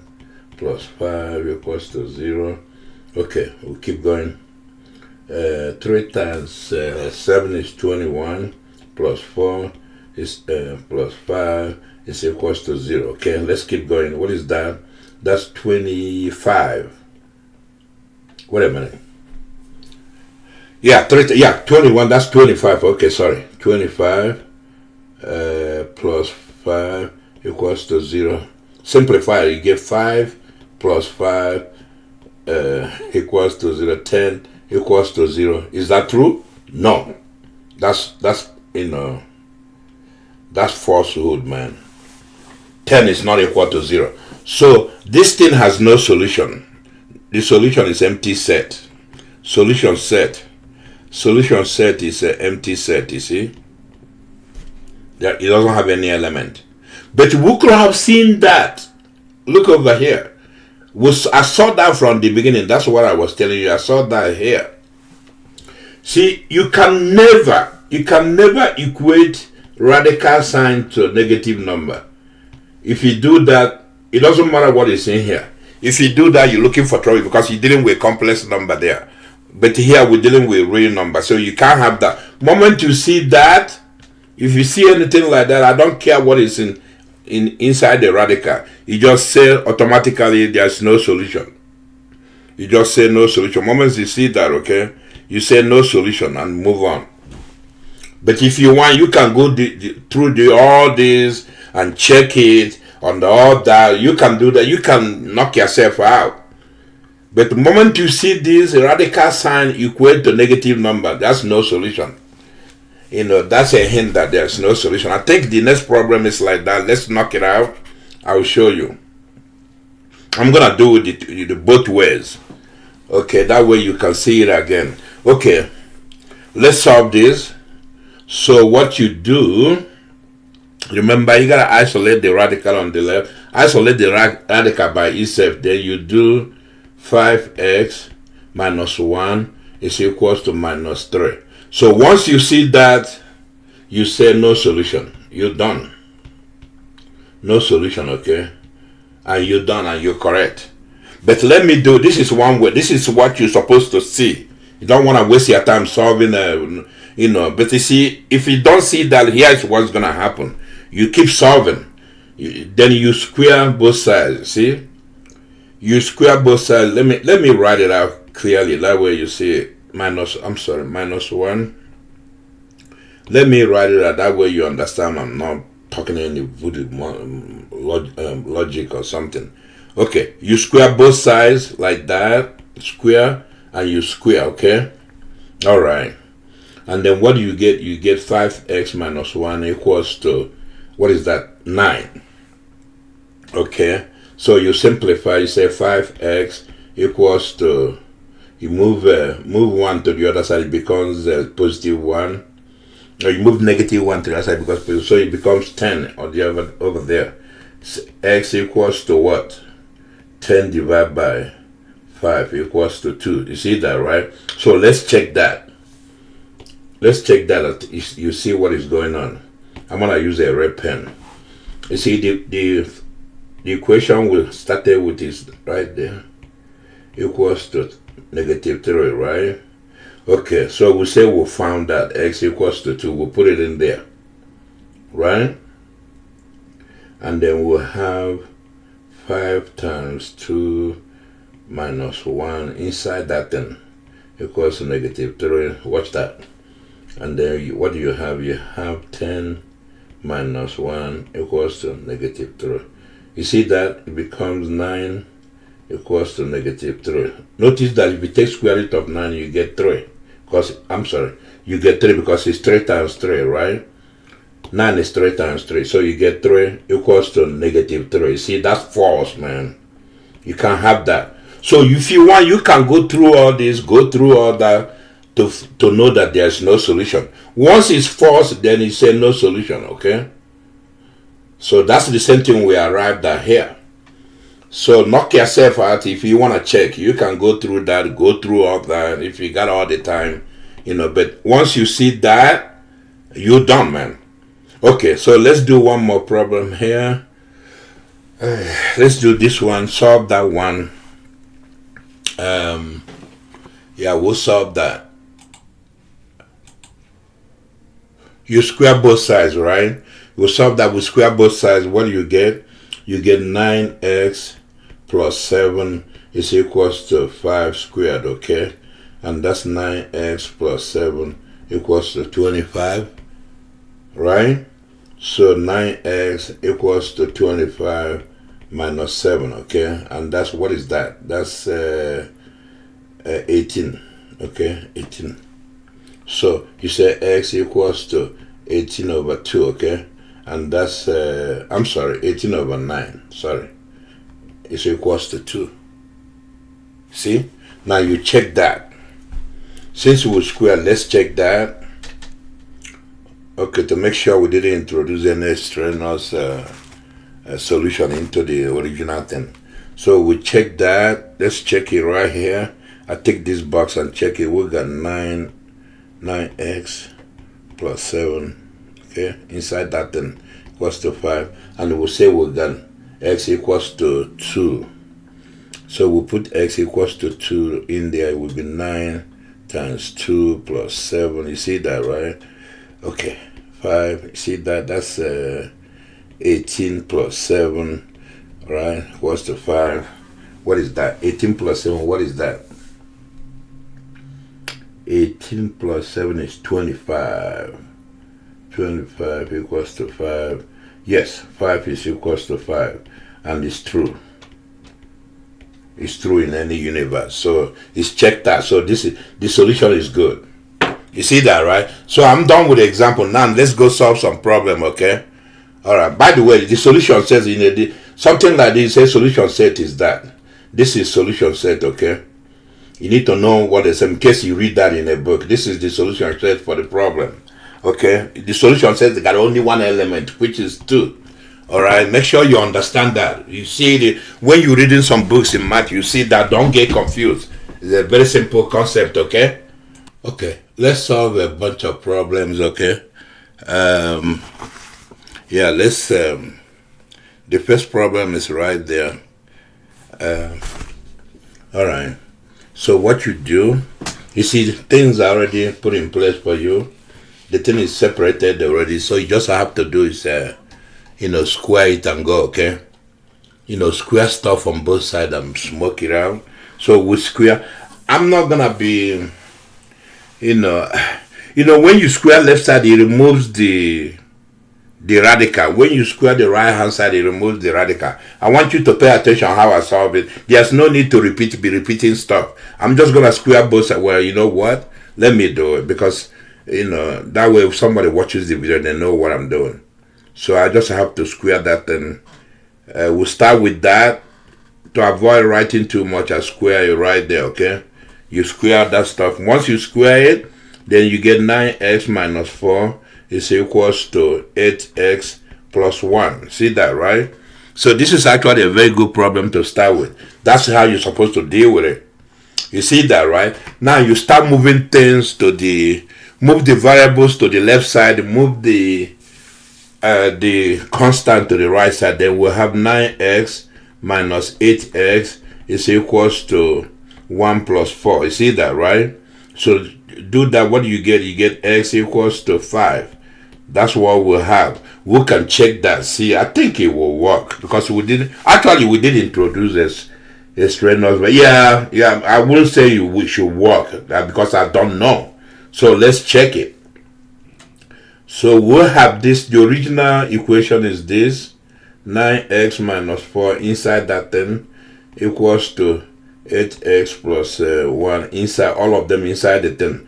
And then we say we got x equals to 5. We'll put it in there. What do we get? We'll get, if we put it in there, we get 9 times 5. Well, let's work it out clearly. That way everybody can see. Minus 4 is equals to, I don't want to, do a shortcut and then I make a mistake and then you guys get confused. So let's see. That's what we're going to simplify right there. You see, right? Notice the radical is square root. So that's why I had to square it. If it was cube root, then I have to use cube root, not square root. I mean, I won't square it, then I cube it. That's all I'm saying. Sometimes it's hard to express this stuff in words. So what is 9 times 5 is 45. So you get 45 minus 4 over there. 8 times, what is that? Yeah, 8 times 5 is sorry, doing something. 8 times 5 is 40. Let me see. Say 40 plus 1. You see it, right? We simplify. You get inside that thing. You get 40. What is that? 44 equals to, inside this thing you get, oh Lord, you get 41. Something is wrong. It's not.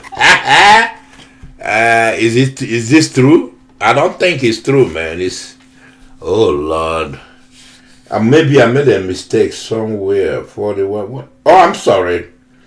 You see my mistake? I made a mistake, man. Sorry. See the mistake I made? Can you see it right here? I wrote the wrong thing because I was wondering why can't it be true. This is 41 because 45 minus 4 is actually 41, and then 41 equals to 41, which is true. You always check. If it looks weird, check what you did, see if you made a mistake. So this is the right solution, okay? And then we'll move on. We're done with that. We don't want to waste too much time. We'll move on to the next one. Look at that. What do you do first? You isolate the radicals and then move on, you see? Don't forget, that's the first step. You isolate the radicals, and then you do your thing. After that, you square. But if you don't isolate the radical, try to square like that, it's going to have a lot of confusion. Okay? Alright, so let's do it. Let's move on, man. We say, let me see, actually, it doesn't matter which side it is. Just for now, we say 9 is equals to, right there, 4x plus 1. Okay, we square. We get 9 squared and then square the radical. You know what's going to happen after you square the radical. The radical will disappear. That's the essence of squaring it. Okay, so we get 4x plus 1. You see that, right? Okay. So we'll move the like to the right side. This is, you see what is going on, right? No magic there. Okay? So that's how you do it. So basically you get 81 here minus 1 equals to 4x. Okay. Since I have space, I can play around. This is 80 over 4x. Notice this, I can switch things around. Say 4x equals to 80. Nothing changed, man. Alright, so x equals to 80 over 4. What is that? That's 20. Because 4 divide 8, you get 2, then 0, you go 0. So that's what we'll have there. Let me see what I got plenty of space. Let's check that, man. Let's check that. We'll check it. See? So we'll have, what is the original equation right there? It's a 9 minus that thing. Well, it doesn't really matter. You can write it in this form right here. That way you see what he's doing. You can say, what is that thing in that 4x plus 1? You can say, 4x plus 1, like that, is equals to 9, right? That's what we're checking. Yes. 4x plus 1 equals to 9. Okay, so we'll put x equals to 20 in it. Okay, what do we get? We'll get 4 times 20 plus 1 equals to 9. Okay, is that true? Well, we'll find out. 4 times 20, remember we just divided 20 by 4, so it's 80 up there. 80 plus 1 is equals to 9. What is that? 81, sorry, I'm getting carried away. 81 equals to, oh Lord, equals to 9. What is that? That's 9. 9 equals to 9. It's true. See, when you take the square root of 81, remember that 81 is 9 times 9. 9 times 9 is 81. So you get 9, so it's true. So the solution we found, this thing is true. Our solution is true. X equals to 20 holds true. We validated it right there. We validated the solution. So let's move on. This is the next one, number 3. You look at it carefully, you attack it. You consider it, then you attack it. Let's see. It's already positioned very well for us. So all we gotta do is square both sides, okay? To save time, I don't want to be rewriting, so I just square it right there. Square and square this. You see what's gonna happen? Remember, when you square things like that, the thing you multiplied, both of them inherits the square, the whatever the exponent you put there. So 3 inherits it, you get 9. The other one inherits it, you remove the radical right there. Make sure you understand what I'm saying. You square 4 or 2, you get 4. And then you remove the radical right there. Use bracket to separate because you multiply it out like that. So don't make mistake, man. You see, right? Make sure you understand what I just did. Basically, inside the bracket, let me show you. I'll show you one of them. I'll show you the one on the right. You did, when you remove the bracket, you get squared like that times that thing also squared like that. See, you square it in like that. So this one, you remove the radical, this one becomes 4. That's what I just did. I did the same thing on the left side. Okay, so let's move on. So you multiply things out, you get 9x minus 9 equals to 8x plus 8. Yeah? You see that, right? So you shuffle things around. You get 9x minus 8x equals to 8 plus 9, okay? You see it, right? Then you get x equals to what? It's equals to 17. Okay, that's what we got. So we'll have to check and see if it's correct. Yeah, we got plenty of space. Let's check that in, man. Let me check it over there because that way I'm not straining my eyes. I check it over there. Okay, so our original equation is that. All right, it's equals to 2. You gotta do all that, you know. Sometimes I'm lazy, man. It's okay, so do that. All right, so you put x equals to 17 inside there. So you're gonna be a lot of so 3 times 17 minus 1 equals to 2 times you're gonna be 17 times 2. You see it right there? You know, to save time, we'll do 17 times 2. We'll put it in there. It's 34 plus 2, okay? And then we'll keep going. 3, what is that? 16 equals to 2 times, well, 2 times that in there. You said 30, what is that? 36. All right. Okay, so notice 3 times, you know what? There's a trick you can play. What is 36? 6 times 6 is 36, right? Well, let's just do it the right way. I don't want to do a shortcut and then confuse you. If you remove the radical, you get that. Remove the radical, you get that 6. Okay? Look at that. That's 12 and that's 12. And this is true. So that solution is good. So we'll move on. We're done with that. Okay, let's do the next one. Look at that. You see that, right? Yeah, because I want to knock a couple of them up, but because I want to finish this. I want to finish this today. That way I can move on to something else. So if I complete this today, I will be done with algebra. Like I keep saying, that doesn't mean I'm done with it for now. I just move on to something else. In the future, maybe 2 weeks, 3 weeks, 1 year, I come back and solve more problems, okay? If I feel like it, I find more problems and then knock them out. And then I post them under Algebra 1. I have my channel organized in groups. I have Algebra 1 in one, what do you call that, in one playlist. And then I have Algebra 2 and so on.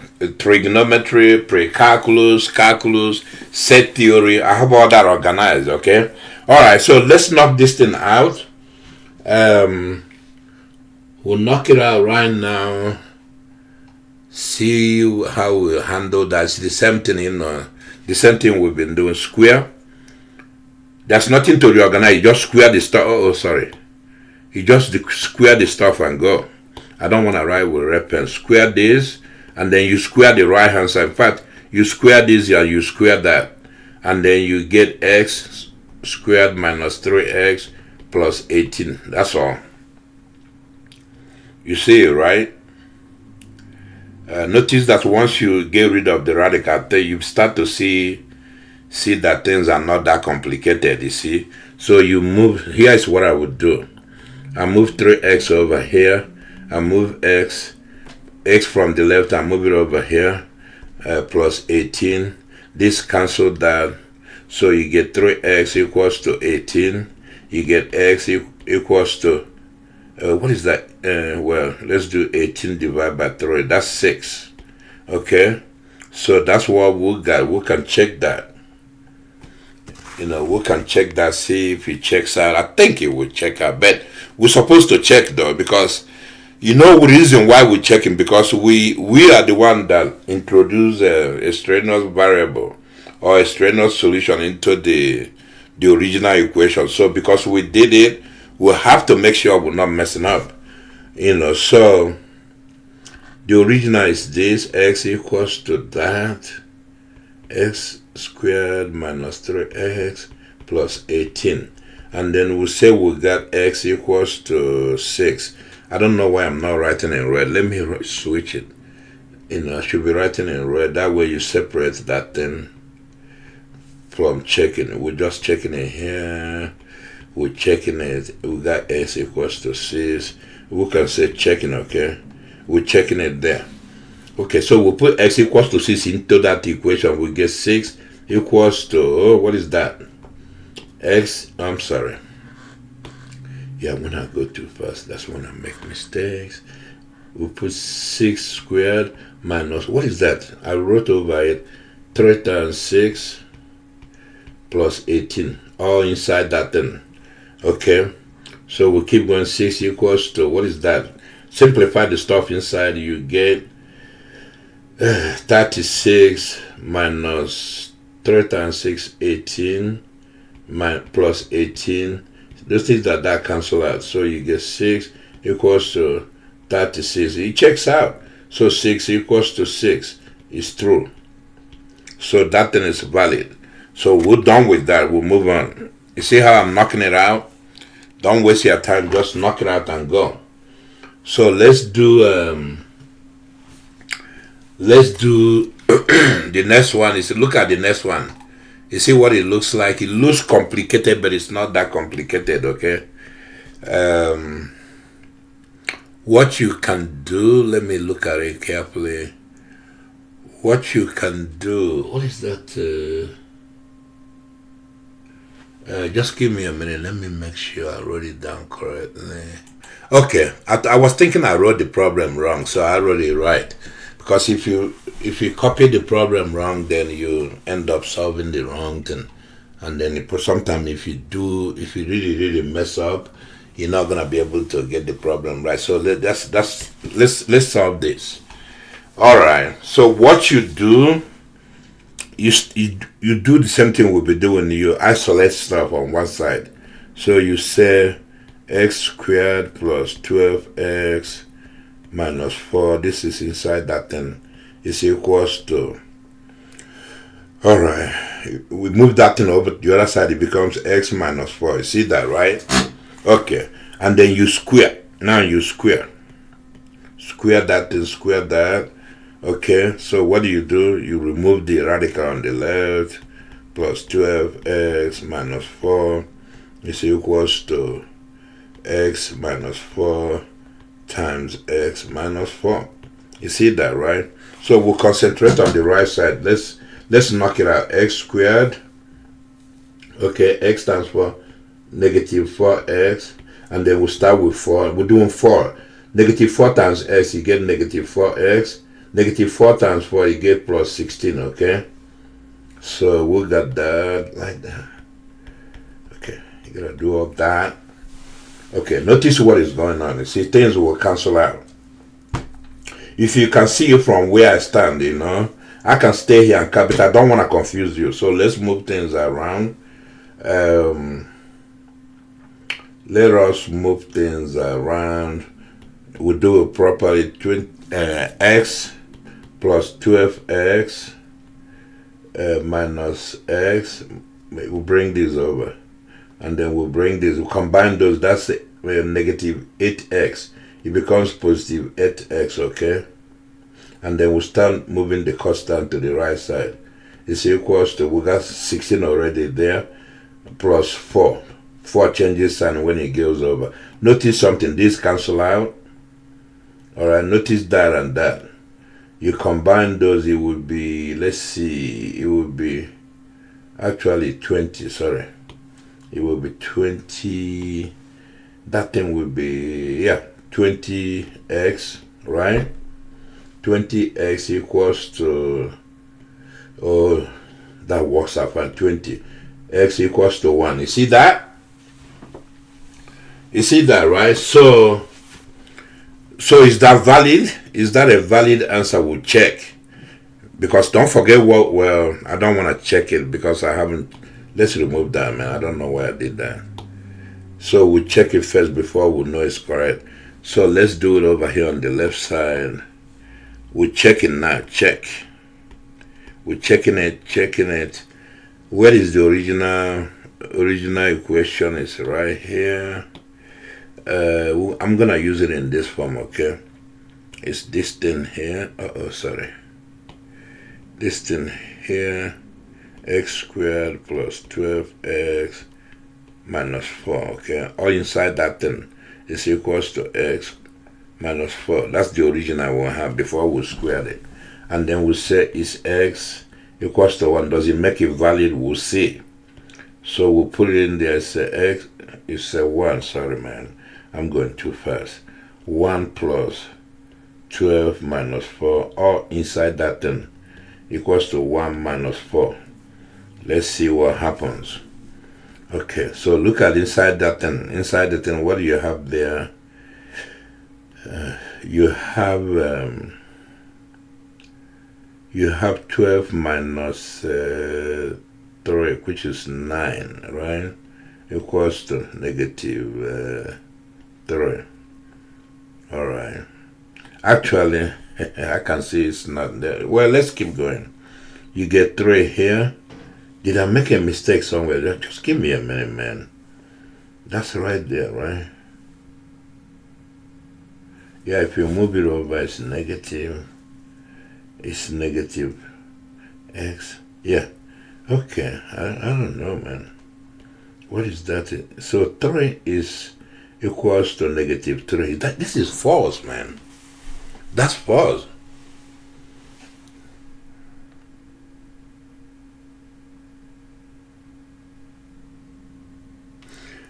So that's false, man.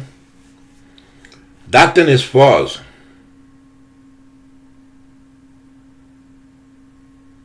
So the solution set, that thing is not the solution.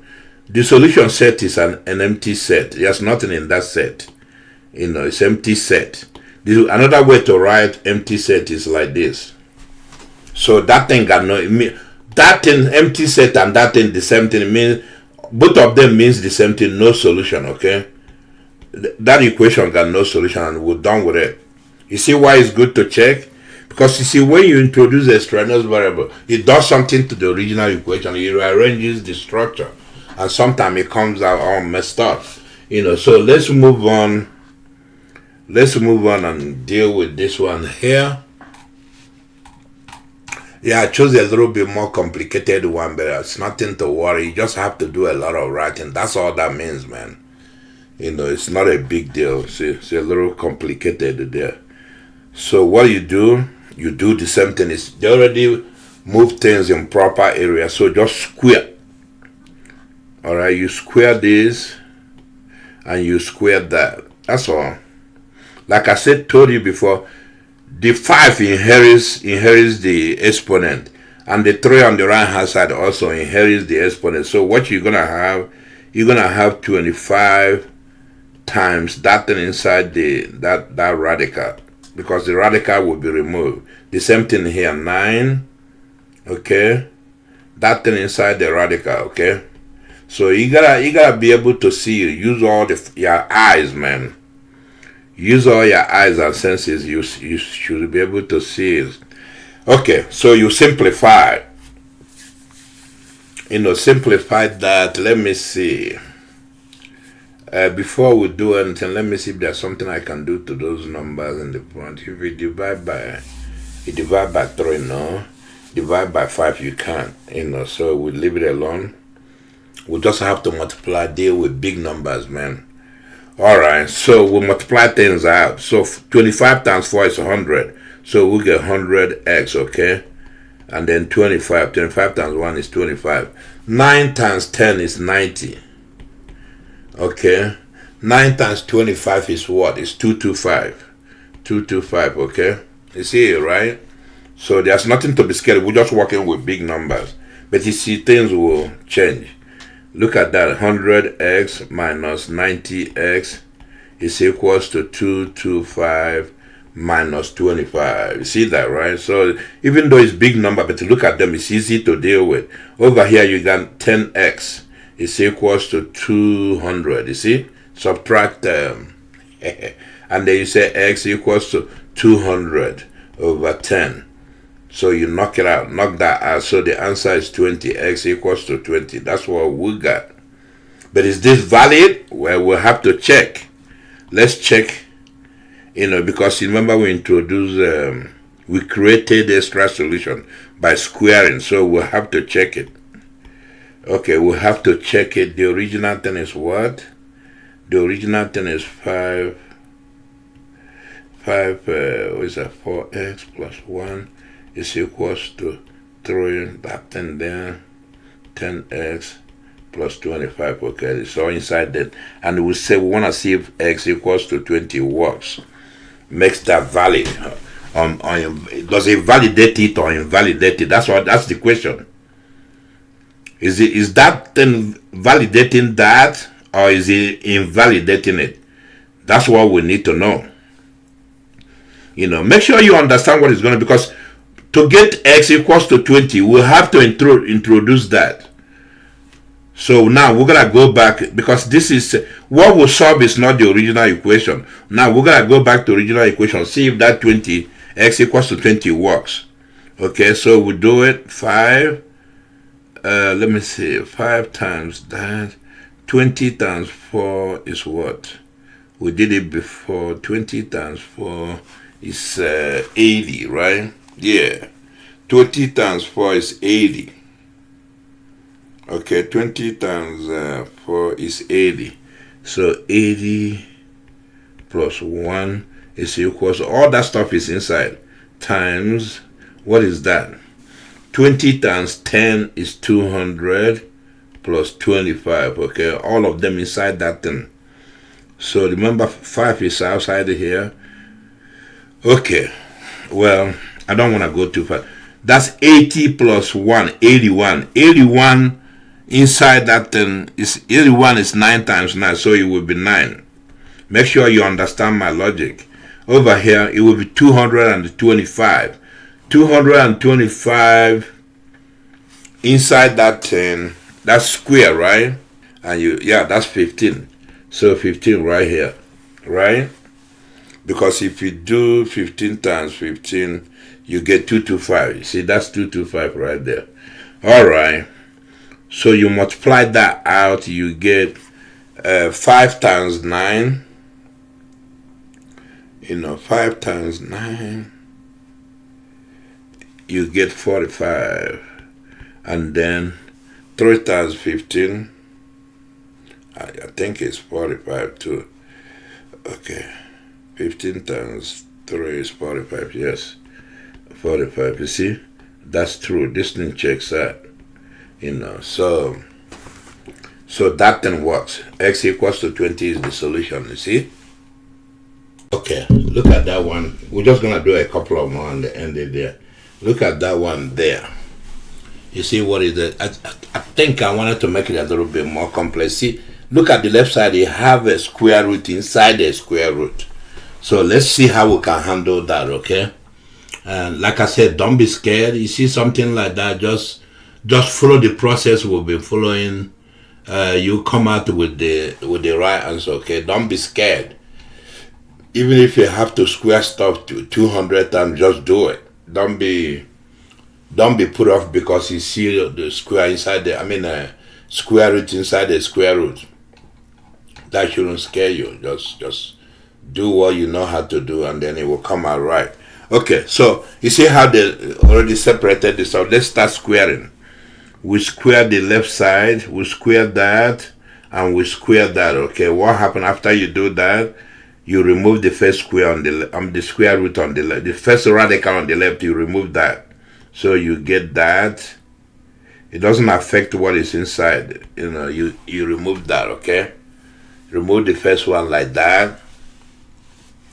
But the one on the right is removed completely. 4x plus 2, okay?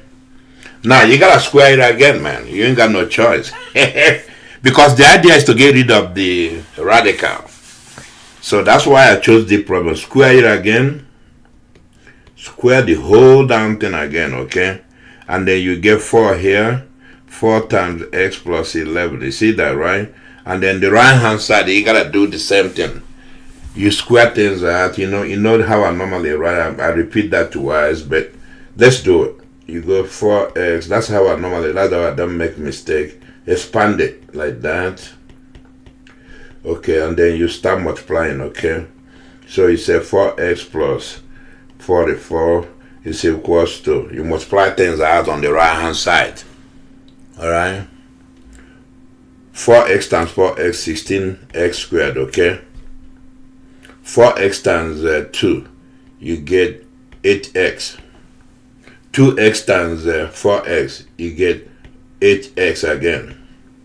2 times 2, you get 4. See? See how it breaks down? You see how things break down? There's nothing to be scared of. Then you combine, it's gonna be a quadratic equation. You combine stuff on one side and put the constant on the other side, okay? So then you have, let's see, 44, all right, minus 4 here is equals to bring 4x the other side, 16x squared. Combine those two, it becomes 16x, okay? 16x minus 4x. You already moved to the other side, okay? So you keep going. So if before equals to, what is that? 16x squared. What is that? Plus 12x, okay? So you combine both sides. What do you get? You need to get a nice quadratic function, okay? It becomes 0 equals to 16x squared plus 12x minus 40. See that, right? So you get that, right? Okay. So use whatever method you want. Use whatever method you want. This is a good quadratic equation. Use whatever method you want. I might have to take more space. Okay, I will have to take more space. I'm gonna delete because I want to take my time and show you how to solve that. So let me move the other one out of the way. I'll move it out of the way, okay? Let me clear this out because I want to show you how to solve that properly. Let me clear that problem, okay? So we keep going, no big deal. We'll go wherever it leads us. So I would like to write it like this: 16x squared plus 12x minus 40 equals to 0, okay? All right. Now, notice what is going on there. Look at it carefully. If I divide stuff, you're not breaking any rule. Divide everything by 4, you get 4x squared plus, 3x minus 10 equals to 0.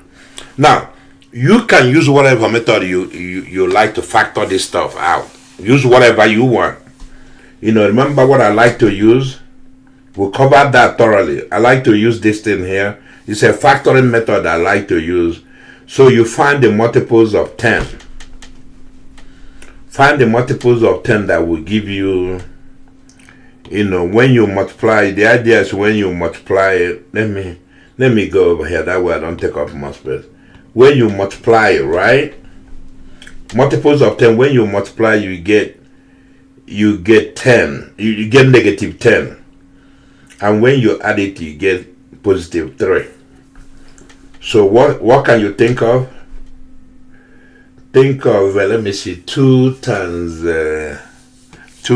3, right? If we put, hang on a minute, if we put, let me see, 2, let's use 2 here, 2 and 5. Well, let's do 2 times 5. What is 2 times 5? 2 times 5 is 10, okay? But which one is going to be negative to give you that? And don't forget we'll have 4x here and the x here. You can split that into 2 too. But let's see what works. If you do 5 times, that's too much. So let's move that around. That's how I do my thing, you see. You do whatever you want. You can use the quadratic formula. You can, what do you call that? Complete the square. Okay, 4 times that, it will give you positive 8. 5 times that will give you 5x. So look at that. 5x plus 8. Yeah, this thing will work. 5x plus 8. Suppose we'll do negative 5x. Yeah, so we put this negative. Notice what is going on. Negative 5 times positive 2, you get negative 10, okay?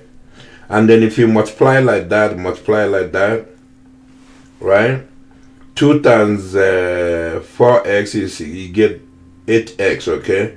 2x times negative 5, you get negative 5x. If you add those two, what do you get? You get 3x. So these will work. You see, 3x and negative. So these will work. These are our factors here.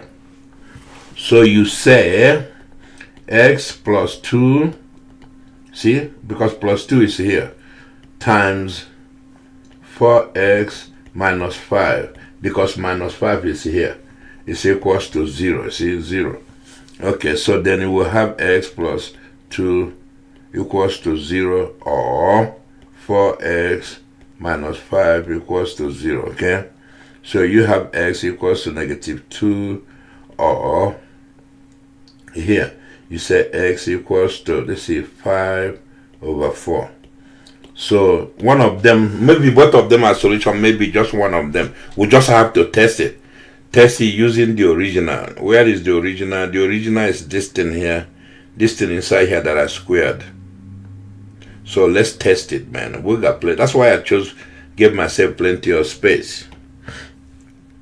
Let's check that. Let's check that. So what? Let's copy that over. Let me see. We'll copy that over. Is this? Let me see. 2x times that thing. And that thing is inside, right? X plus 11 is equals to, like that, 4x plus 2, okay? Yeah? 4x, yeah. So that's the original there. That's the original there. So, and then we say, let's choose the first one, x equals to negative 2. Will it make it true? Well, we'll check. So we'll have 2 times negative 2 plus 11 equals to, we put negative 2 in here, you get negative, what is that, 8 plus 2. Let's keep going. Oh, don't forget the stuff outside, man. I thought there is stuff outside here. No, nothing outside here. Okay, fine. All right. So we keep going. What do we get? We get 2 times that thing in there. You subtract that, you get 9, right? You get 9. I'm writing sloppy. You get 9 right there. It's equals to, what is that? You get, is this correct? Yeah, it's correct. You get negative, let me see, negative 6. I see something wrong. It won't work. Because that's not a real number right there on the right hand side. But let's keep going. You get 2 times 3, okay? Equals to that. Okay, we get 6 equals to that, which is false. This is false, man. False. So that solution won't work. This one won't work. Okay, so let's try x equals to 5 over 4. Man, we're taking a lot of space, man. Yee! Well, let's do it over here. It's okay. We'll do it over here. You know what? Let me change color too. I'll use a different color. We got plenty of colors here. Let me use a green color or a blue color. So we're checking this here. we're checking that in there. 2 times that in there. X plus 11 equals to that in there. 4x plus 2, okay? And then we said, what is that right there? It's x equals to 5 over 4. Will it make that in true? Okay, we don't know. We'll put it in there. We'll put it in there and then we'll check. That's all we can do. We don't really know until we check it. So we'll put that in there. What do we get? We'll get that 2 like that. 5 over 4 plus 11 equals to that. What is that? 5 over 4 times, what is that? Times 4 plus 2. Keep simplifying. Inside, what do you have? All right. This is where we bring out our scales in there to solve that thing. What is that? Man. I need to have common denominator to add that together, okay? Sorry. Common denominator would be like, okay, so 11 over 1. What can I do? So actually, multiply that in by 4 over 4. So you get 5 over 4. Multiply this one by 4 over 4, you get plus 44 over 4, okay? All right. You just have to eyeball it, see what will work for you, you use it. It's equals to, let me see. What is the right answer? This will cancel that, okay? So you have there 5 plus 2, okay? All right. So on the left side, what do you have inside there? Don't forget you have 2.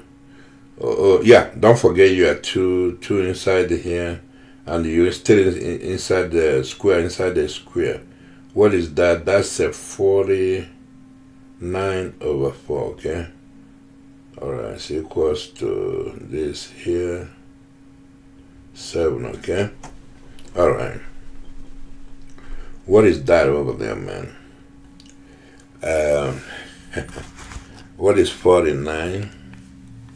You're dealing with 49 over 4. What is that? 49 over 4. We don't want to multiply that out, but what we can do, let me see. Actually, you don't want to, don't combine and don't simplify anything. 49 is, how do you produce 49? And how do you produce 4? 4 is 2 times 2, right? So this is where you bring all your skills to bear. You don't want to make any mistake by multiplying things out. I think 49, oh man, what is wrong with this thing here? 49 will give you, sorry, 49, yeah, is 7. So over here is, you do, see, basically what you do like that, 49, it goes 7 times 7, 49 is 7 times, I'm sorry, 7 times 7, you see that? Over 2 times 2, right here, is equals to that, 7.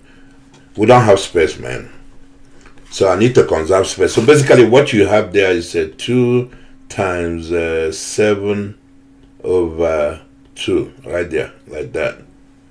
That's all you have there. You multiply that cross out, you see? So I'm glad. I think we almost conserve space. If you cross that out, then you have this 7 is equals to, oh, I'm sorry. I'm going to confuse some people. Let me clear it a little bit. Sorry about that. Because some people will get confused, man. They need to see what I'm doing. Let me take more space here.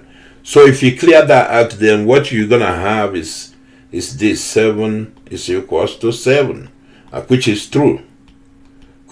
So that's what we end up with. It's true. So that thing is true, man. Basically, that it checks out. This one checks out. So that's the solution right there. X equals to 5 over 4. And then we're done with that one. So you can check it out. check it out yourself, see if I made a mistake. But I know it's correct. But you have to do this painful task of checking the problem, because you're dealing with fraction right there, man. You see, it makes it a little bit painful. Okay, so let's move on, because I'm almost done. I want to finish this today. This might be this my last one? Yeah, that's my last one. I want to done with that. Let's do this one. Let me see. I thought I had another one. Hang on a minute. Did I do two of them already? I did that one. Oh man, I thought I had another one. Okay, sorry. I don't know what I'm doing. Let me pause this and just see what I'm doing. Okay, it's okay. I guess I decided to do one of them. I thought I had two of them with radical inside the radical, but it's okay, because I'm running out of time. So let's knock this out, and then this will be the last one, and then I go to complex number. Okay. So how do you approach this, man? How do you approach that? What do you do? You look at it. I think it's set to go, but I chose this on purpose. That way, you don't think the only thing you do is square root. You do other roots. This is cubic root. Okay. So what you do the same thing with the root. Look at the root. You see, that way you see what you want to square or cube it. This time we'll cube it. We'll cube everything right there. Cube it like that. Like that, okay? If you do that, then the radical will disappear. Then you get x squared plus 2x plus 8 is equals to the same thing on the right hand side. Radical will disappear there. Then you get that, then you get that. See that, right? Okay. So that's why I want to do this problem. That way you can see what happens, when you, do it right, you see. So now it's left to us to combine stuff. Move the variable to the left. So you have x squared minus x squared. Alright, so plus 2x minus 3x. Alright, is equals to 12 minus 8. You see that, right? So this cancel that, and you get negative x is equals to, what is that? 12 subtract 8, you get 4, right? Yeah. And then so you want to have x that is by itself, nothing multiplying it. So you can say x equals to negative 4. That's what we'll have. So we check that, see if it checks out. We check it. Checking. So the original equation is that, see. So we're gonna suffer during the checking. So you put x into that and see what, we're not suffering, but it's a lot of work. I talk like that because I'm lazy, you see. So I'm just a lazy guy. Lazy guy I am. Let me see. Okay, let's check that thing out. We'll put it inside that humongous stuff there. X equals to 4. What is that? It's like that. Okay. X squared plus 2x plus 8 is equals to. Yeah, you gotta do all that. It's a lot of work, man.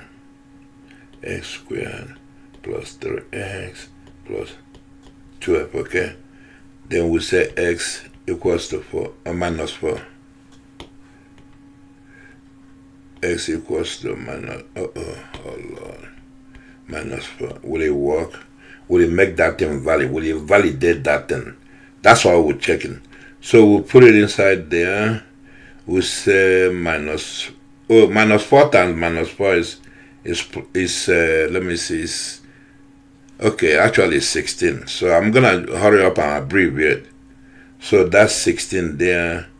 That's minus, what is that? 2 times 4 is minus 8 plus 8. Okay. Okay, equals to the same thing on the right hand side. Okay. 4 times minus 4. Negative 4 times negative 4 is 16. What is that? Negative 12. Okay. See, it actually works out so easy. So basically you have this 3, 16, okay, equals to this thing there, 16, and it's true. So our solution is good, man. That thing is good. So we're done. I'm done with the, let's end the what I call radical equation. We end it there. Let me introduce you to complex number, and then we'll end this course, okay?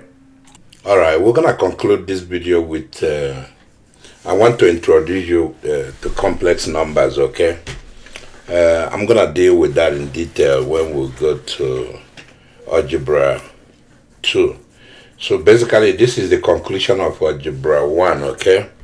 So we're gonna conclude algebra 1 with complex numbers.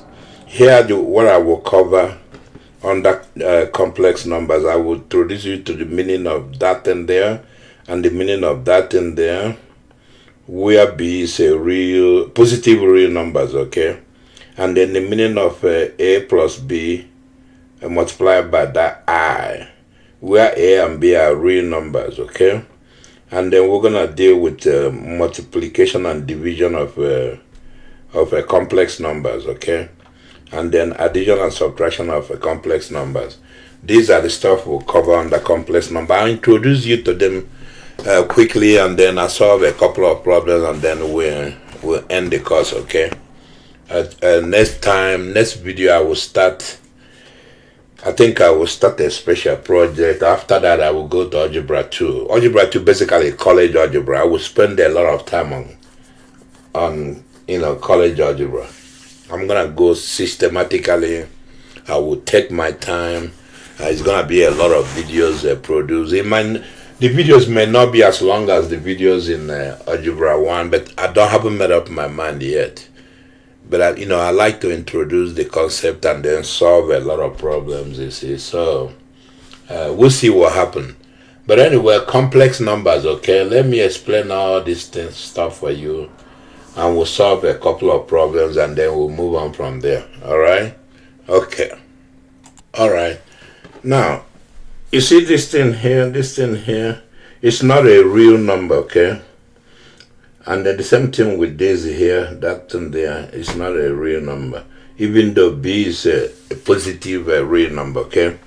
This thing is defined. This is -1 inside that, inside the square root radical, right? This is defined. This is the definition. It's defined as I, okay? That's the definition. It will make sense to you when we start solving problem, okay? And then also note that since this is defined as I, actually that I stands for imaginary. It stands for imaginary imaginary number. That's what that means. Imaginary number. It's not a real number, man. It's imaginary. That's what mathematicians call it. Okay, imaginary number. I will have more to say about that. That's what the I stand for. Notice that if you square both sides, you get -1 is equals to I squared. Keep that in mind.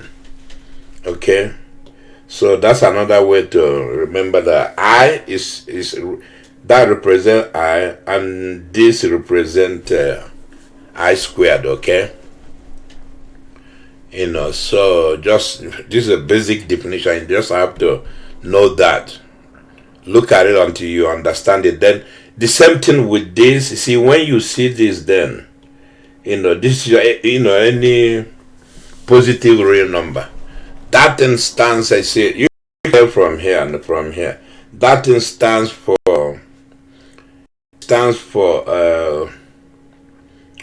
it stands for I.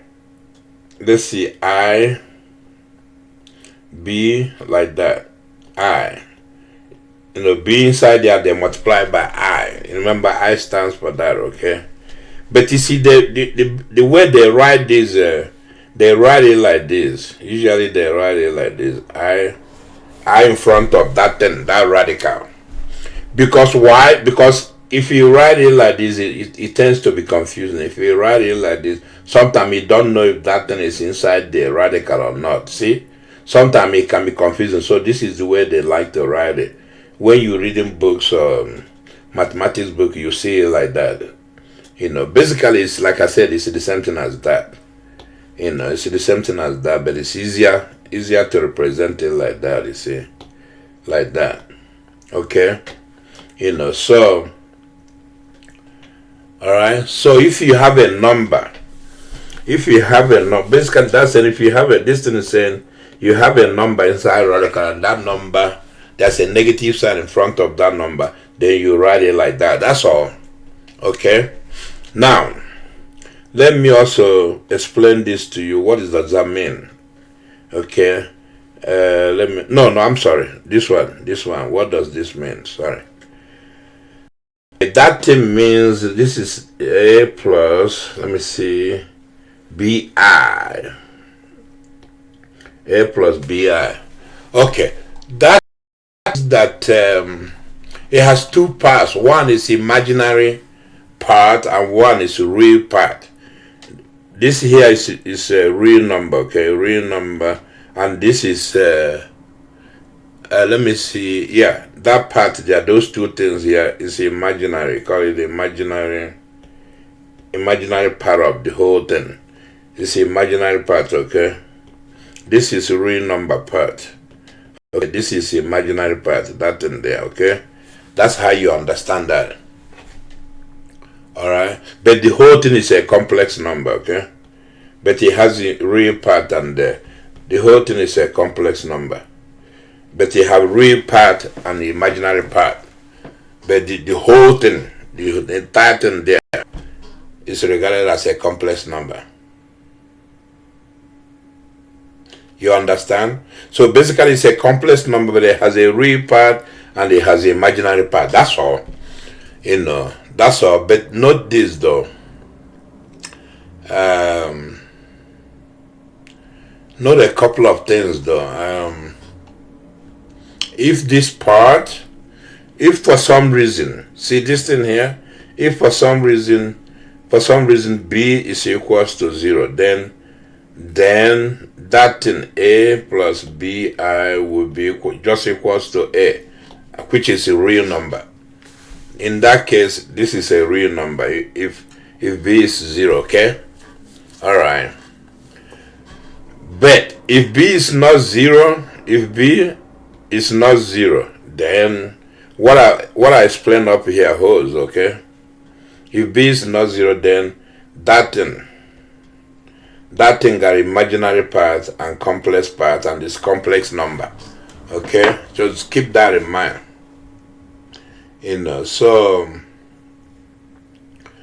Just keep that in mind, okay? When we start solving problem. That's all you need to know. So now what we're gonna deal with, let me show you how to add. I'm gonna show you, how to add and subtract, multiply and divide complex numbers, okay? It's not something I can explain. There's no way. Just know that when you're dealing with complex numbers, know that the commutative law, the associative law, the distributive law, what they call properties, they also apply. They are valid for complex numbers, okay? All those things we use to manipulate real numbers, they also can be used to manipulate complex numbers, okay? So let me give you a couple of examples. That way, examples will help you. Alright, just give me a minute. I'll find you examples. Okay, let's look at some examples. They want you to simplify all that. Notice that the number 100 is inside the radical, and then that 100 is a negative 100, okay? Anytime you have negative number inside that, then automatically you're dealing with complex number. Remember I showed you over here. I showed you that over here. Okay, right here. But let me show you. This one is also very useful. See this one here? Very useful. But let me show you how they arrive. I told you that is equals to that, okay? That is equals to that and equals to that. Let me show you how they arrive at, because it's important when you're solving problem. You have a negative B inside the radical. you can write that as, don't forget, write as negative 1 times times b. Remember, you can put, well, that's the same thing. That thing there is the same thing. This here is the same thing as negative 1 times b, okay? Inside there, then you pull the negative sign out, the negative number, you pull it out, then you multiply it by the other part that is a real number. See that? That's how they're able to get that. And then, of course, that is I. Okay, so keep that in mind. That's how you got that. You go from here to here. Okay, keep that in mind. So let's this is it's important to know how they got there when you start simplifying stuff. Okay, to simplify this, what do you do? Look at that. You can write that as negative 1 times 100. Okay, and then write that as negative 1 times 100, like that. You see that, right? See? That's all you gotta do, man. And then that is 10. This is 10 times 10. So you will get, this is I. You get I times, well, there's nothing else to do. You call it 10 times 10, sorry. 10 times 10 is, will give you 10. 10 times 10 inside the radical will give you 10. So this is I and this is 10, you see? Usually they write it as 10i, okay? In this case, you can write it as 10i, So that's how you do that. The same thing here. This is the same thing. Just keep your eyes on the ball, man. Negative 1 times 49. Okay. You remember 49 is the same thing as 49 is 7 times 7 is 49, right? And then you get I, well, I don't have a lot of space. I don't have the pleasure of space. The way I wrote the problem, basically you get 7i, okay? That's all that is saying, man. Okay, look at the next one. The next one, basically, there's a negative sign in front of the radical. So don't leave that, but don't let that confuse you. Leave that out there. And then basically you can say negative 1 outside, okay? Don't let that confuse you with negative 1 inside the radical, okay? And then here you get negative 1 here, and then you have 121, okay? So that's basically, I don't have enough space. Negative 1 times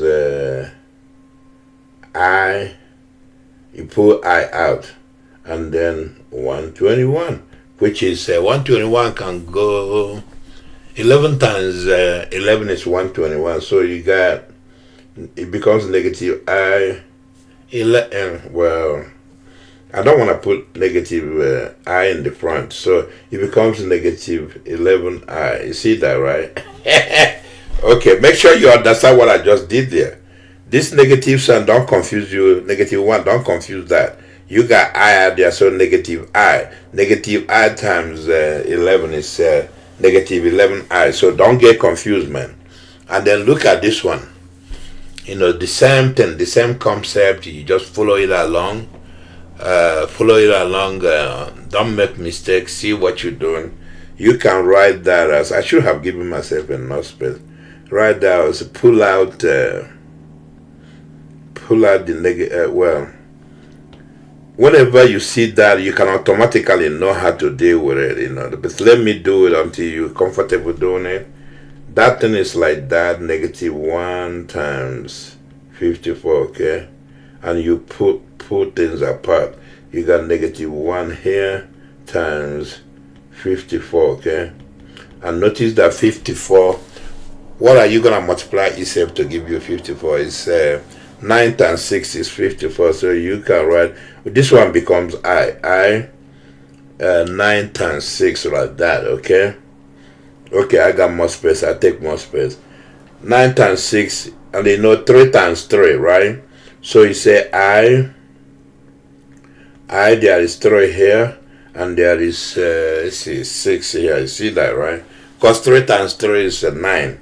you put 3 out and then 6 left, and then you rewrite this the way they want you to rewrite. Basically, it's 3i, that in there. Okay. All right. So that's what is going on. Let's do multiplication. Say multiply those two. Again, based on what we did over here, you should now know how to go about doing it. You do it any way you want, but notice that you can first understand what those stand for. Try to understand what those two things stand for. Notice that sometimes you can do this in your head. Notice that 4 negative 1 times 4 like that is the same thing times negative 1 times 9. You see that, right? Notice that boils down to I, because 2 times 2 is to give you 4, right? So that boils down to 2i plus, look at that, 9 times 9 I'm sorry, 3 times 3 give you 9. So basically 3i. I don't know if you can see that. Do you see that? Actually, no, sorry. I messed up here. It's where did I get plus from? Yeah, you gotta keep your eyes on the ball. It's that. Okay, let me clean that. You don't want to confuse you. Okay, so I was dealing with the radicals. Once you get what is inside the radical, you multiply it like that. Okay, notice what is going on, man. Again, they play with numbers, man. Okay, look at the real part. 3 times 2 is 6, right? And then you have I times I. You see that? I times I, keep going, is 6i squared. What is I squared, man? You remember what we did? Let me show you. What is I squared right here? We did I squared somewhere here. Right there. See I squared? I squared is negative 1. Okay? Okay, so that becomes negative 6, because basically what you're doing there, let me expand it where you can see, is you're doing 6 times negative 1. That's the same thing as negative 6. You see that, right? So you can start with complex numbers, you end with real numbers. Okay? You see that, right? So just understand the definitions and then you go there. There's nothing to be worried about. Let's do the next one. Okay. So I know there's nothing can be pulled out. There's no factor 3 or factor 7. So from there, let me see, 3 times 7 is 21. Okay, so notice what is going on there. Notice what is going on there, right? You can just approach it systematically until you're comfortable doing this. You can write this as automatically. You can know that is that times that. Okay, I squared, all right, and then this thing in here, 3 times 7. Okay, and then it's I squared. What is 3 times 7 is 21, right? So it's 21. 21 inside the radical, right? And then what is I? What is I squared? It's negative 1. So what do you have there? Negative 21 inside the radical. I see that, right? So this is how you approach it. Just approach it the way it makes you're comfortable. Look at that one. How do you see that? So you pull I out. Okay, pull I out and go. Let me see. Yeah, pull I out and pull I out here. All right. So what you have there is I squared and then 2 times 8. You see that, right? What is 2 times 8 is 16. And it's like I 16. Okay, we know that thing will be 4, right? I times 4. The same thing as negative 4. You see? So basically you can start from complex and go to I mean, start from complex number and go to real number. Okay. Look at division. Say divide. How do you proceed? The same thing. It's nothing. You see, the same thing you did. Division is opposite of multiplication. You just do the same thing. Play with it around. What is that? I 75 over I. Okay. I 3. It's interesting. I crosses I out, right? So everything applies. Whatever applies to regular algebra applies here too. So you can write this as 75 divided by 3. Okay? Remember we talked about that in the previous what is 70? Divide 75 by 3, you get 25, okay? 25, and that is 5. You see that, right? So you start with complex stuff, you end up basically the idea that I is equals to -1, it helps you to solve problem. Without that, we wouldn't know what to do with that, man. That's all. It's a convention. A convention introduced by mathematicians to make life easier for them. So you represent that as I, -1 as I, and then you manipulate the whatever is there, and then you come out on the other side, come out smelling right. Okay, let's do that one. The same thing. Okay, I right there, 32 over that. Notice this. I, okay, 32 over 8. You see that? So when you're comfortable with stuff, you can play around with it, man. You see what I'm saying? You play around with the stuff. So it's nothing to be worried about. You just knock it out. 32 divided by 8 will get you 4, right? Yeah. So you got I right there, 4. And that thing will becomes 2. 2 times 2 is 4. So you got 2I. Let me find more examples, okay? Okay, look at this one. They want you to add, add those again. Like I explained to you, this is the what they call real part, and this is real part. This is imaginary part, okay? Imaginary part, real part. Imaginary part. I mean real part, imaginary part. So basically, the idea is to add. Still, you add the complex. To add the complex number, you add their real parts together, and then you add the imaginary part together. You don't mix it up. You can't, because you see, this is real part, this is imaginary part. Real part, imaginary part. So you add the real to real, imaginary to imaginary. Okay, that's all. So that's it's not a rocket science. Okay, so basically you go like this: 2 plus 6, all right, and then plus, right, 3i plus 4i. Okay, you can write it like this: 2 plus 6. Okay, after a while you can see stuff. 3 plus 4i. Okay, so you notice you're adding that and that. So basically what you get is you get 8 plus what is that, 7i. You see that, right? That's all you're gonna get, man. You cannot you cannot do more than that. Look at this one.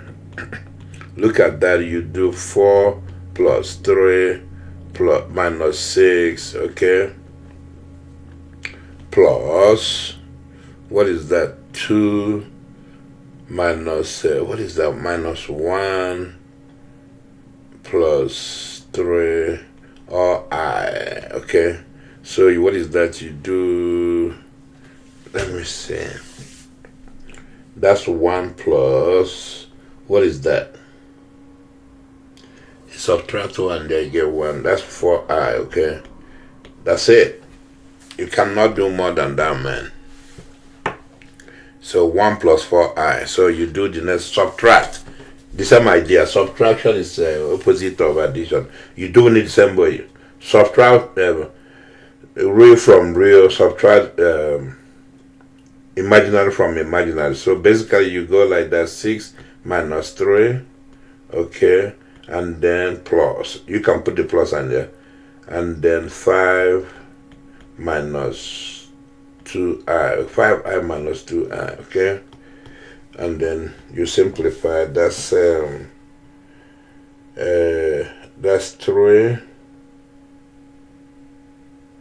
plus, what is that, 3i, you see that, right? If they want you to, you can write it like 3, well, no, you can't. You can't pull 3 out because the other one is imaginary, the other one is real. So that's your answer there, man. You can't do no more than that, man. Because this number here is not real. It's not real 3, it's imaginary 3. See, keep that in mind. So you cannot pull 3 out and say then 3 in bracket to 1 plus I. No, you can't do that. Alright. Look at that one. It's the same thing as 7 minus 8, okay? And then plus minus minus 3i minus, what is that? Minus, so you see that subtraction sign there, because that one is subtraction too. So basically you're subtracting like that, subtracting negative 6i. You see that? So let's simplify that, get that out. It's negative 1 plus, that's the real part there. What is that in there? That is negative 3i plus 6i. You see that? Negative 1 plus, okay, 3i. You see it, right? I mean, you gotta also observe the laws of handling a negative sign. Another way to write this, you see, that's correct right here, right? Okay.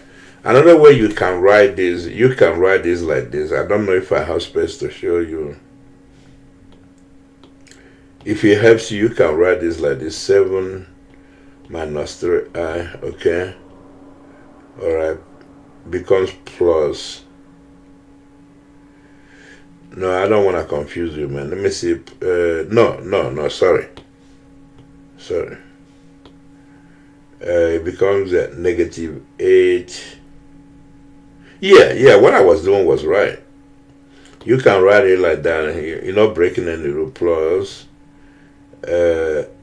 negative 8 positive 6. Yeah, see? Notice that. You can write that like that. Notice that. Let me deal with that. You see, we get the same thing. Let me show you. Notice that you will be, now you stay real with real, imaginary with imaginary. So 7 becomes 7 minus 8, okay, and plus, what is that? Negative 3i plus 6i. You see that? So keep going. Just want to show you, you come with the same result. You're gonna land with the same result we did before. Sorry, this is negative here. I'm sloppy, man. Okay, if you keep going, what do you have? You have negative 1 here plus, what is that? Plus 3i. See?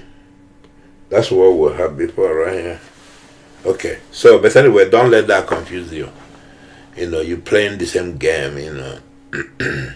Suppose you're given something like this. You could be given something like this. 4i, okay, multiply 2 plus 3i. How do you approach that? The same thing, man. You multiply, you use FOIL. Multiply everything. You can't leave anything behind. The rules we used before apply here. You go 4i times 2, and then you do 4i times 3i, okay? Yeah, you have to do it like that. You know, what is that? That's 8i plus 12i squared. You see that, right? How do you simplify that? That's 8i negative, what is that? negative 12. See, you can write it like negative 12 plus 8i, like that, because this is a real part, a real, that's imaginary. Okay, see that, right? Okay, so don't get confused, man. The only way you gotta pay attention is when you're adding imaginary to. That's where you kind of breaks the what would know before. You add real to real, imaginary to imaginary. Okay, but when you come in here, you gotta do the multiplication we know, man, the way we know it. Okay. Yeah, when you deal with something like this, you use for multiply everything inside the bracket with everything outside the bracket, and you move on. Okay. There's no other way. You can't get around that. You see. Okay. Look at this kind of problem. Before we multiply the one factor with one with stuff inside bracket. Now we have two brackets. Okay. So you apply for it normally the way you apply it. You don't multiply imaginary with imaginary and the real with real. You apply the whole. You use the whole process. Okay. When you're doing multiplication, so you take 3. Actually, if you want, you can. That's what we normally do. This is what we normally do. You can take 3. You take 3. You multiply this. That's what we normally do. It's not different from what we do before. And then you take 3. Okay. Let me see. You take 3. You multiply that. And then you take 5i. Okay. And then you multiply this. That's what we normally do. It's not different. So, but anyway, let's do it. We'll start with 3. 3 times 4, 12. Okay. 3 times 2i, you get negative 2i, you get negative 6i. Okay. And then we'll go to 5. 5 times 4, you get 20i. I mean 5i times 4, you get 20i. Then 5i times 5i times negative 2i. What do you get? You get 10. You get negative 10i squared. You see that, right? All right. So you simplify that thing. You got all the i's here. I mean all the complex. The imaginary part there. So this is the real part here. So you start adding on. These are the same. You add them, you get plus what is that? 14i, and then that one would you can. Well, let's go step by step. Look at that. You can write that as 12. Let me see. 12 plus 14i, and then this one you. This is squared, sorry. This one you change it to negative 10 times negative 1, you remember? So 12, well, let's go here. It's 12 plus 14i plus 10, okay? So that's the same thing as 12 plus 10 plus 14i. So you keep going, it will be 22 plus 14i. See? You can't do more than that, man. So that's how you do it. You multiply everything like we normally do. So let's do this one. So you say 2 times 1, you get 2. 2 times negative 5i, you get negative 10i, okay? And then you say 3 times 1. 3i times 1, you get plus 3i. Okay, 3i times negative 5i, you get, it becomes negative 15i squared. You see that, right? I squared right there. So you simplify. You got 2. Look at those, you can add those. It becomes negative 7i minus 15 times negative 1. Keep going, 2 negative 7i. Okay, that's plus 15. What is that? Cos 17 minus 7i. You can't do more than that, man. There's nothing else you can do there. You're done. You see what is going on, right? But let me show you something. Let's solve this example. I will show it, then I will explain it to you. Let's do this one. Suppose we do 3 plus 7i. Okay, 3 minus 7i. Let's do that. Okay, we multiply that out. There's something there. I don't know if you noticed. We talked about that when we did rationalization. When you rationalize the denominator. But let's go ahead. I will show you. Then I will. I know you probably forget, but I will explain it to you. Watch this. 3 times 3 is 9. And then 3 times negative 7i. What do you get? You get negative 21i. Okay. And then 7i times 3, you get plus 21i. Now 7i times negative 7i, you get negative, what is that? 49i, right? You see that, right? Okay. Now you simplify. Let's simplify that then. You got 9. Look at that. That cancels that, right? 9 minus 49i. Actually, no, sorry. It's squared, man. I forgot to square it. Okay. Alright, what does that mean? That's the same thing as 9 minus 49, negative 1 over here, okay? Keep going. What is that? That's 9 minus plus 49. What is that again? That's, you see that, right? Okay. Yeah, plus 49 becomes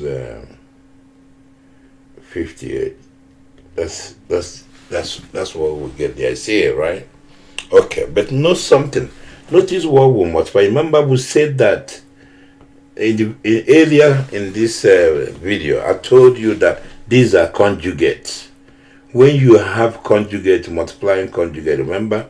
I told you when you have conjugate multiplying conjugate, it comes out like this. If you have A, this is A, right? Plus BI. You multiply the same thing, A minus BI. Automatically you get A squared plus B squared. The imaginary part disappears. That's what we just did here. But if you go through the process, you get that. You get the same thing. But look at that. Look over here. So if we follow this, what we have to do is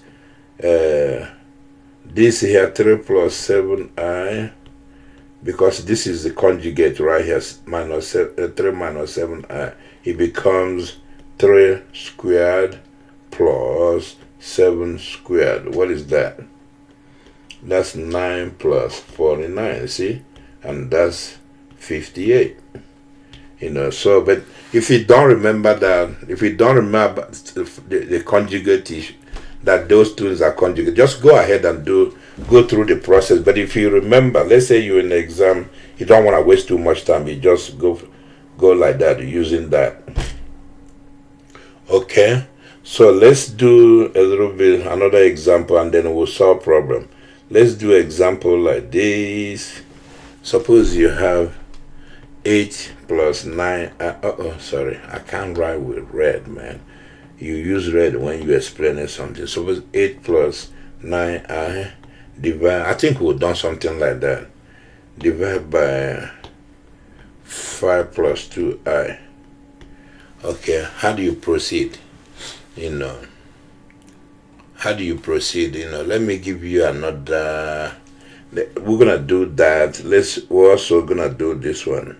Let me write here. Suppose you have 1 plus I over I. This is a second example, but let's do this first. So this one, you can really do nothing. What do you have to do? First, you have to rationalize. Okay? You have to rationalize the denominator because there's really nothing you can do. That thing is crying for you to rationalize the denominator using the conjugate of that. You gotta use the conjugate of that in there. So the way you proceed is you rationalize, you multiply with 5 minus 2i over 5 minus 2i. Notice that if you cross this out, it becomes 1. So you're not really doing anything. That's what rationalization does. So that means now you take 8 plus 9i, you multiply with 5 minus 2i, and then down here you take 5 plus 2i, and you multiply with 5 minus 2i. Notice that this one is easy to handle, but this one you gotta go through the multiplication. Notice that the whole thing becomes, in the denominator you have 5 squared plus 2 squared. You see that? And the numerator you gotta multiply it out. 5, you have no shortcut there. You have to follow the whole damn thing the way we normally do 4. You gotta do it like that. 8 times 5 is 40. Okay, 8 times negative 2i is 16i. See that, right? You see that, right? And then you use 9i to go through the formula again. So 9 times 5, what do you get? You get 45. So it's plus 45i. Alright, what of 9 times negative 2i, you're gonna get negative 18i squared. You see that, right? Okay, then you simplify all that. What do you get? You get 40. Let's start with numerator. You get 40 plus 45 minus 16. Okay, you get actually plus 29i minus 18i squared. Okay, all over, what is that? 10 plus, no, it's not 10, sorry, 5 times 5 is 25. 25 plus 4. Okay, let's keep going. Now remember, we can do something about that. This is 40 plus 29i, and then minus, that's you multiply that with negative 1, you get plus 18. See? Alright, so you get 29 here. Keep going. What do you have done? So you got 58 plus 29i over 29. See? You see that, right? You see it, right? Okay. Now notice something. The way they set up this problem, right? The way they set up this problem is amazing. Notice that 29 plus 29 is 58. So it's up to you what you want to do. Once you're here, you can leave it like that, but I don't think your teacher will be happy with you. You can, because they have this common denominator. You can say 58 over 29 plus 29i over 29. See? And then it becomes, that thing goes there, 2, it goes in, this one goes in 2, it becomes 2, plus this one across that, it becomes I. You see that, right? So that's your answer right there. So you always have to keep your eye on the ball, man. So we're done with that. Let's do this. Let me bring the second one. This is 1 plus I over I. This is the one I wrote down here. We take the space. We got more space. So let's work with that. How do you proceed with that? How do you handle this one? What do you rationalize? Do you rationalize anything? Yes, you are. This is a little confusing, but you have to, once I is involved, it's a complex. I say, whenever you have idea, that's a complex. It's a complex number. Don't forget that I came from somewhere. I said this here. So basically, in that denominator, what you have is there. So you have to rationalize it. Rationalize it with negative I over negative I. Okay, because that's the same thing. So you basically rationalizing with this negative 1 over negative 1. Okay, so don't forget that, because that we're trying to remove that from the denominator. That is in the denominator right there, and that problem. So we want to get rid of that. So you gotta rationalize with that, with negative of it. When you rationalize, you use the negative of that, whatever you're rationalizing. See, in the denominator you have a I, so you use negative I to rationalize it, like that. So you go ahead and go through the process of multiplying things out. So basically what you're gonna do, you're gonna have 1 plus I times negative I, like that, in the numerator. And in the denominator you're gonna have I times negative I. You see? So that's not difficult to see. Then keep going.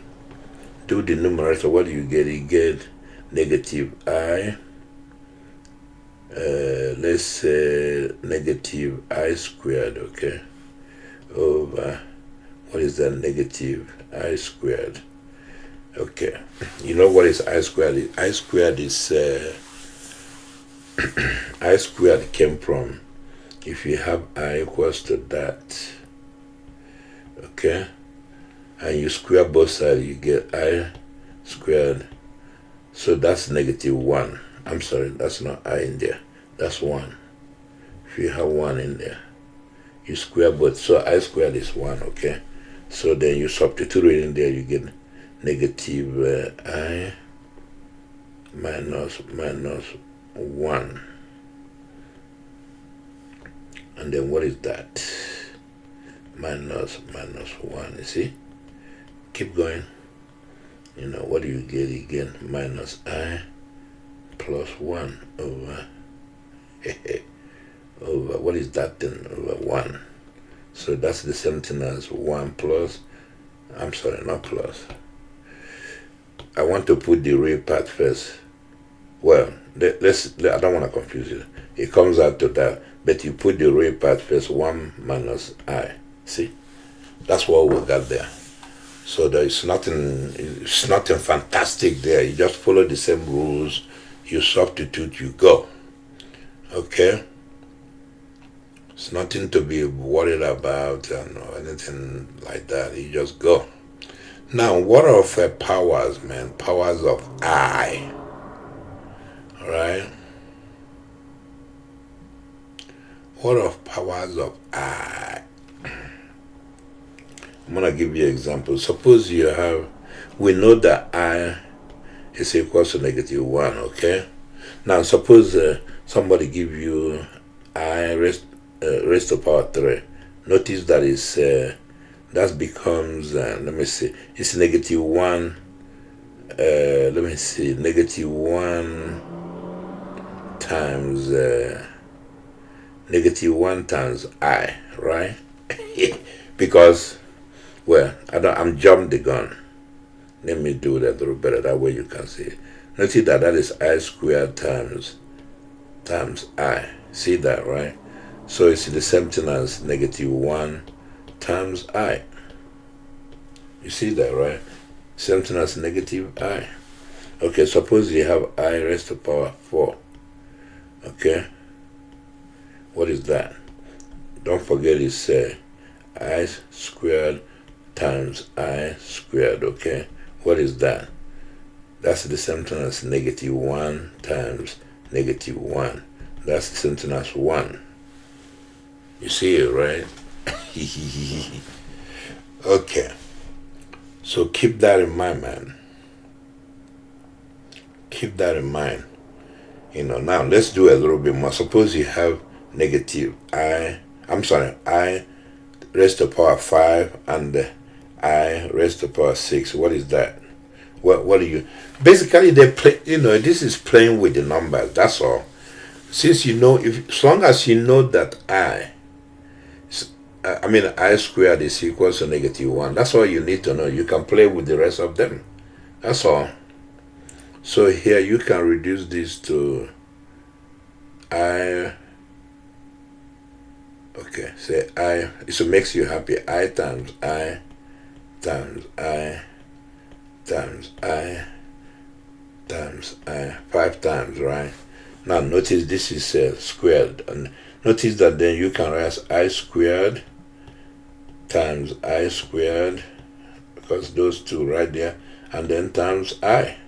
What is that? Let me move this down here. Let me move this down here. That way I can explain this to you properly. So that's the same thing. What is that? What is that?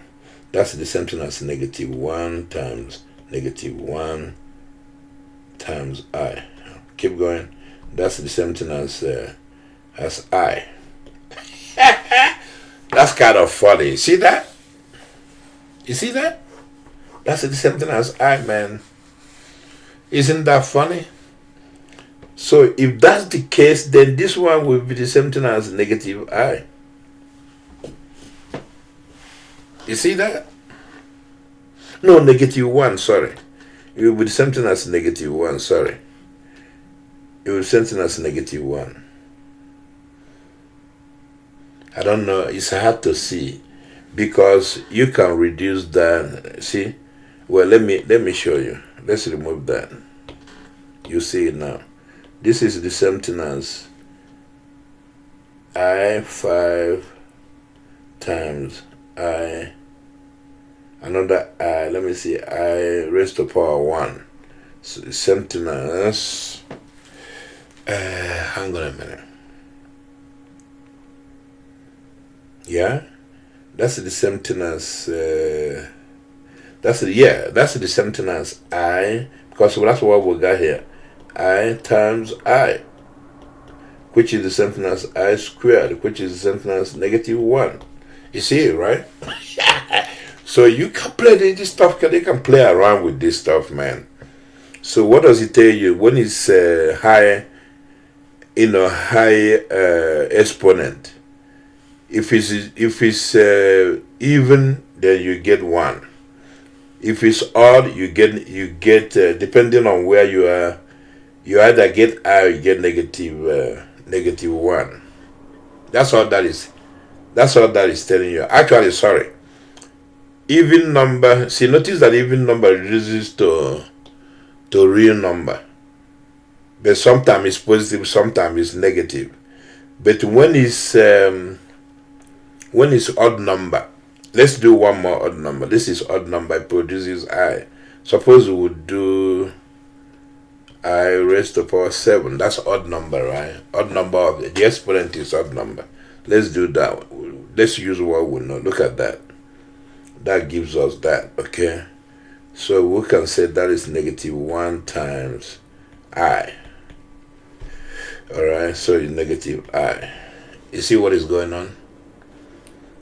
So you can go through that, see what is going on, man. When it's odd number, it gives you either I or -I. When it's even number, it gives you either 1 or -1. That's how you, let's do one more. Suppose you have 8. I'm sorry. Suppose you have I raised to the power 8. Look at that. We got that. That's -I times I. What is that? That's -I squared. What is that? That's negative. That's negative. Well, 1 times negative. What is a -1? Yeah. So what is that? That's 1. See? So it really looks like magic, but it's not magic. Okay, so you know what I've noticed now? If I is raised to the power 0, it's still 1. because you remember in the when it's a real number, any real number raised to power 0 is 1, except 0. 0 raised to power 0 is not defined. Undefined. This is undefined, okay? Undefined. This is undefined. It's not determined. But that raised to power 0 is 1. That anything raised to power 0 is 1 except 0. You can't raise 0 to power 0. No, nobody knows what is that. So keep that in mind. So supposing you are giving something like this, if you're giving, they say simplify. It says simplify. It says to simplify I raised to power -2. Simplify I raised to power 12. You see, you can be given anything like that. Then what do you do? Well, there's always a trick to everything. From what we discuss, that's the same thing as I, like that. That's the same thing as 1 over -1. Same thing as -1. See that, right? That one is easy. What of this one? This one, you can write it as, we know that, what is that we did over there? You might have to memorize some of it. Look at that. That is 1. Raised to power 4 is 1. So we can say I, this is the same thing as I raised to power 4, and then I raised to power, that's, what is that? Another 4, which is 8. Raised to power another 4, which is 12, you see. So because, you see, that's the same thing as I, 4 plus 4 plus 4. 4 plus 4 plus 4. Okay. So basically we know that thing is 1. This is 1, 1, 1. So the whole thing is 1 then. You see that? Oh my God, that's funny. Because we know this is 1. This is 1. This is 1. So, see, that's why it's good to know how to manipulate stuff. It's kind of funny, man. But anyway, that's what is going on. Let's leave it there. I'll solve some a little bit more problem. I'm not gonna solve too many of them, and then we quit. Okay, so we're gonna solve a bunch of problems now, and then after that we'll conclude this thing. Okay. The first one there, you just multiply those two. Multiply the radicals, nothing more, nothing less. Okay. Remember what we said. You just do like we normally do. All the rules we'll use before I apply here. Basically, say perform the indicated operation. I don't know how else to write it. This is just multiplication. So you go. Remember what that means right there. You pull the I out. I 5 right there. You pull it out. If you want, use the bracket. Okay, pull the I out times that. You can write it as that I. Okay, let me see. You can write it as 5 times 13 like that. Which is what? Which is 5 times 13 is 65. Yeah, 5 times 3 is 5. 5 times 5 is 5 plus 1, 65. So 65. Actually, I made a mistake. Hang on, I gotta move that off the way. It's the same thing as I 65. Okay, and we're done with that. This is 65. Sorry. Okay, so we knock out this one too. Okay, those you got two. Those are two negative number inside those two radicals. So you pull I out, I 9. Okay, multiply. You pull I out, and you write 81. You see? Okay, so you keep going. You see what I'm doing, right? It's not that confusing. Put them out. Once you put them out, 9 times 9, the other one is, let me see. No, this one is 3 times 3. That one is 9 times 9, okay? Then it becomes 3i times 9i. See? You see that, right? So it becomes 27i. I squared. See? And 27I squared is the same thing as 27 multiplied by -1, which is the same thing as -27. That's all. You can't do more than that, man. Okay, we'll move on. Look at that one.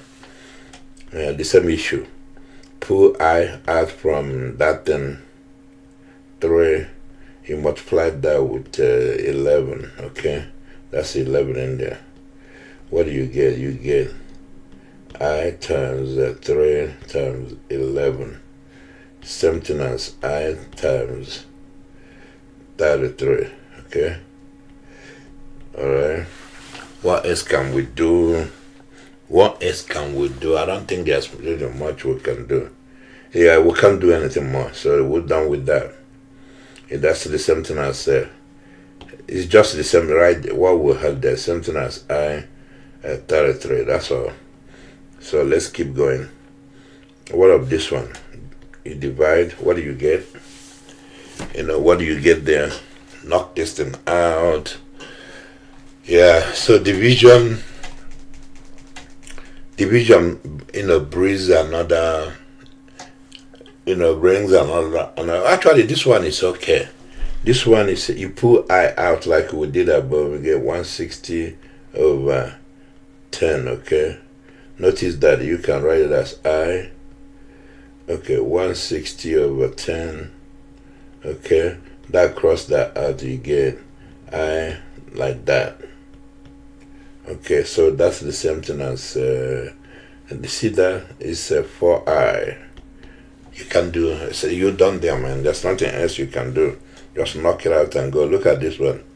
The same issue. You just follow the process. The negatives is outside. You preserve that. You can write it as -1. Okay. You preserve that out there, and then inside you put the negative out. It becomes I. Okay, 100 over. Put the negative down there. I over 25. See, I bet you I cancel out right there. I cancels I. You get -1. Okay, what is that? That's 10 times 10 is 10, and then 5 times 5 is 5. 5 divide that. What do you get? You get 2. So the whole thing, the whole damn thing, is -2. You can't do more than that, man. So you just knock it out and go. Don't be wasting time. Go. You did it right. Don't worry about it. Just keep going. Look at number 6. Now it's multiplication. Addition. We need to add that. Remember, in addition, you add real part to real part, imaginary to imaginary. So we do that. What do we get? 3 minus 4 plus 2I plus 5I. Remember that? Okay. So you keep going. What is that? That's -1 plus, what is that? 7I. Okay, so it's something as -1 plus 7I. That's it. You can't do more than that, man. There's nothing else you can do. Alright, so once you think you did it right, don't worry about it. You're done. Just move on, okay? So let's go to the next one. What does it say?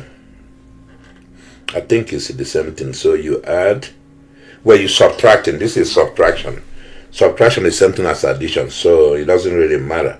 You say 9 minus 3, okay, plus, what is that? This is I, plus I minus 2I. See here, right? Make sure you don't make mistake. That's 6 plus, actually 6 minus, what is that over there? Minus I. Okay, so you see that, right? I don't think that you can do anymore. You done your best right there. You cannot do anymore. 6 minus I. Okay, so we'll move on to the next one. The next one is right there. What are we doing there? Okay, it's a little bit complicated, but we'll work it out. You just follow the logic of what you know. It's not that hard. You follow it, you knock it out, and then you keep going, okay? So let's knock these out. You start going walk from inside bracket outward. You start from inside bracket, okay? See what they did? They didn't here. They did subtraction here. Wherever you get there, then you add it to this one. So that's all. So let's walk from inside the big bracket. It says 7 minus, that thing is equal to 7 minus. Okay, see, you gotta be careful now. Yeah, 7 minus 4 is okay. Yeah, be careful. Okay, plus 3i minus. See that? Minus 2i. So it becomes 3i plus 3i plus 2i. Okay?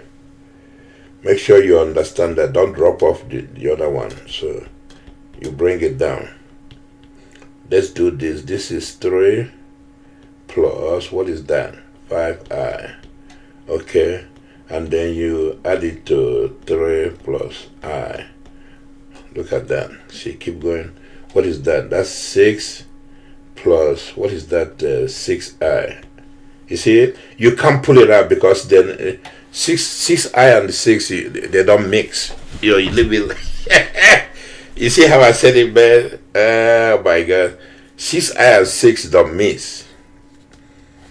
Isn't that interesting? So you're done. You're done. So you move on. You move on to the next one. What is that?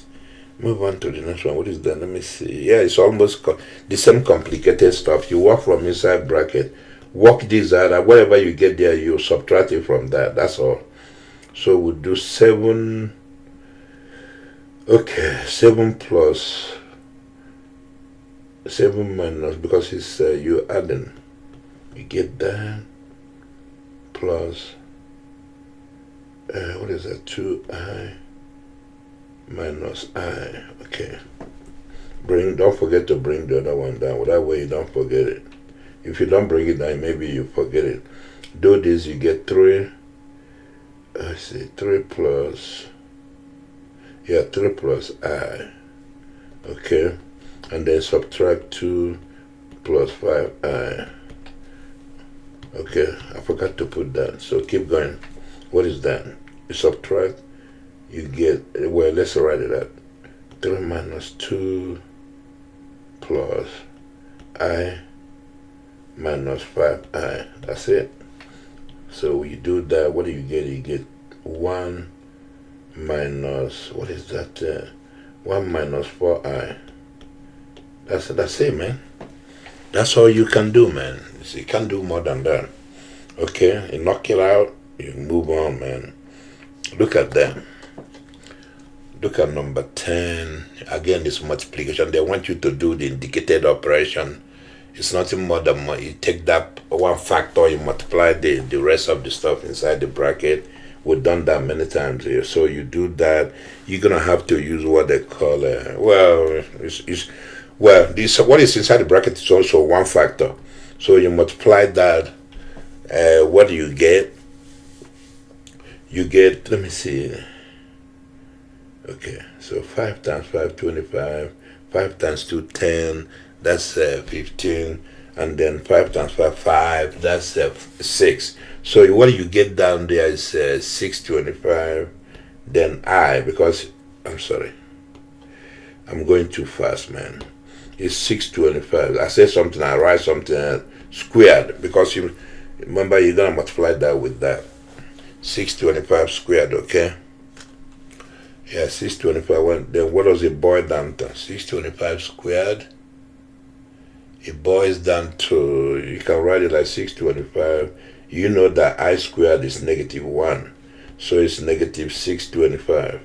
That's all. And then you're done with that. There's nothing else you can do. You move on, okay? What is the other one? I think I've conserved a lot of, so let me bring it up here. That's, let's bring it up here. I wasted a lot of space. Maybe I can squeeze one more in there. That's number 11. You said 32i minus 2i, okay? That's what that says. Maybe I can squeeze something down. Let me see how I do with space. Okay. You just do the same thing like we did above. So, and this negative will become positive. 2 times that, it will be 62, but you squared I. See, same thing we did up there. So 62, -1, -62. You can't do more than that. You see, is that 62 or 64? I'm sorry, not 62, 64. Sorry. I think something and then I write something else. Sorry about that. Because 2 times 2 is 4, 2 times 3 is 6. So 64, sorry. Oh my God. 64, 64, 64 right here, okay? And then we're done with that, you see? Okay, maybe I can squeeze something in there. 11, I did 11. Let's, because I got so much space left. Okay, let me squeeze something down here. Let's call it 11B, okay? We'll call it 11B. Let me see. Yeah, we'll call it 11B. What of this one? Let's do this one. 5I times -6 plus 2I. Okay, what is that? You will do the same thing. You remove the bracket. Right? It's nothing else you can do. You remove the bracket, man. Multiply things out, man. What is 5 times 6? 5 times 6 is 30, right? So it's -30. 30I. Then 5 times 5I times 2I is plus 10I squared, okay? So you simplify. You just have to simplify. That's -30I, yeah? Okay. Plus 10 times -1. Keep going. Plus negative, what is that? Negative, yeah, -10. So that's the same thing as -10. -30. I don't think there's anything else I can do there. That's it. Okay, so let's, we got a lot of stuff, but it's okay. We don't worry about it. We'll move on. Let's do that one. Again, you use 4. Americans call it 4, but you just take 4, you multiply that in the bracket. When you're done, you take 3I, you multiply that in the bracket. That's it. Let's go. Okay, so you take 4, you multiply 1, you get 4. Take 4 and multiply 2I, -2I, you get -8I. Okay, now you start with 3. 3I multiply by 1, you get plus 3I. Okay, 3I multiplied by -2I, you get -6I squared. See? Simplify. Look at it. You can simplify those two. 4 minus, what is that? 5I minus 6I squared. Okay, you can deal with that. Minus 6 times -1. Okay, see that, right? 4 minus 5I positive 6. So basically it's 10 minus 5I. You see, right? You cannot do more than that. I'm telling you, you're done. Once you get that, you're done, man. There's nothing else you can do. Okay, so you go to the next one. There's some more space, but we don't worry about the space. You go to the next one, okay? And you knock that out. Look at that. Okay. I introduce all this problem on purpose, but don't let this confuse you, man. You know, so when you have something like, try to remove the bracket first. So you can write that as 3I, leave that alone, and then do the one 3 minus I times 3. I'm sorry, I'm going too fast, man. Because you see, that thing in bracket is squared. Minus 3 minus I, see? So you gotta knock the bracket out first. Knock it out before you deal with the other one, okay? So we keep going. We leave 3i alone. And then negative 3 times negative 3, you get 9. Negative 3 times I, you get but negative 3 times negative I, you get positive 3i. Okay, you repeat the same thing. Negative I times that, you get it's all gonna be positive. You get positive 3i. Negative I times negative I, you get positive I squared. Okay, see? Simplify that before you multiply out. Let's simplify that first. Simplify what is inside that bracket. What do you do? Look at that. You get 9 plus 6i plus, look at that. That square is negative 1. So simplifying 3i, simplify it first. You get, what is that? You get 8. See 8 because that subtract that. 8 plus 6i, okay? And then you multiply. 3i times 8, you get 24i. 3i times 6i, what is that? You get 18i squared. You see that, right? Hey, look at the way I'm writing that. I'm writing messy and messy. Messy and messy, see? Okay, so you simplify that and it's not hard. It says 24i plus 18 times negative 1. Keep going. It becomes negative 18 plus 24i. You can't do more than that, man. You're done, man. Okay, you're done. There's nothing else anybody can do there. Yeah, I think we're done. Let me see. We're done, let's see. Yeah, you're done. We're done. Okay.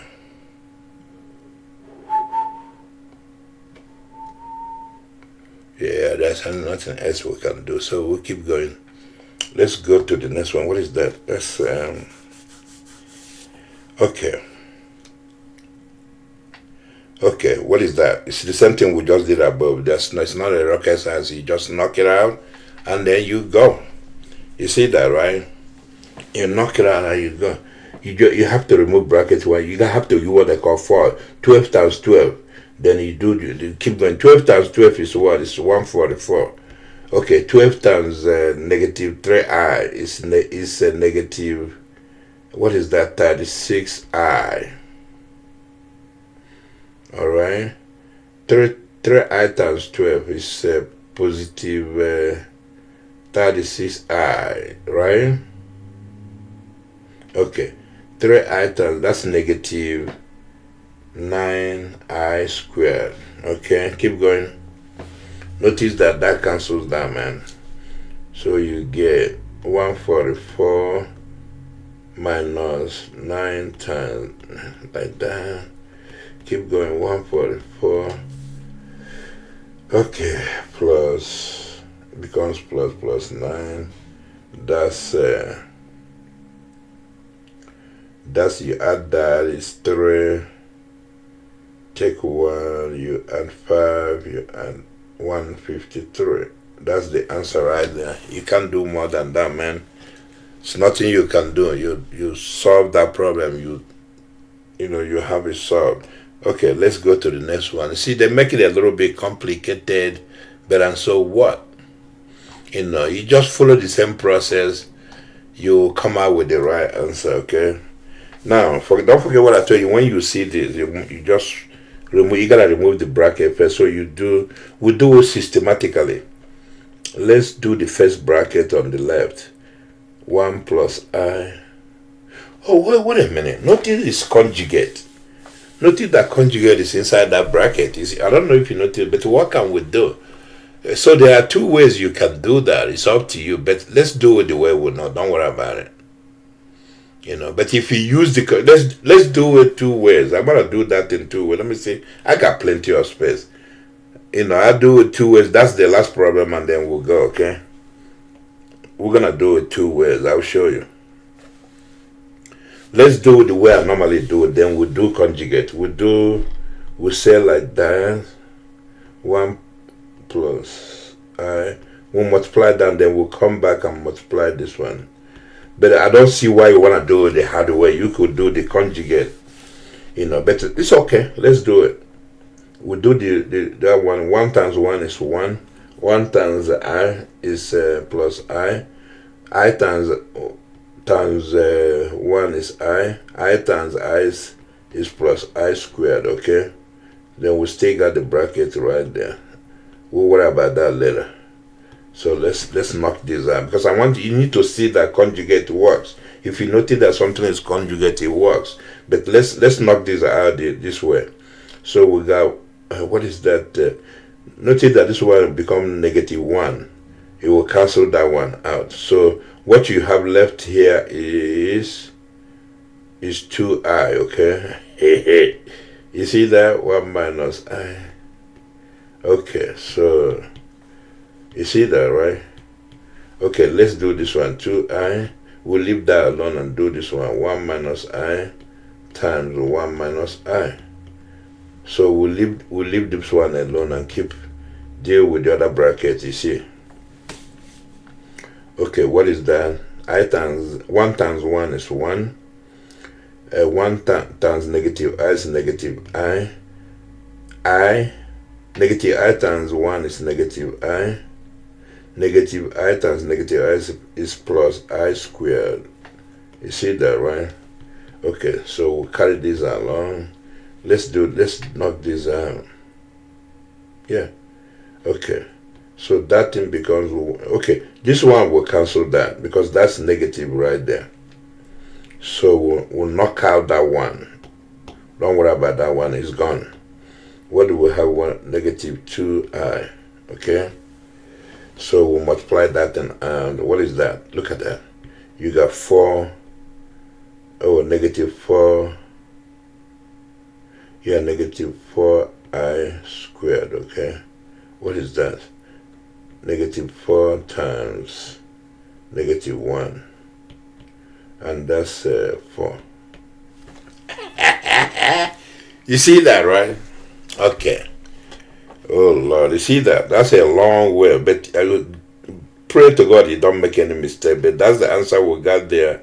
I think it's correct. But let's try it the other way. See, those twos are conjugate. When you have two conjugate multiplying two conjugate, what do?